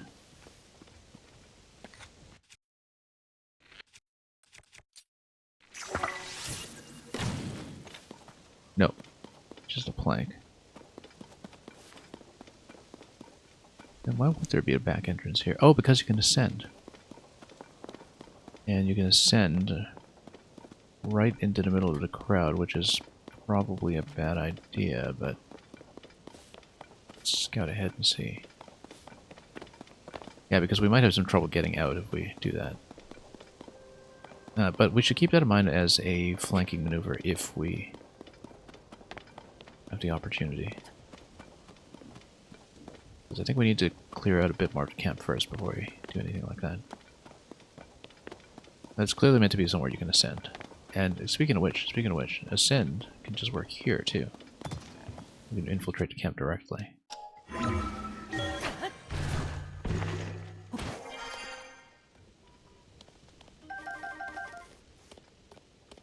Yeah, because ascend would have put me right under him, which is not actually what we want to do.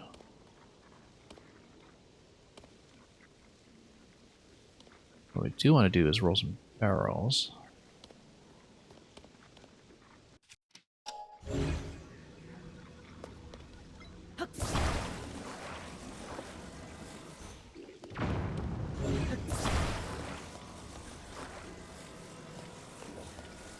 Look at that. That's how to fight.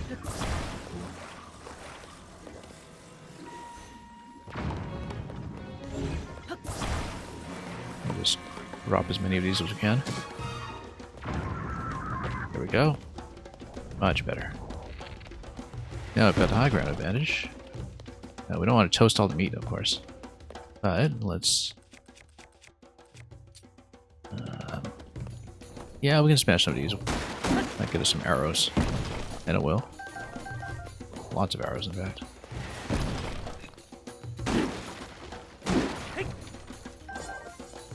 Okay. And yeah, they formed the defensive ranks around him the same way we saw previously.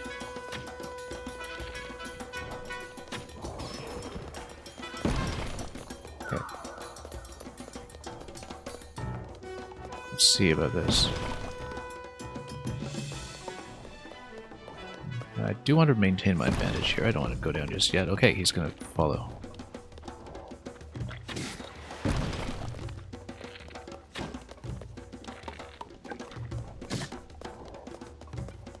Let's see here. We're going to be at risk of a one-shot if we're not careful, so... let's just snipe what we can from up here first, just to simplify.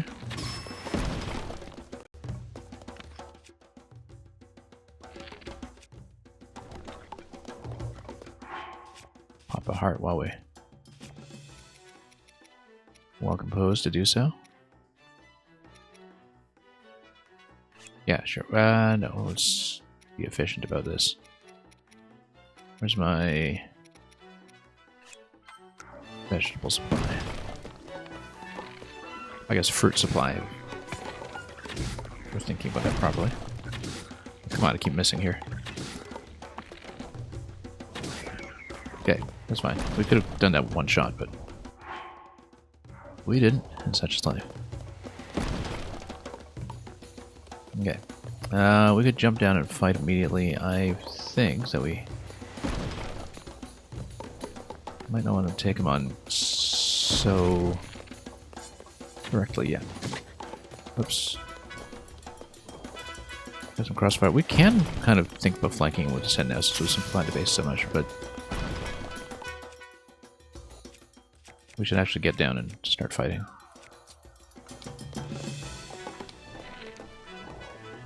Alright, let's try. Okay, let's lead him out. Down into the muck. Then we'll see about a shock weapon.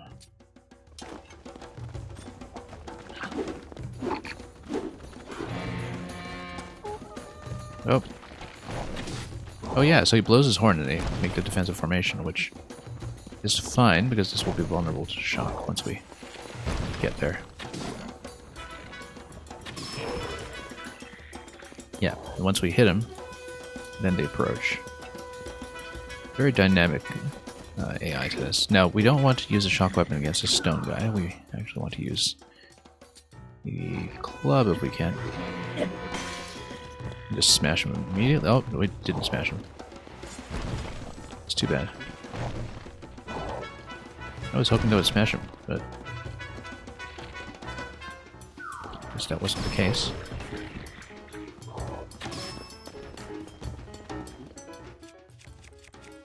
Kind of wasted that, but that's okay. Let's go spikes. Get a bit of a smash effect on him.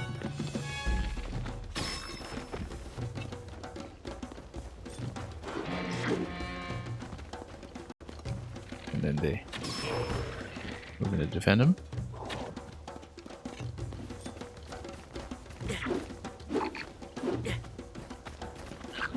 Oh, nope. And just failed to retarget when I was trying to dive back. We're doing so well, too. That's okay. We'll use the ascend strategy again. Oh. Should have actually topped up on hearts there, given I knew that being at anything less than 5 was... less than full was going to get me into trouble. This is why I've been taking so long in this game, is that I've been picking big fights like this with very little equipment, and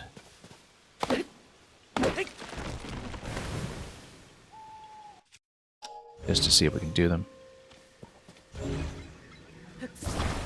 And we can do them, it's just losing to a little spot of carelessness here. Basically like it's a one-hit challenge, since we're so undergeared.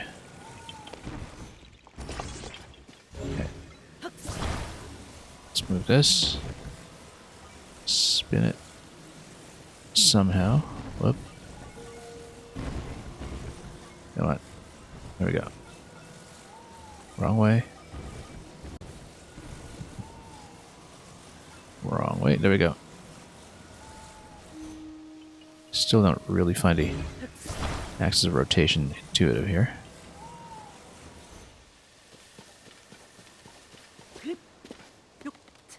Am I at full?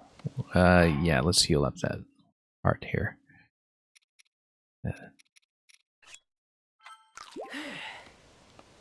Don't want to mess with that. So yeah, we'll do an eyeball snipe on the first guy. We'll just take out the sentries, we'll ascend. We'll bomb everybody as before. Might want to save some bombs for the armored guy because we have been having a little trouble dealing with him. But yeah, I love the Bokoblin squad AI in this game. It's very dynamic. Very fun to play against. Where they have this pattern of defending the boss and then attacking in once you snipe from afar. It'll be interesting to see how that develops as you get into even higher level enemies with them, like if you eventually get into the black or white colors for Boss Boko. But anyway, we'll try to get an eyeball snipe for the first one here before he spots me, and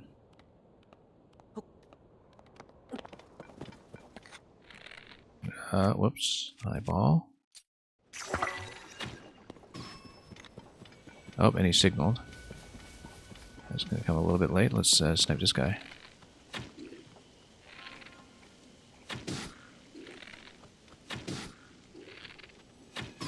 Terrible aim. Should have just spent an eyeball.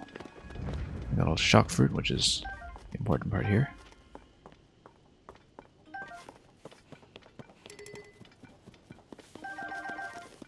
Probably just use that for shock arrows. Let's go ascend.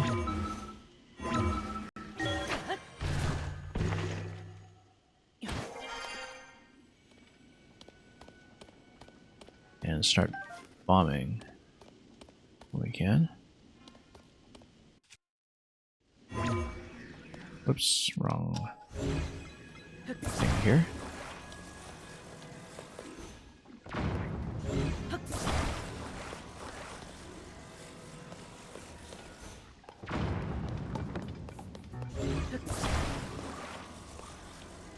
Not as efficiently as we did it the last time, but will cause a little bit of terror.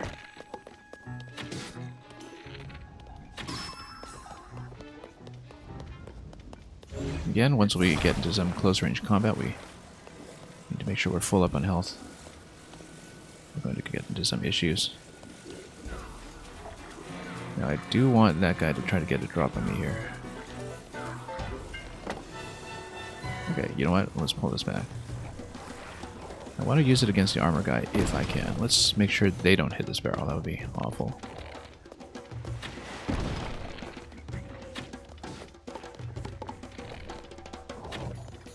Oops.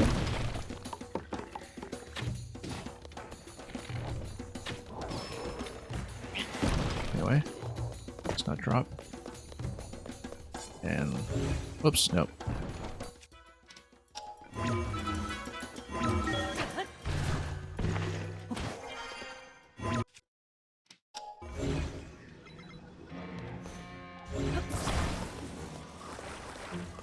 I was hoping to get the armor guy to run up towards me and so we could grab him immediately. It's fine. I'll try to shoot all that again, and also standing a little too close. Whoa, close one.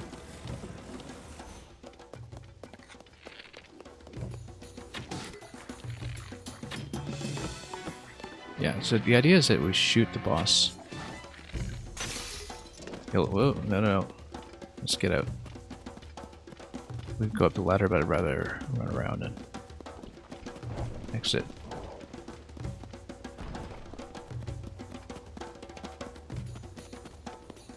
But yeah, if we ascend from the back, we can flank him. That's something we'll consider after we simplify it a little bit.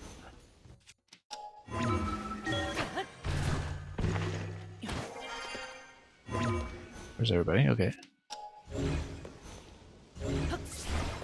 Fine.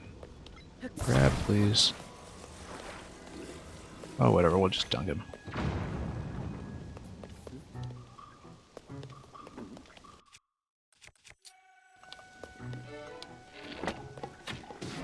Split the forces a bit. Come on.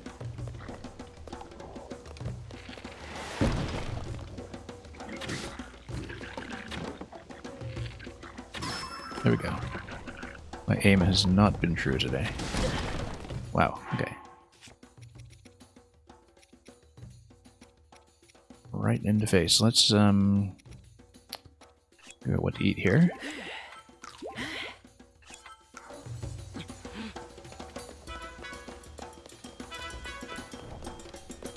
Nope, there's a guy.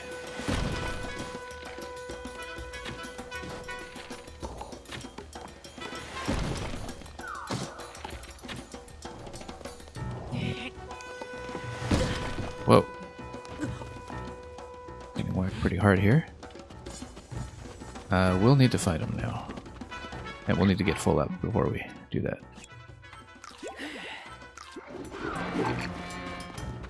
Okay.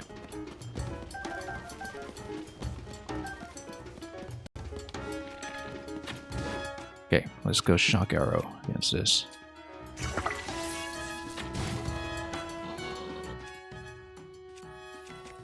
Let's do that again with the shock fruit. We should probably just burn off the shields up front for these guys. You know what? No, I got a better idea.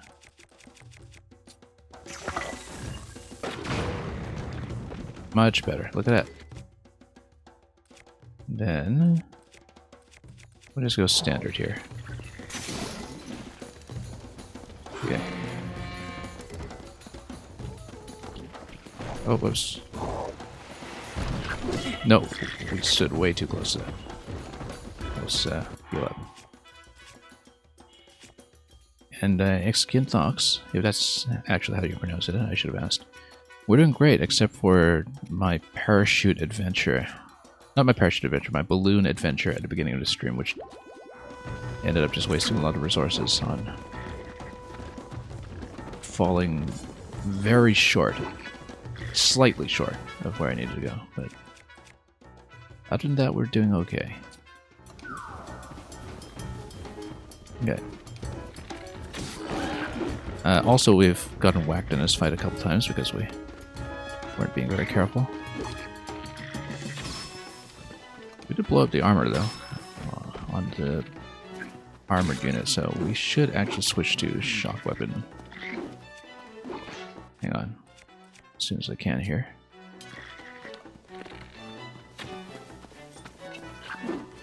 I got flaming weapons. I need to switch shields. Hang on. Two of them, it's a little hard to target into the shield defense. Okay. Let's go inwards so we can loot him without falling down. Oh, look, all the meat fell down. Okay, that's too bad. Whoa. I was hoping to grab all the meat off of him, but alright, fine. Just Kinto. Okay, yeah. I can never tell because some people do the same thing you do where they have the X's around their names and or silent X's. And some people don't, so... Oh! Didn't expect him to charge into me here. Okay, let's do that again. Now let's not drop all the meat off the cliff this time. I've made a couple attempts at this fight, but we can definitely do it. It's just that I keep slipping up at the very end. But using a bomb against the armored guy is obviously correct.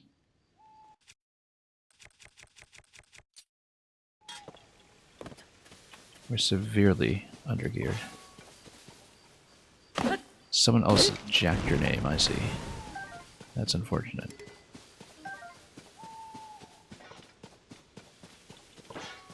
Yeah, I don't know if Twitch does any kind of inactive username purge after a while, but... what was I doing? Oh yes, that's right. But yeah, I made this hot air balloon at the beginning of the stream, and it got me very close to where I needed to go, or wanted to, and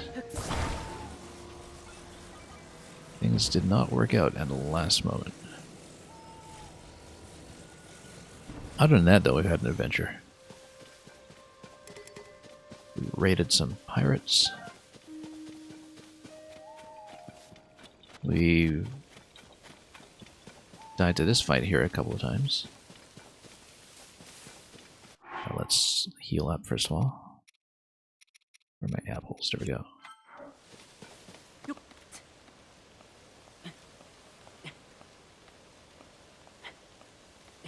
But yeah, I don't know how much longer I'll be on today, but we'll at least try to finish this fight. Did I run through the labyrinth? Yes, I did. But I was trying to take a balloon up above the labyrinth. Up into the sky to a structure that was there, and we didn't quite make it. I was just short. I missed an input at the very end and fell all the way back down. So, and unfortunately, I expended tons of items to get that far. But yes, we did actually get through the maze that you saw at the end of the last stream, and we did complete what we could of that. There are a few things that we'll have to go back for eventually. But anyway, I'm severely undergeared in this game. We need to actually pick up equipment at some point, but that's what makes some fights like this fairly interesting. So, first of all, let's go eyeball shot against this guy. Home in on him. Might burn an eyeball against this guy too, so we don't go to same fiasco. Like I was saying, the same fiasco. That's okay. Grab his fruit.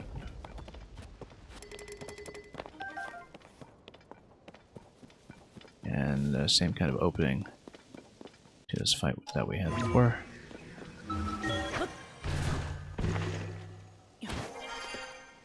Try to be a little more efficient about dropping bombs on people this time.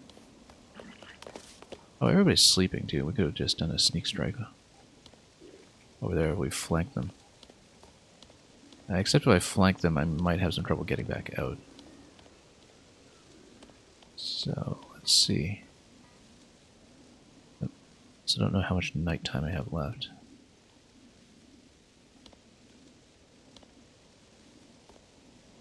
I might be able to do it. It would be a little tough because I'd have to fight my way back out if I flank him now. But everybody here is asleep, so... Possibly... Nah, let's just drop bombs on them. Everyone is asleep, drop some bombs. That's...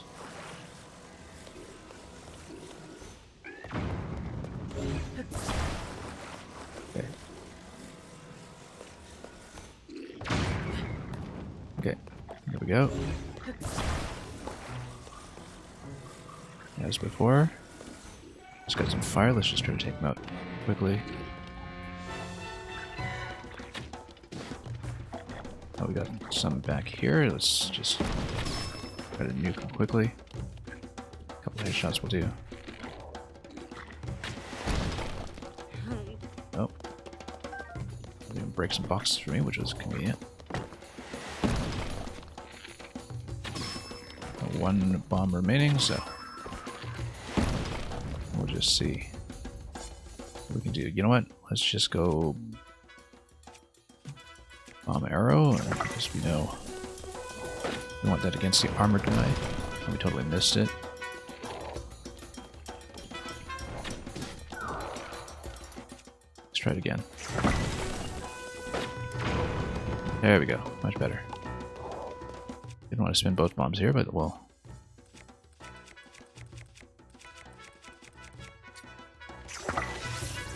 Get up to the shock weapons.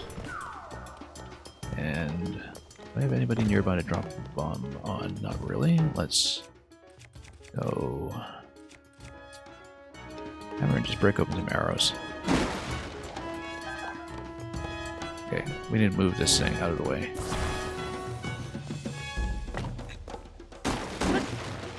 There we go. Much better. Okay, is the armor still on the armor guy? No, it's not. That would have been very unfortunate. No, let's go nothing. Let's snipe him from the back. Once we get rid of the boss, then we'll fight the minions.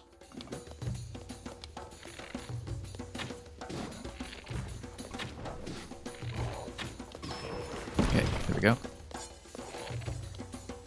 My schedule's been a mess lately anyway. I've been trying to play this as much as possible. If I am on tomorrow, I will be on late because I do have a possible conflict, but let's drop on this guy. That within range? Not really. Oh, I guess we got some knockback on him.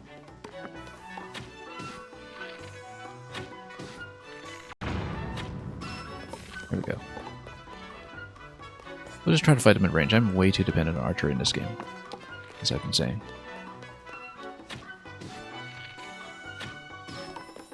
Oh, you know what? We can do the flank play that I've been talking about. This is going to be fancy, I hope. And not just run me into trouble immediately, but let's get this shock stick out. I'm just going to flank him.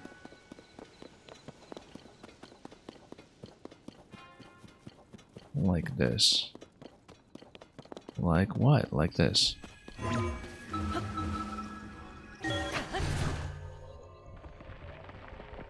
This should work. Oh, there's a guy who's in a cage here. Okay. I didn't even realize that.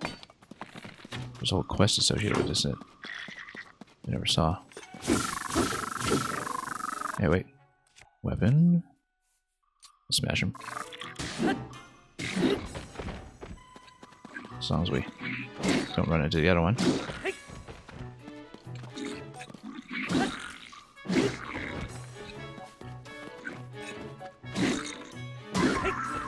Okay, great. Loot all the boss parts, and we are down to one guy. Sora longsword. Well, we'll probably expend some weapons by the time we're out of here, so we'll consider that.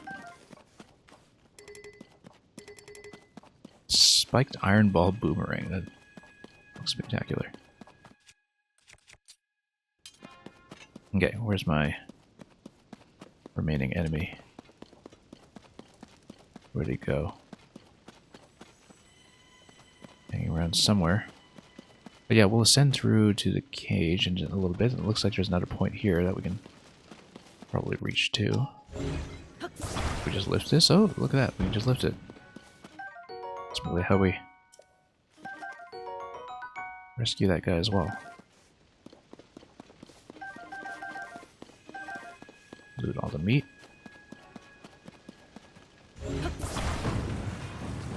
One of the great pleasures in life is just to loot lots of meat. Oh, I guess we toasted all this food, that's why it's all baked. Which is too bad because the truffle is a pretty good ingredient for combinations. Can we get rid of the last one, please? Where is he? Probably just got knocked off a cliff softly somewhere and didn't have the courtesy to come back. Oh no, it's this guy here. It's just this sentry. There we go. All done.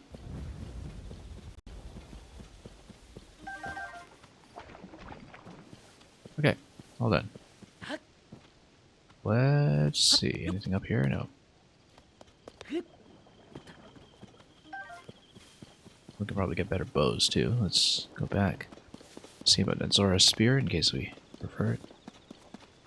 Or anything, and get on up this way. Okay, you see, that wasn't that bad. We just needed to not be careless. Gnarled wooden stick. What are we even holding? The shock stick right now. Yeah. We'll play around with some of this stuff. Let's see. Okay. And what's this? Lionel Reaper. Oh, I see. It's using a Lionel part stuck on a sword. Dirty on a regular stick. Yeah, we're definitely dropping something for this. We don't really need the spike club at this point.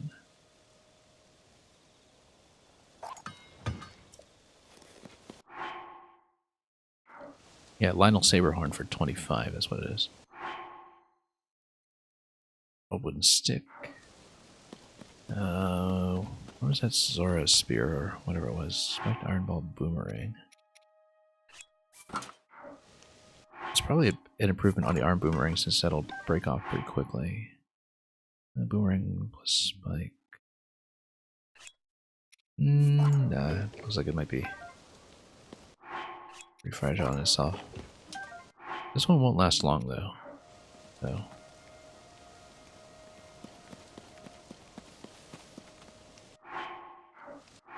See about the longsword, just see what it is. Increases attack power when it's wet, maybe. Yeah, interesting weapon set here, but I think we'll actually just keep things as is. Though, actually, no, you know what? Yeah, this is gonna break quickly. Might trade it out. Anyway, let's lift this guy. And good night, James D. Thanks for dropping by again. Enjoy your time.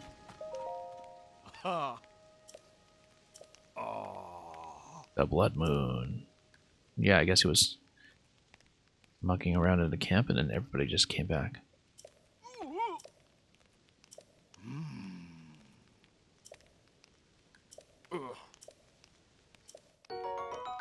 Okay.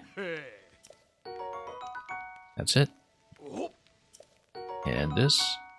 And... Okay, so he's telling me the blood moon is on its way. Wonder if that's always going to be the case here, or if that's actually true.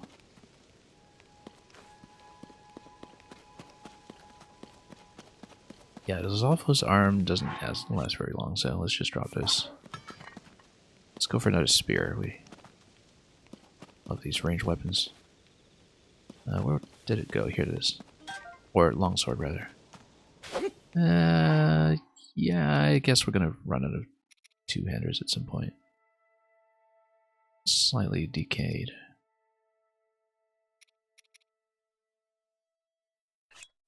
Yeah, we need more one-handers. Let's just keep this a little bit loaded on two-handers right now. Not exactly my style. We're doing on bows and shields, yeah. I feel like it's gonna be a little better, yeah. Let's just scatter around. I'm sure we can pick up better loot than that. Yeah, nice shield. A lot better. We get to fix something on it. Put a spike ball on it or something and see what happens.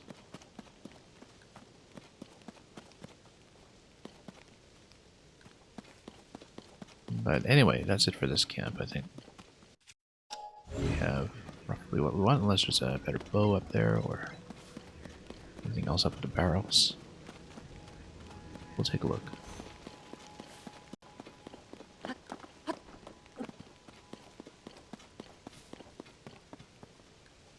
Anything up here? No, that's the cage area. Explosives. Yeah, let's get out of here. And we'll head towards the peninsula.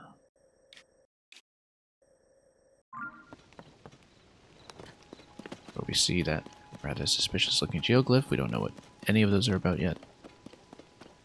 We'll just have to head on there and find out.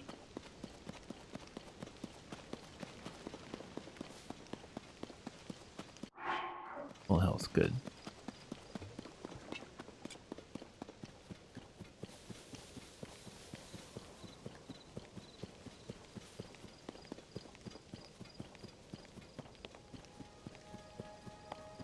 So yeah, rather conspicuous location here. Let's see. We don't know what to do with it, but it is kind of a long ways down, but with a lot of overhangs for ascension, by the looks of it. Kind of low on cooked food, though. We'll have to shore that up eventually.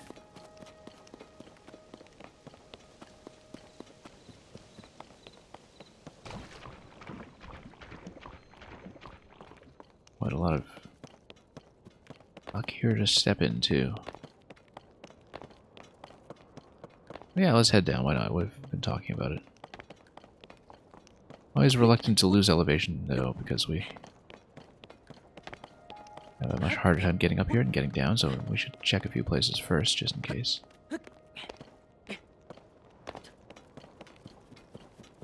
Just to get some visibility here. Okay, what is this? Yeah, there's a dam over there.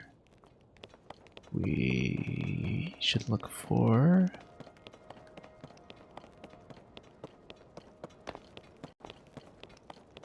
any set of shrines or anything else? No.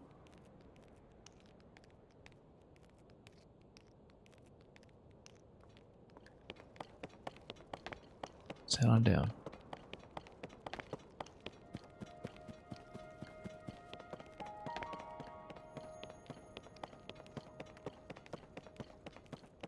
Yeah, sure, let's do the peninsula. Let's see what this is. We might stop around there today, but I am curious. Again, we're quite undersupplied. I am overdue to cook a little bit too far from where Dino Village was. Though who knows about its current state.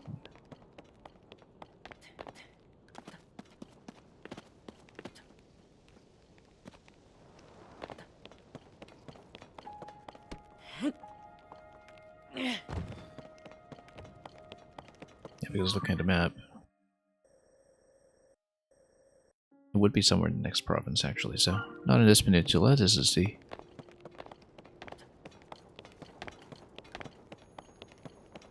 one of the...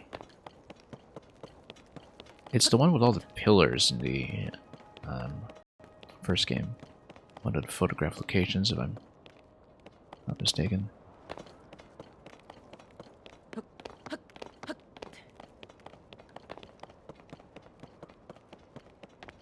It'd be faster to do this with glider, but we say that about a lot of things. Also, that's suspicious, but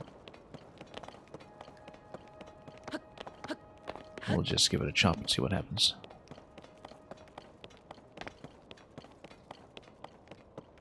Oop.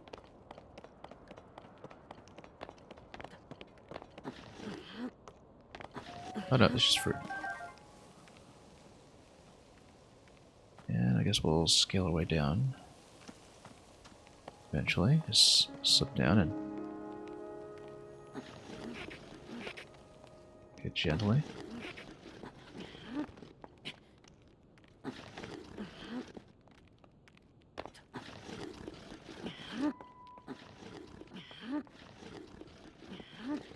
And it's not particularly rare, we found it before. Just kind of there for environmental reasons. Let's be careful here. Not to just fall straight down.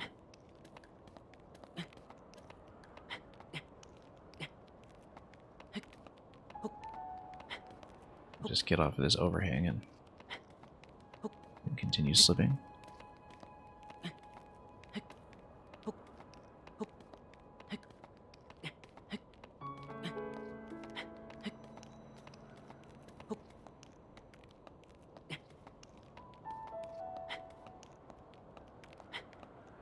Yeah, once we're over on this side, we'll continue dropping until we have had a chance to get down safely.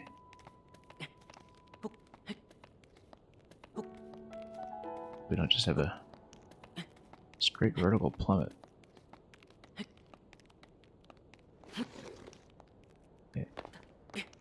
Oh, we regain stamina here too. Excellent. Oh. Never had to descend anything like this in the original game because we got the paraglider so early. As we're probably supposed to do here as well, except I didn't.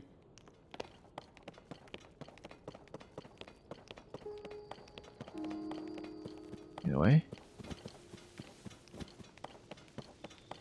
Well, here's a rather calm location. Let's see where we are.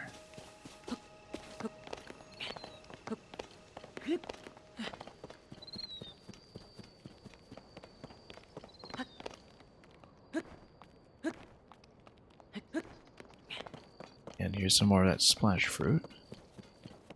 I was saying, not so rare. Just don't have a great sense of what to use water effects on.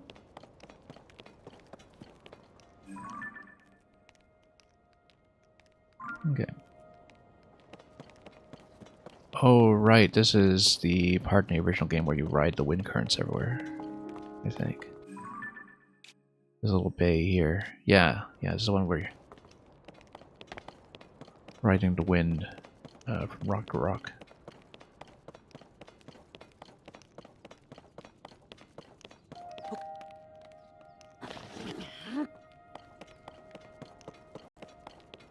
It's kind of fascinating to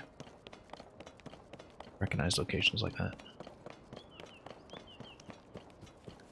After a while, playing Breath of the Wild, you just internalize so much of its landscape.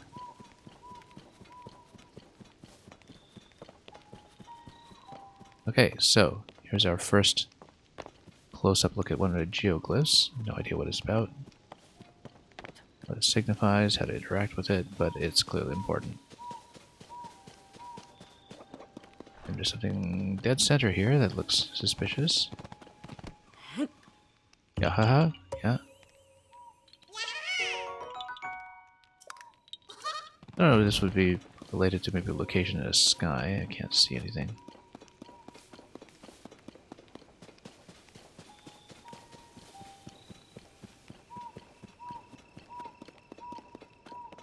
Or maybe the interaction here is quest locked in some fashion.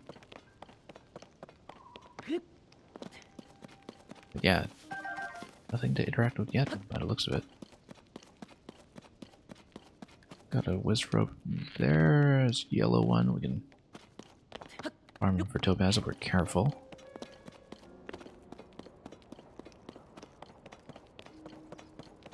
Actually, I don't really have weapon slots at this point, so might not be worth it.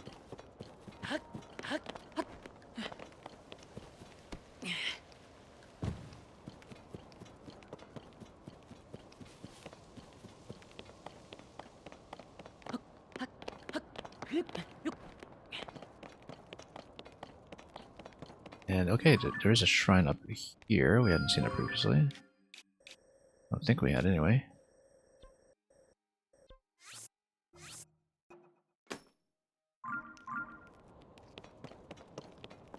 We've just gone a little bit further on the cliff side before coming down. We might have had a crack at it, but failing that. So then, what is this geoglyph all about if we can't interact with it yet? That is very suspicious.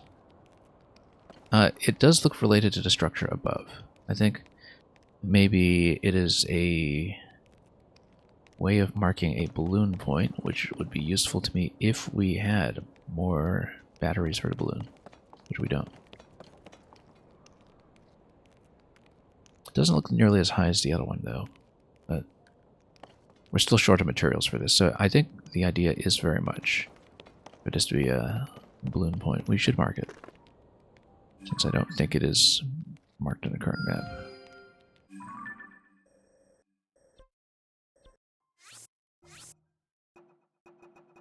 Star or, yeah, maybe tower marker. We don't have a marker designated for this yet.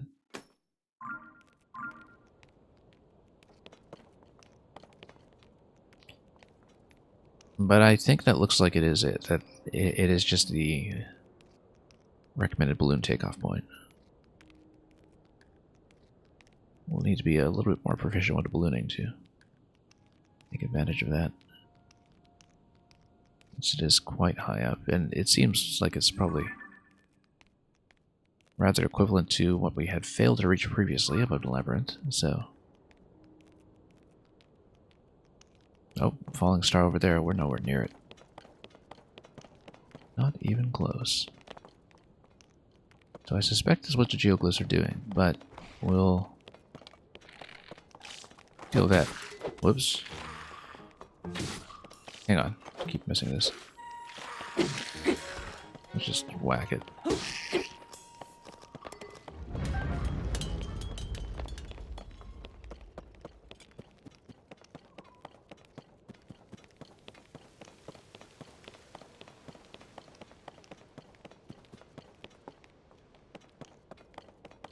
Okay, anything down here? Oh, here's a Korok. It's rotational practice, but Elizabeth.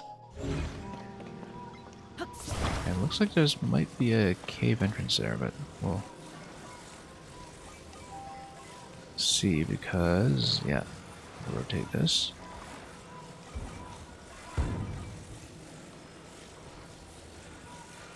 Push it in if we can. There we go.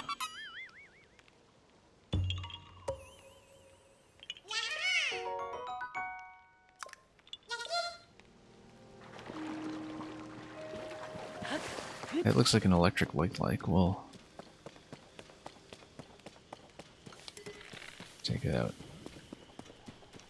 We'll try to launch an electrical attack at me and then pop it out. Whoops, no. I think a little too far. I wonder if going water against lightning is a good idea. In fact, let's try it. Like the splash fruit was probably placed there to encourage me to try something. I guess we can try it with Choo Choo Jelly too. Nope, there's not. Also, Blood Moon's coming, so we might not want to fight this too aggressively anyway.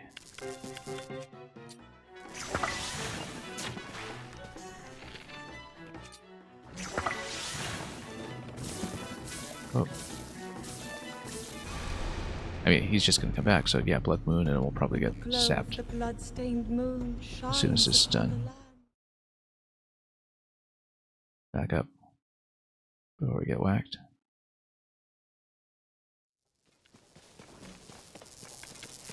Okay, having a Blood Moon before we kill him is probably for the best. Okay, we lost a boomerang effect, that's fine. Just means we'll keep on going until we break this thing.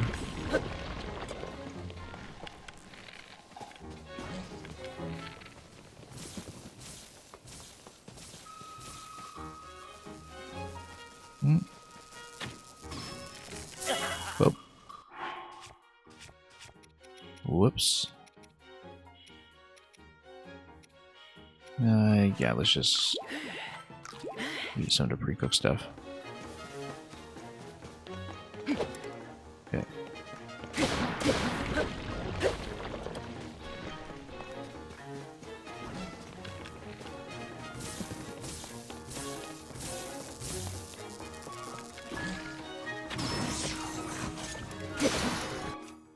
And poke him with something else.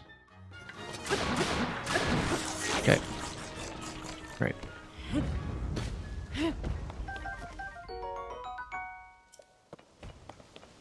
Yeah, first shock light that was seen in the course of this adventure. We'll probably replace something. I mean, we only have one wooden shield, so I'm kind of reluctant to get into it now, but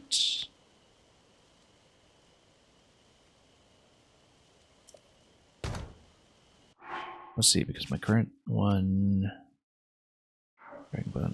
Bogo, yeah, we kind of need a wooden shield in case of lightning, so I think we can't actually take this yet. But we could adorn an existing shield with it.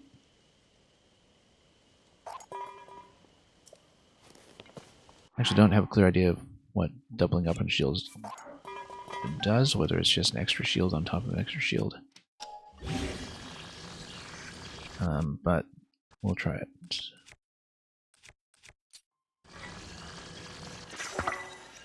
Okay.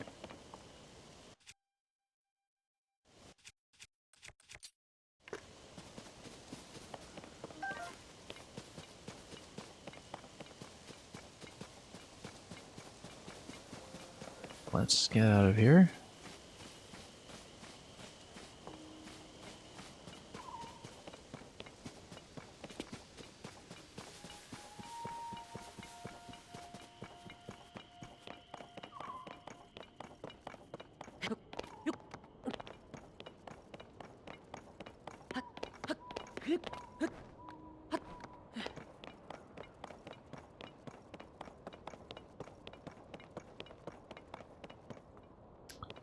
Well, we can see if there's anything to interact with within the... What is it? The fire keys over there.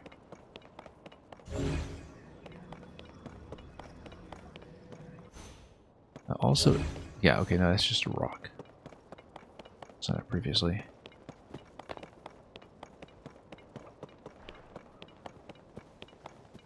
We might as well see what has happened to this area down here.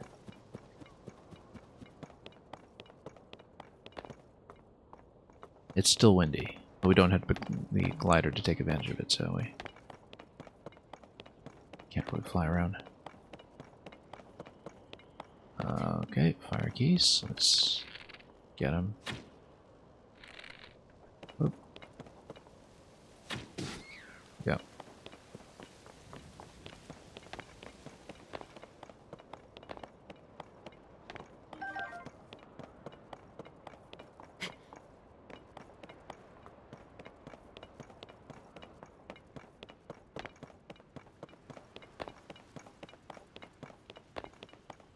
Seems rather abandoned here. Now we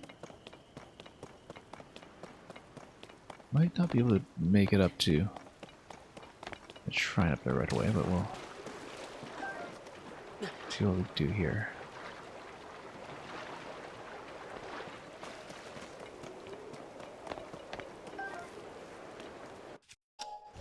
Whether there's anything to build or... Oh, look at that. There's a bit of a core or something up there. Is that within... So in the sky world, actually. That's not going to be within range here. We'll just leave the marker on. That looks potentially significant. Oh, everything's rainy.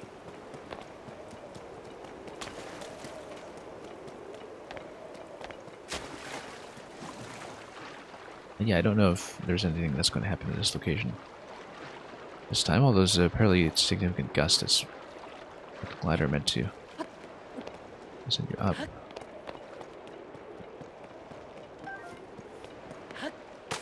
Bit of an encampment here. Let's check it out. Oh. Looks like somebody's fighting. Let's go help her out.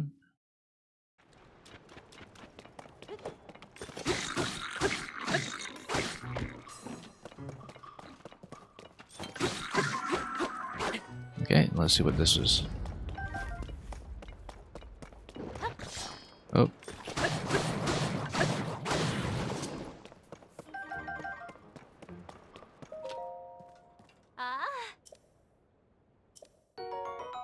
Yeah, sure. Hi. The mystery of the geoglyphs. I am not aware. But we found one. I found it. Can I tell her where I found it? No, I guess this is just a breadcrumb quest. Or breadcrumb clue, rather, to get me to look for the one in the area. But we did find it, we just... Oh, well, let's talk to her again, actually.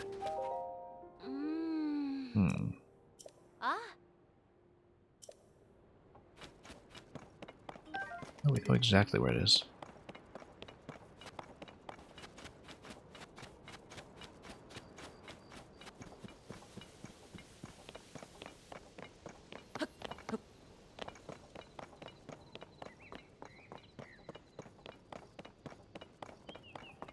Anyway, let's keep going. Find a natural intermission point, but let's not fight this wood. Wood, obviously. You know what? No, let's shoot him. Because of that.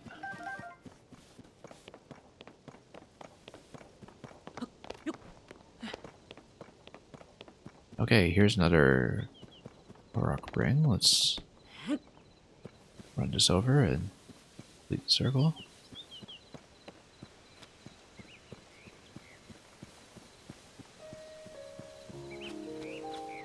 Seems like we made a few of these. There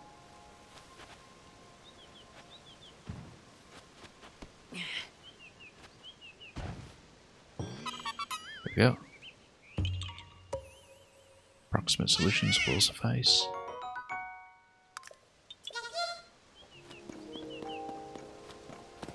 Couple of Aracudas there. Yeah, maybe this is climbable.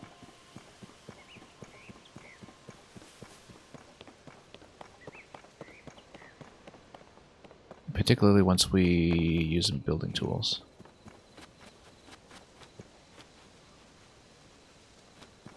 Kind of surprised there isn't a sign quest here. Yes, there is. There he is.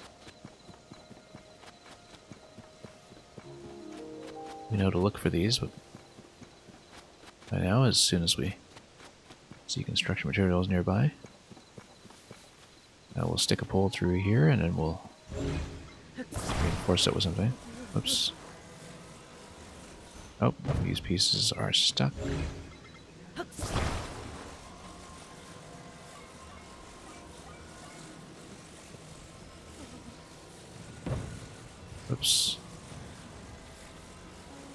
Let's stand a bit closer. There we go. And then we'll just reinforce it.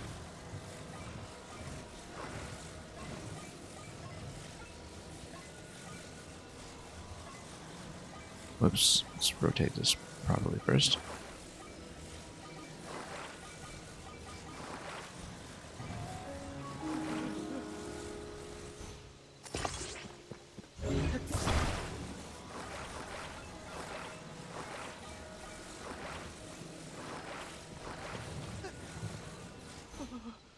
And I guess we should have looked at the wind direction, but let's see if this works.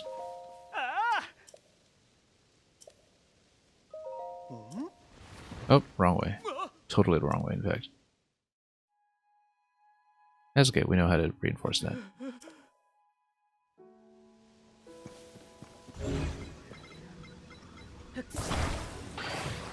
Okay.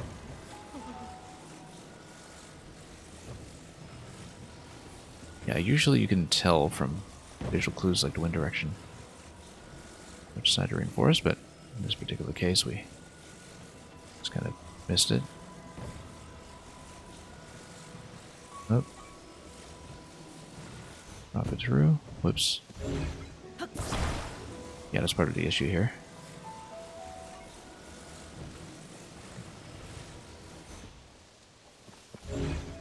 Then down gently, and we actually want to reinforce it from above. Probably.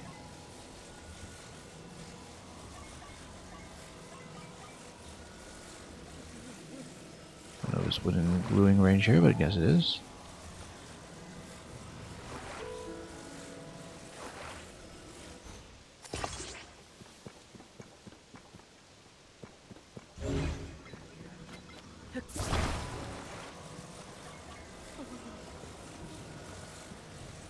And then we will a couple more attachments.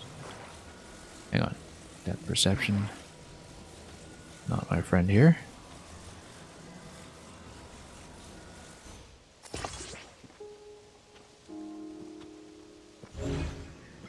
That looks kind of terrible. Let's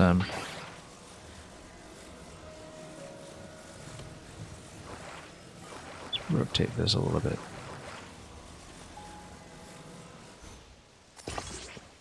And we'll reinforce it. Actually, no, that's going to dangle it crazy. That's not how to do it. What we want to do is something like this.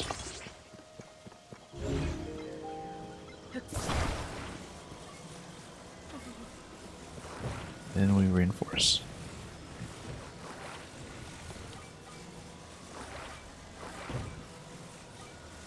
Yeah, that's just dangling.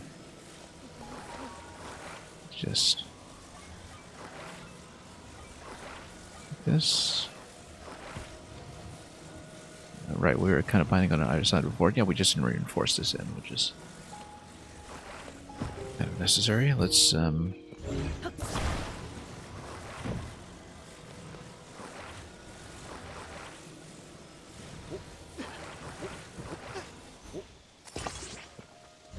look at that terrible positioning.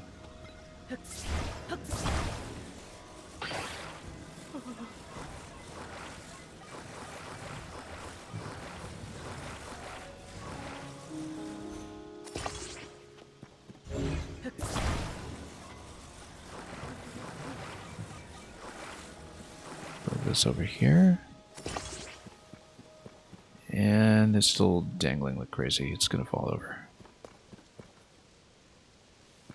We need to tie this down with something else.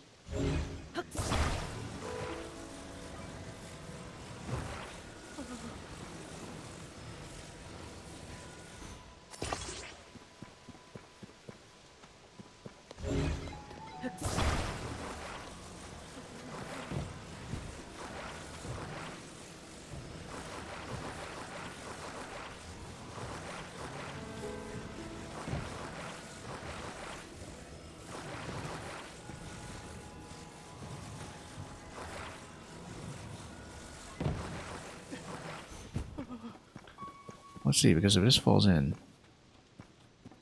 you need more bracing it from this side, so it actually should work because of the flat panel.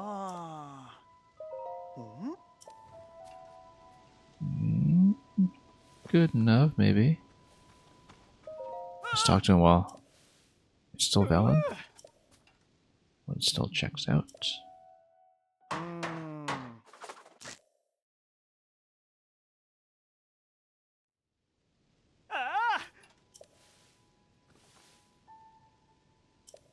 Yeah, good enough.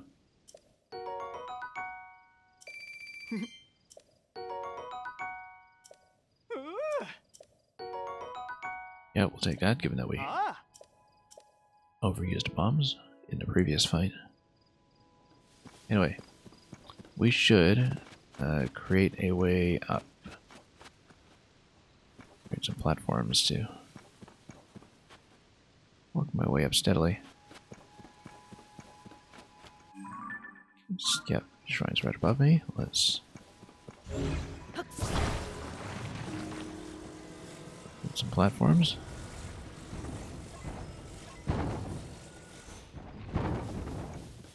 We can.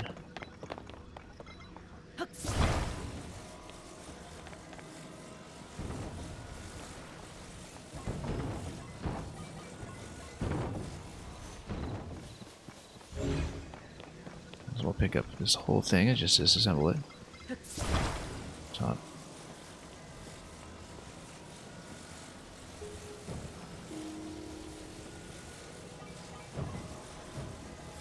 Okay. You know what? We'll just go up here. I just need a little bit of additional height here, just for safety.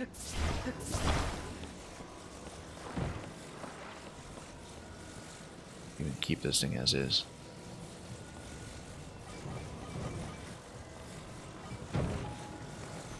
Not really, it's gonna topple. All the way down.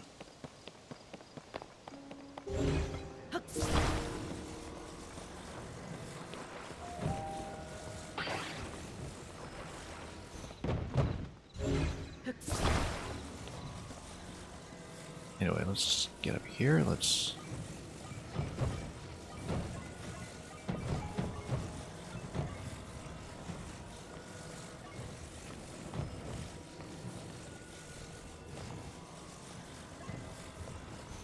press this somehow. No, you know what?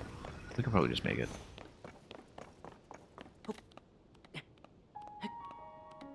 It's not really that tall.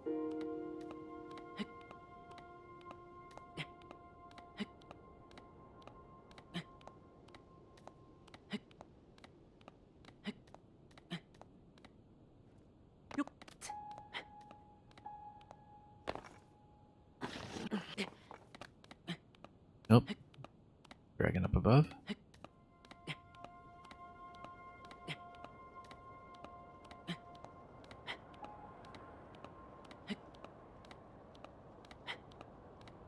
We know from encountering Dinroll, the red dragon up north, that the scales are just as obtainable in this game as they were in the last. We don't exactly know what it will be used for yet, but discover that with time.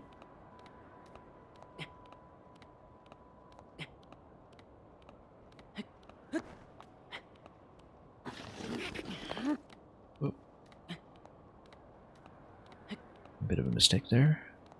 Thinking that I had enough room to stand and regain stamina in this location. Now, once you get up to that platform, you can just use Ascend anywhere you like, I'm pretty sure. And the shrine is below it anyway, so... we'll probably look at shrine and we'll see how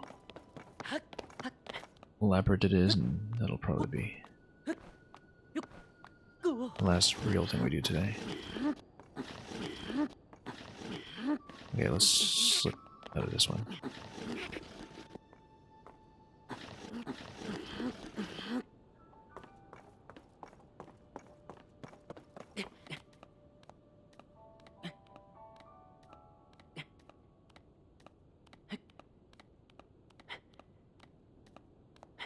Same idea as usual.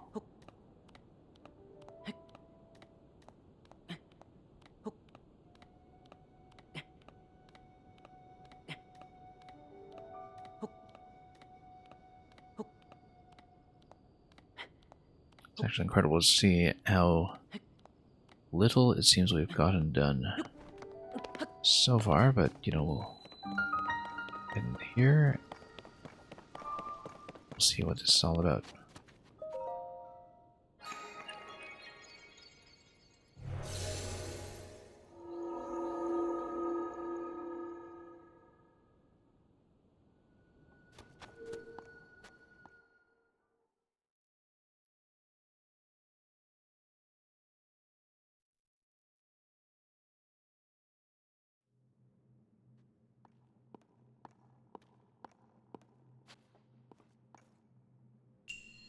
Wings on a Wind. I hope this doesn't require a glider. That has been a concern with every one of these. But no, okay, it's using the wings. It's not using parachute.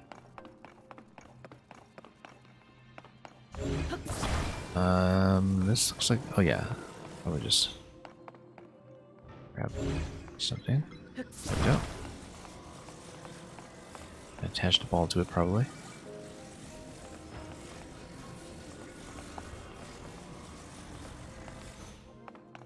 And we'll send it down to rail after that. Yes, because we want to send the ball down, and then possibly I'll need to come back up, give him the ladder. Because we would need to attach this manually. Whoop.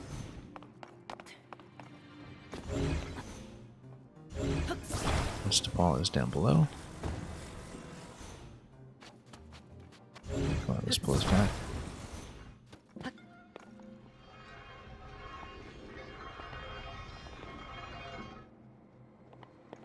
Whoop, wrong way. Come on, this way. Oh, almost got it too. Yeah, standing a little bit off center there. Let's redo it. Oh, except this totally requires glider to reset, doesn't it? Or a glider, maybe not that one necessarily, but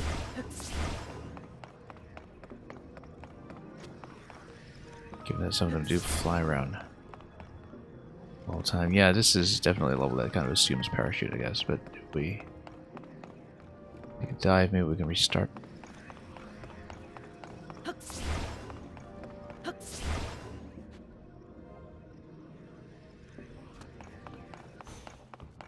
If I take a dive, hopefully it doesn't reset me on this platform, because that would cause problems.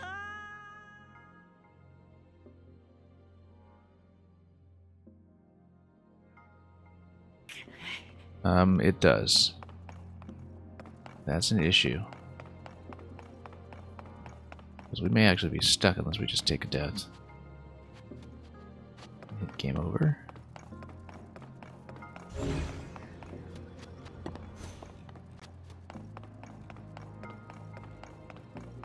Seems like I mean, not an oversight. I guess you were kind of just expected to have a glider at this point. As the player, and we've run into several circumstances, but none that kind of hard locked me like this. Or SD locked me, rather. I think we actually do have to take a death. Unless there's something I can build out of this. How many hearts am I on? Yeah, we'll probably just... Unless I have a way to... maybe shield spring over or something. And using a bomb, perhaps. Or ascend, actually. Ascend might be possible. No, not from where we're standing. You know what?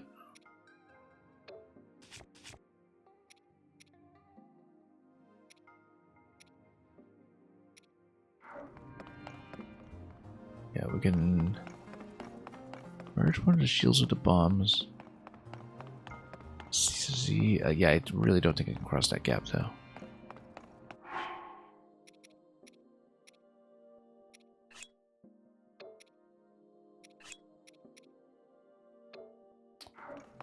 Now, you know what? We'll start this one over.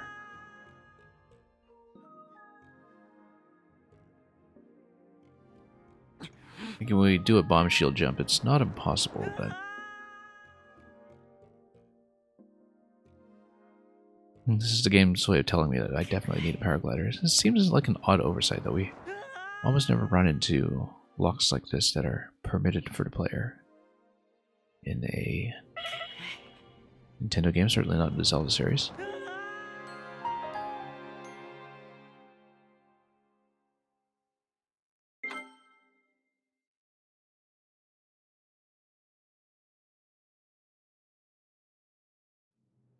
But yeah, I mean, I guess we must have missed something really obvious to not have the glider at this point then. If shrines like this are designed around an expectation. Because the problem is that even if I do open up the first door, now I wonder if I am able to come back up without the glider, or if I actually just can't do this shrine either. We'll have to find that out.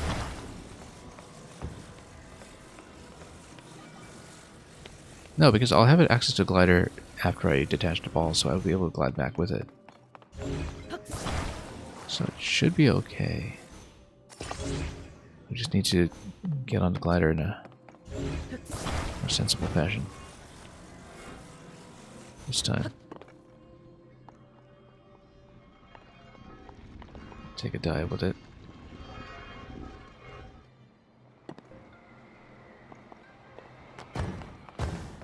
Okay.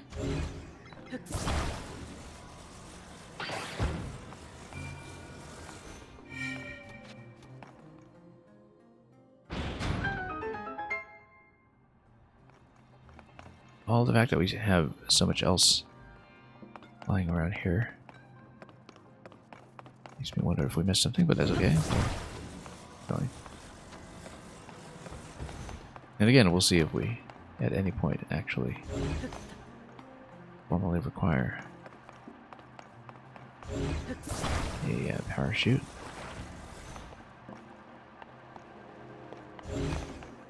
The thing about the glider is that you can use it as a climbing tool.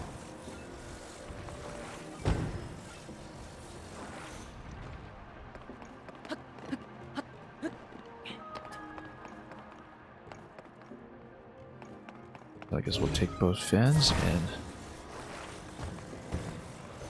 power up a plane to cross the gap for us. And particularly as power consumption doesn't matter in a shrine.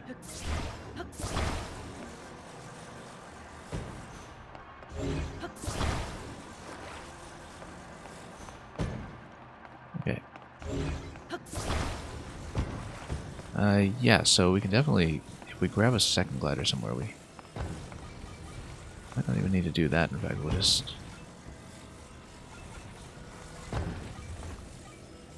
park it like this. What? Okay, never mind.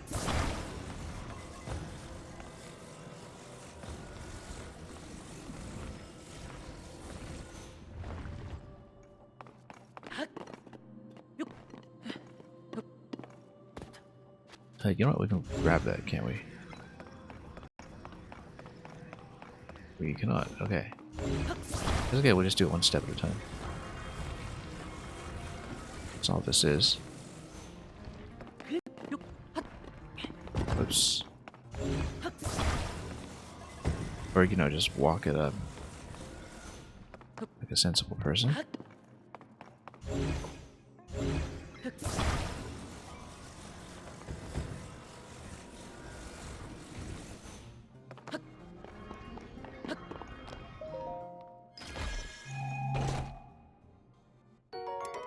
Strong spear. Yeah, we already... you know what? We'll drop this one.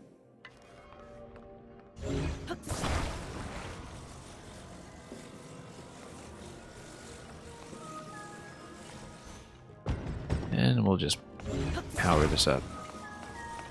Since it shows you that the gliders by default don't get anywhere near what we need. The thing is, we don't have a central control stick. which is a problem. But the glider by itself, when the fans are activated, doesn't go anywhere. It needs to be on the rails first, so should in fact be okay. We just activate all of the fans manually.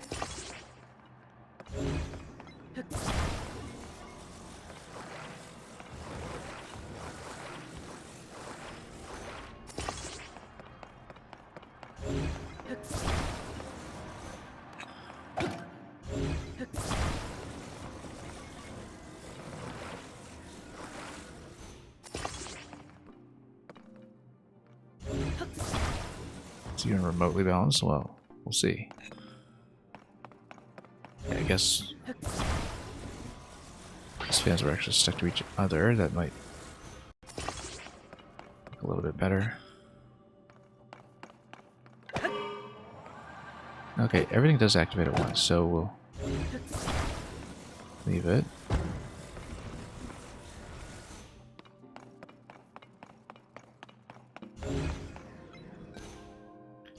We'll make sure we stay balanced as it gets off the rails.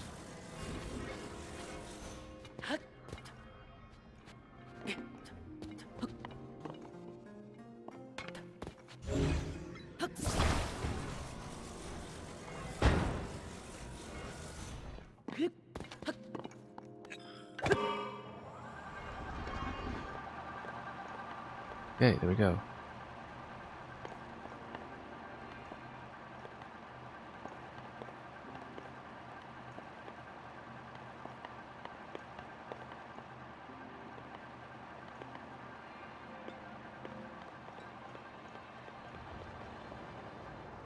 Well, we got a success chime and then we just overshot. Okay, fine. And it reloads me back here. Okay. Yeah, we could have lowered that a bit, I guess.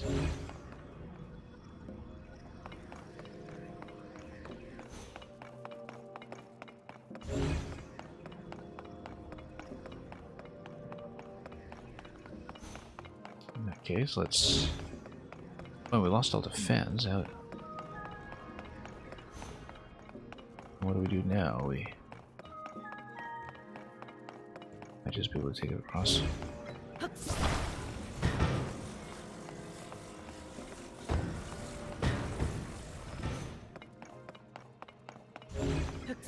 Okay, that was unorthodox. I wonder if I can make it across then with a nice high flight. No, not nearly. So the thing is, the fans didn't respond to me though, so we need to get it back somehow. Because it, I guess, didn't detect that they had been destroyed, so we need to reset them. How do we reset them? Like, none of them are here. That feels oddly untested, I suppose? Yeah, I mean, I guess we had sort of this extreme edge case here where we somehow managed to lose after activating the success chime, and that the last save point was on this platform rather than the other one. So I think we broke it. We broke this thing like crazy.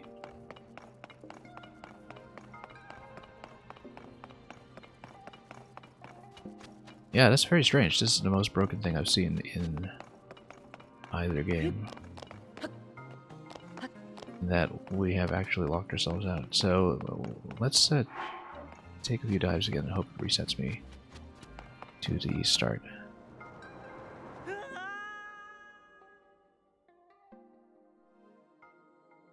Seems like the kind of thing that's likely to get patched.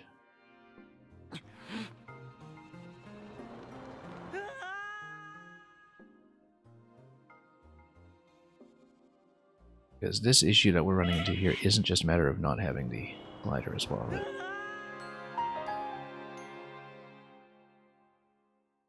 is going to be a problem if you ever overshoot.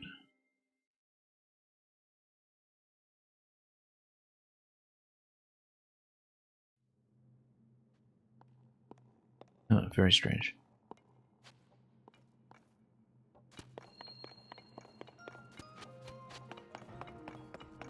Okay, let's do this.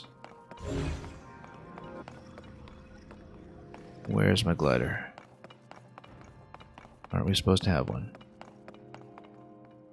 Yes, there we go.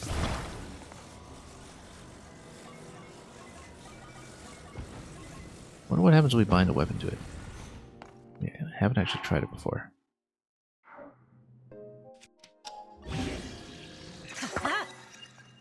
Okay, that's it. Just adds like a bit of a bat. Soaring spear. Anyway.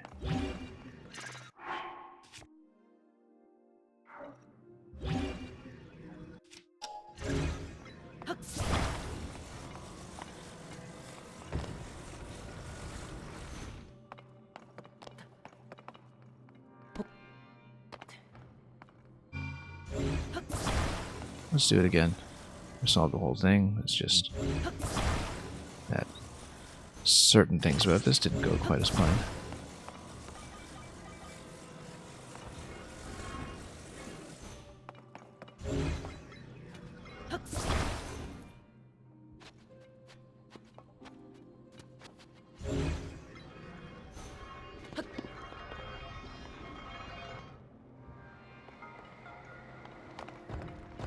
Crash this thing, and then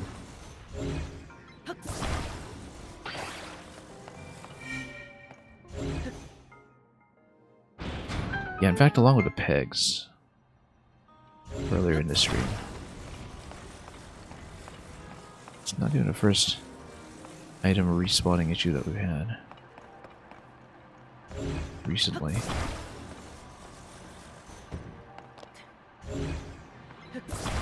I wonder how much of it is that I've just been continuously playing this file since launch. What's this been? Shouldn't affect that though. Oh, and we actually did have more wings on the right side here. But wasn't the wings we needed, but the fans. Somehow, all of that was lost, so...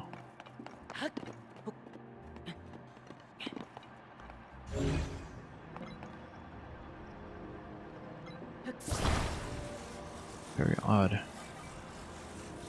that it would work this way.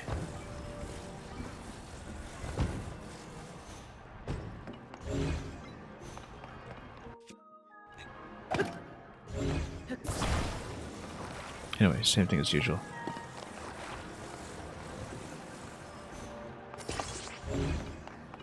Yeah, 4 of these may have overshot quite a bit.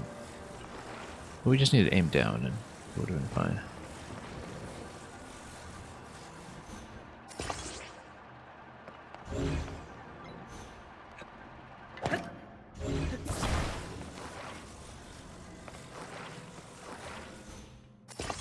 Oops.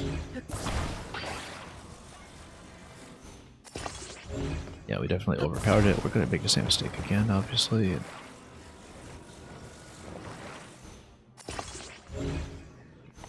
Risk the same issue.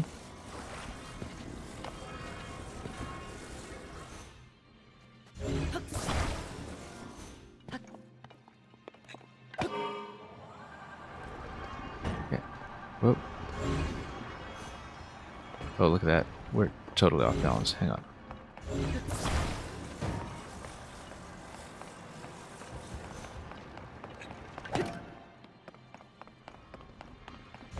Let's redo this. Maybe it just wasn't on the rail properly. Let's try it again. I think it is slightly balanced, so let's redo it. Yeah, it's a little out of line. Oh yeah, because this is in the wrong orientation, that's why. It's trying to spin around and around.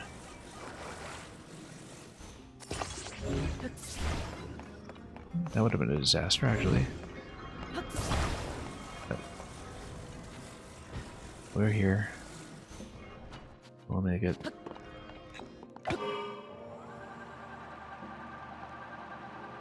Oops. Look down slightly.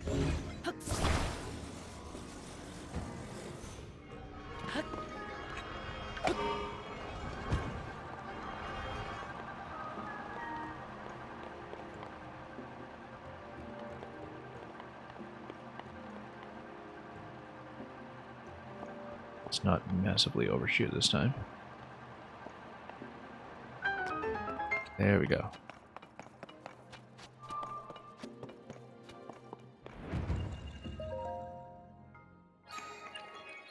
Yeah, strangely breakable, that one. Very unusual for a game like this.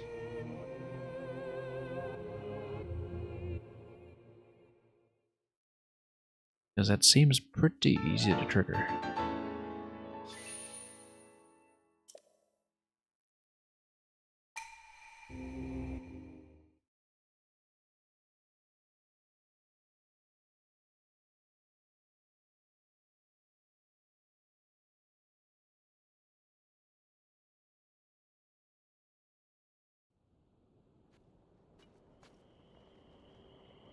Anyway, that's going to be it for today, I think.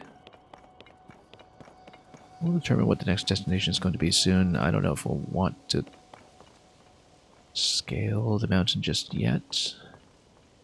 I'm probably going to go for Hadino Village next, in fact. It'll be somewhere around this region. Going south, I mean, it'll be past a mountain, I believe. If I remember my geography all accurately.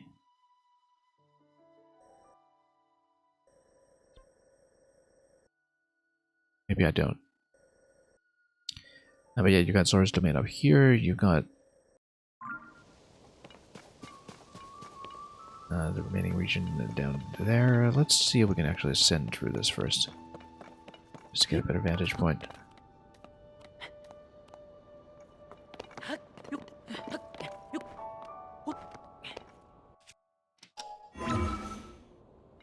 There we go. Why is there so much trouble spotting the range on this, but we'll make it work. Yeah, we're not reaching that shooting star. That's not happening today. But let's see, what's that? Oops. Oh, can't see that anymore either.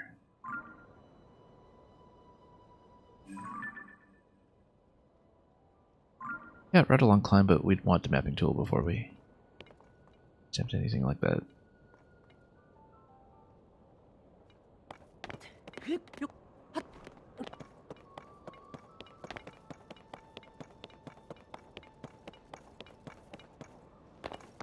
Oops.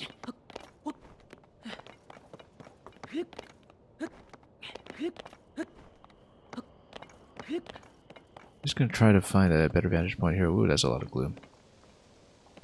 Or not gloom, but just muck. That is not actively gloomy. Oh, you know what? Maybe this is reachable. Sun's coming up though. We'll see if we can do it. Oh, here's a squad. You want to fight it? We can. Sneak over there, grab some meat. Yeah.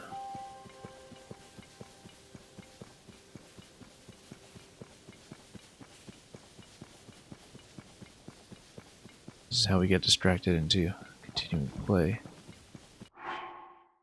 Okay, let's try the thing that we were talking about in the previous stream, in which I failed just slightly, which is attempting to tail these guys with the Lost World Jurassic Park method of picking them off one at a time after we loot his back. Oh, of course, these guys are going to be a massive distraction. Okay, fine. Choo-choo's just deciding to spoil the ambush.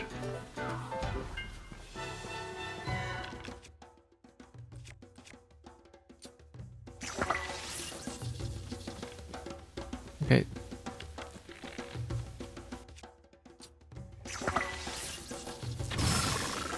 Okay, we'll just do one big explosion and then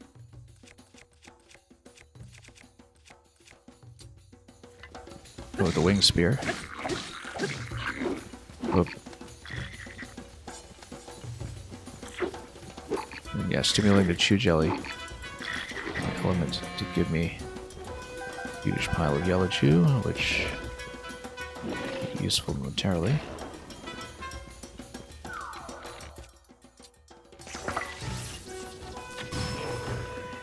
And then, whoa, hang on, shields up for that.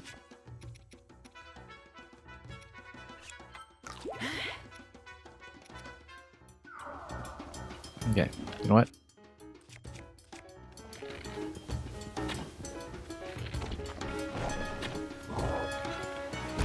Surprisingly well shielded, these guys. Let's take the boss. Oh. Okay, he's got some fire. That's what he's carrying in his pocket. Come on. Let's not miss. There we go. Blow them all up at once. They all get toasted. Works for me. Oh, he's gonna run. Oh, no, he's not gonna run. He's just gonna take his sword.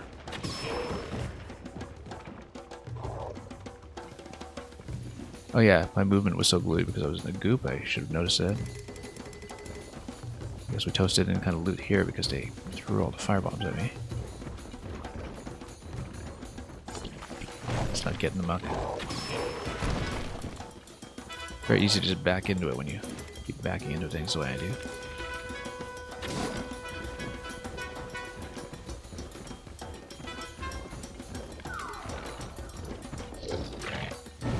Okay. Oh, I'm taking a risk here.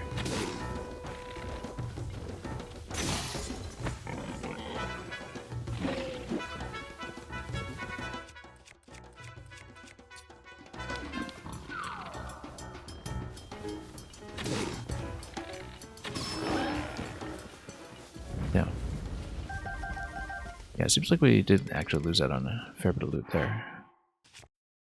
But we'll take it.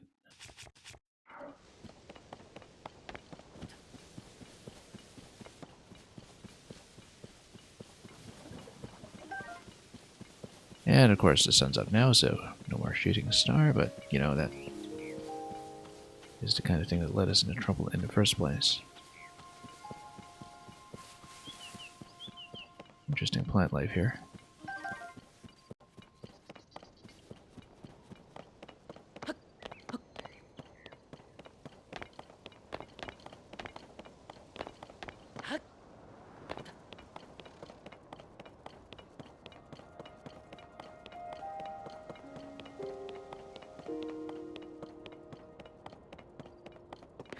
Yeah, let's just find an overlook here too. Get the lay of the land and see where we're going next. Oh, it's the dam. No, the dam's right here. Let's just stop at the dam. And we'll determine whether we want to continue with Zora's Domain. Yeah, I guess this is the thing that we were warned about before, is that Zora's Domain is all gunky. That we'll probably have to cure it in some fashion. At least it's not constant rain the way it was before, but it is a little bit yucky. Just send through here if we can. Oh. Okay, so you don't need a totally straight cliffside for that.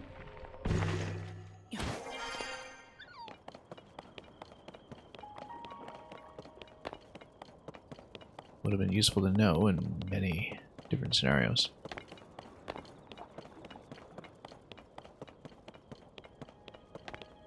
Yeah, here we are overlooking the dam. Let's stay up above.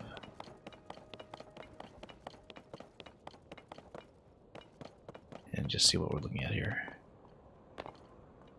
Entire path up to Zora's Domain. And okay, so you get these mucky waterfalls basically coming up from up top, so that's going to be something that you have to head up and cure at some point. Once you have the means to transport yourself. And then, yeah, pretty much just stream of pollution coming down from up above. gonna see it today, though. We're just going to stand somewhere a little bit safer. Overlooking the dam, perhaps. Maybe just a spot here.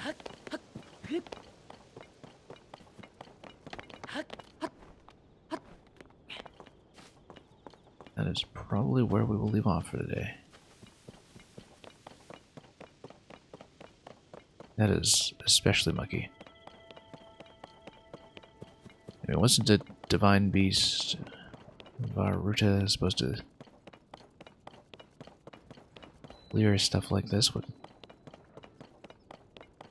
the power of whatever it is elephants do? You know what? Oh, it looks like this might actually be it. The beast itself is just stuck and encased. Maybe. I can't imagine what else that massive structure could be, unless it's something that itself fell out of the sky. Yeah, it looks like that might, in fact, be the state of things. Okay, well. It's in bad shape. Really bad shape.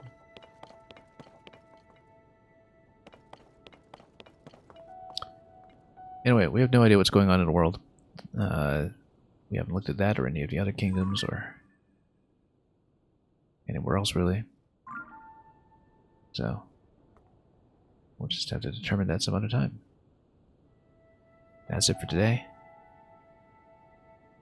We're going to take off, so. Thank you once again, for joining me at any point in the stream. I got a fair bit done today. I had also some fairly conspicuous failures, but we can regard them as learning experiences, so. With that said, we'll see if we can continue hopefully tomorrow, although if I do, we'll be on a little bit late. And if not, then certainly the day after. Thanks so much for watching. And until we return to the sordid landscape, have a wonderful day or week ahead of you. And, as always, fare thee well.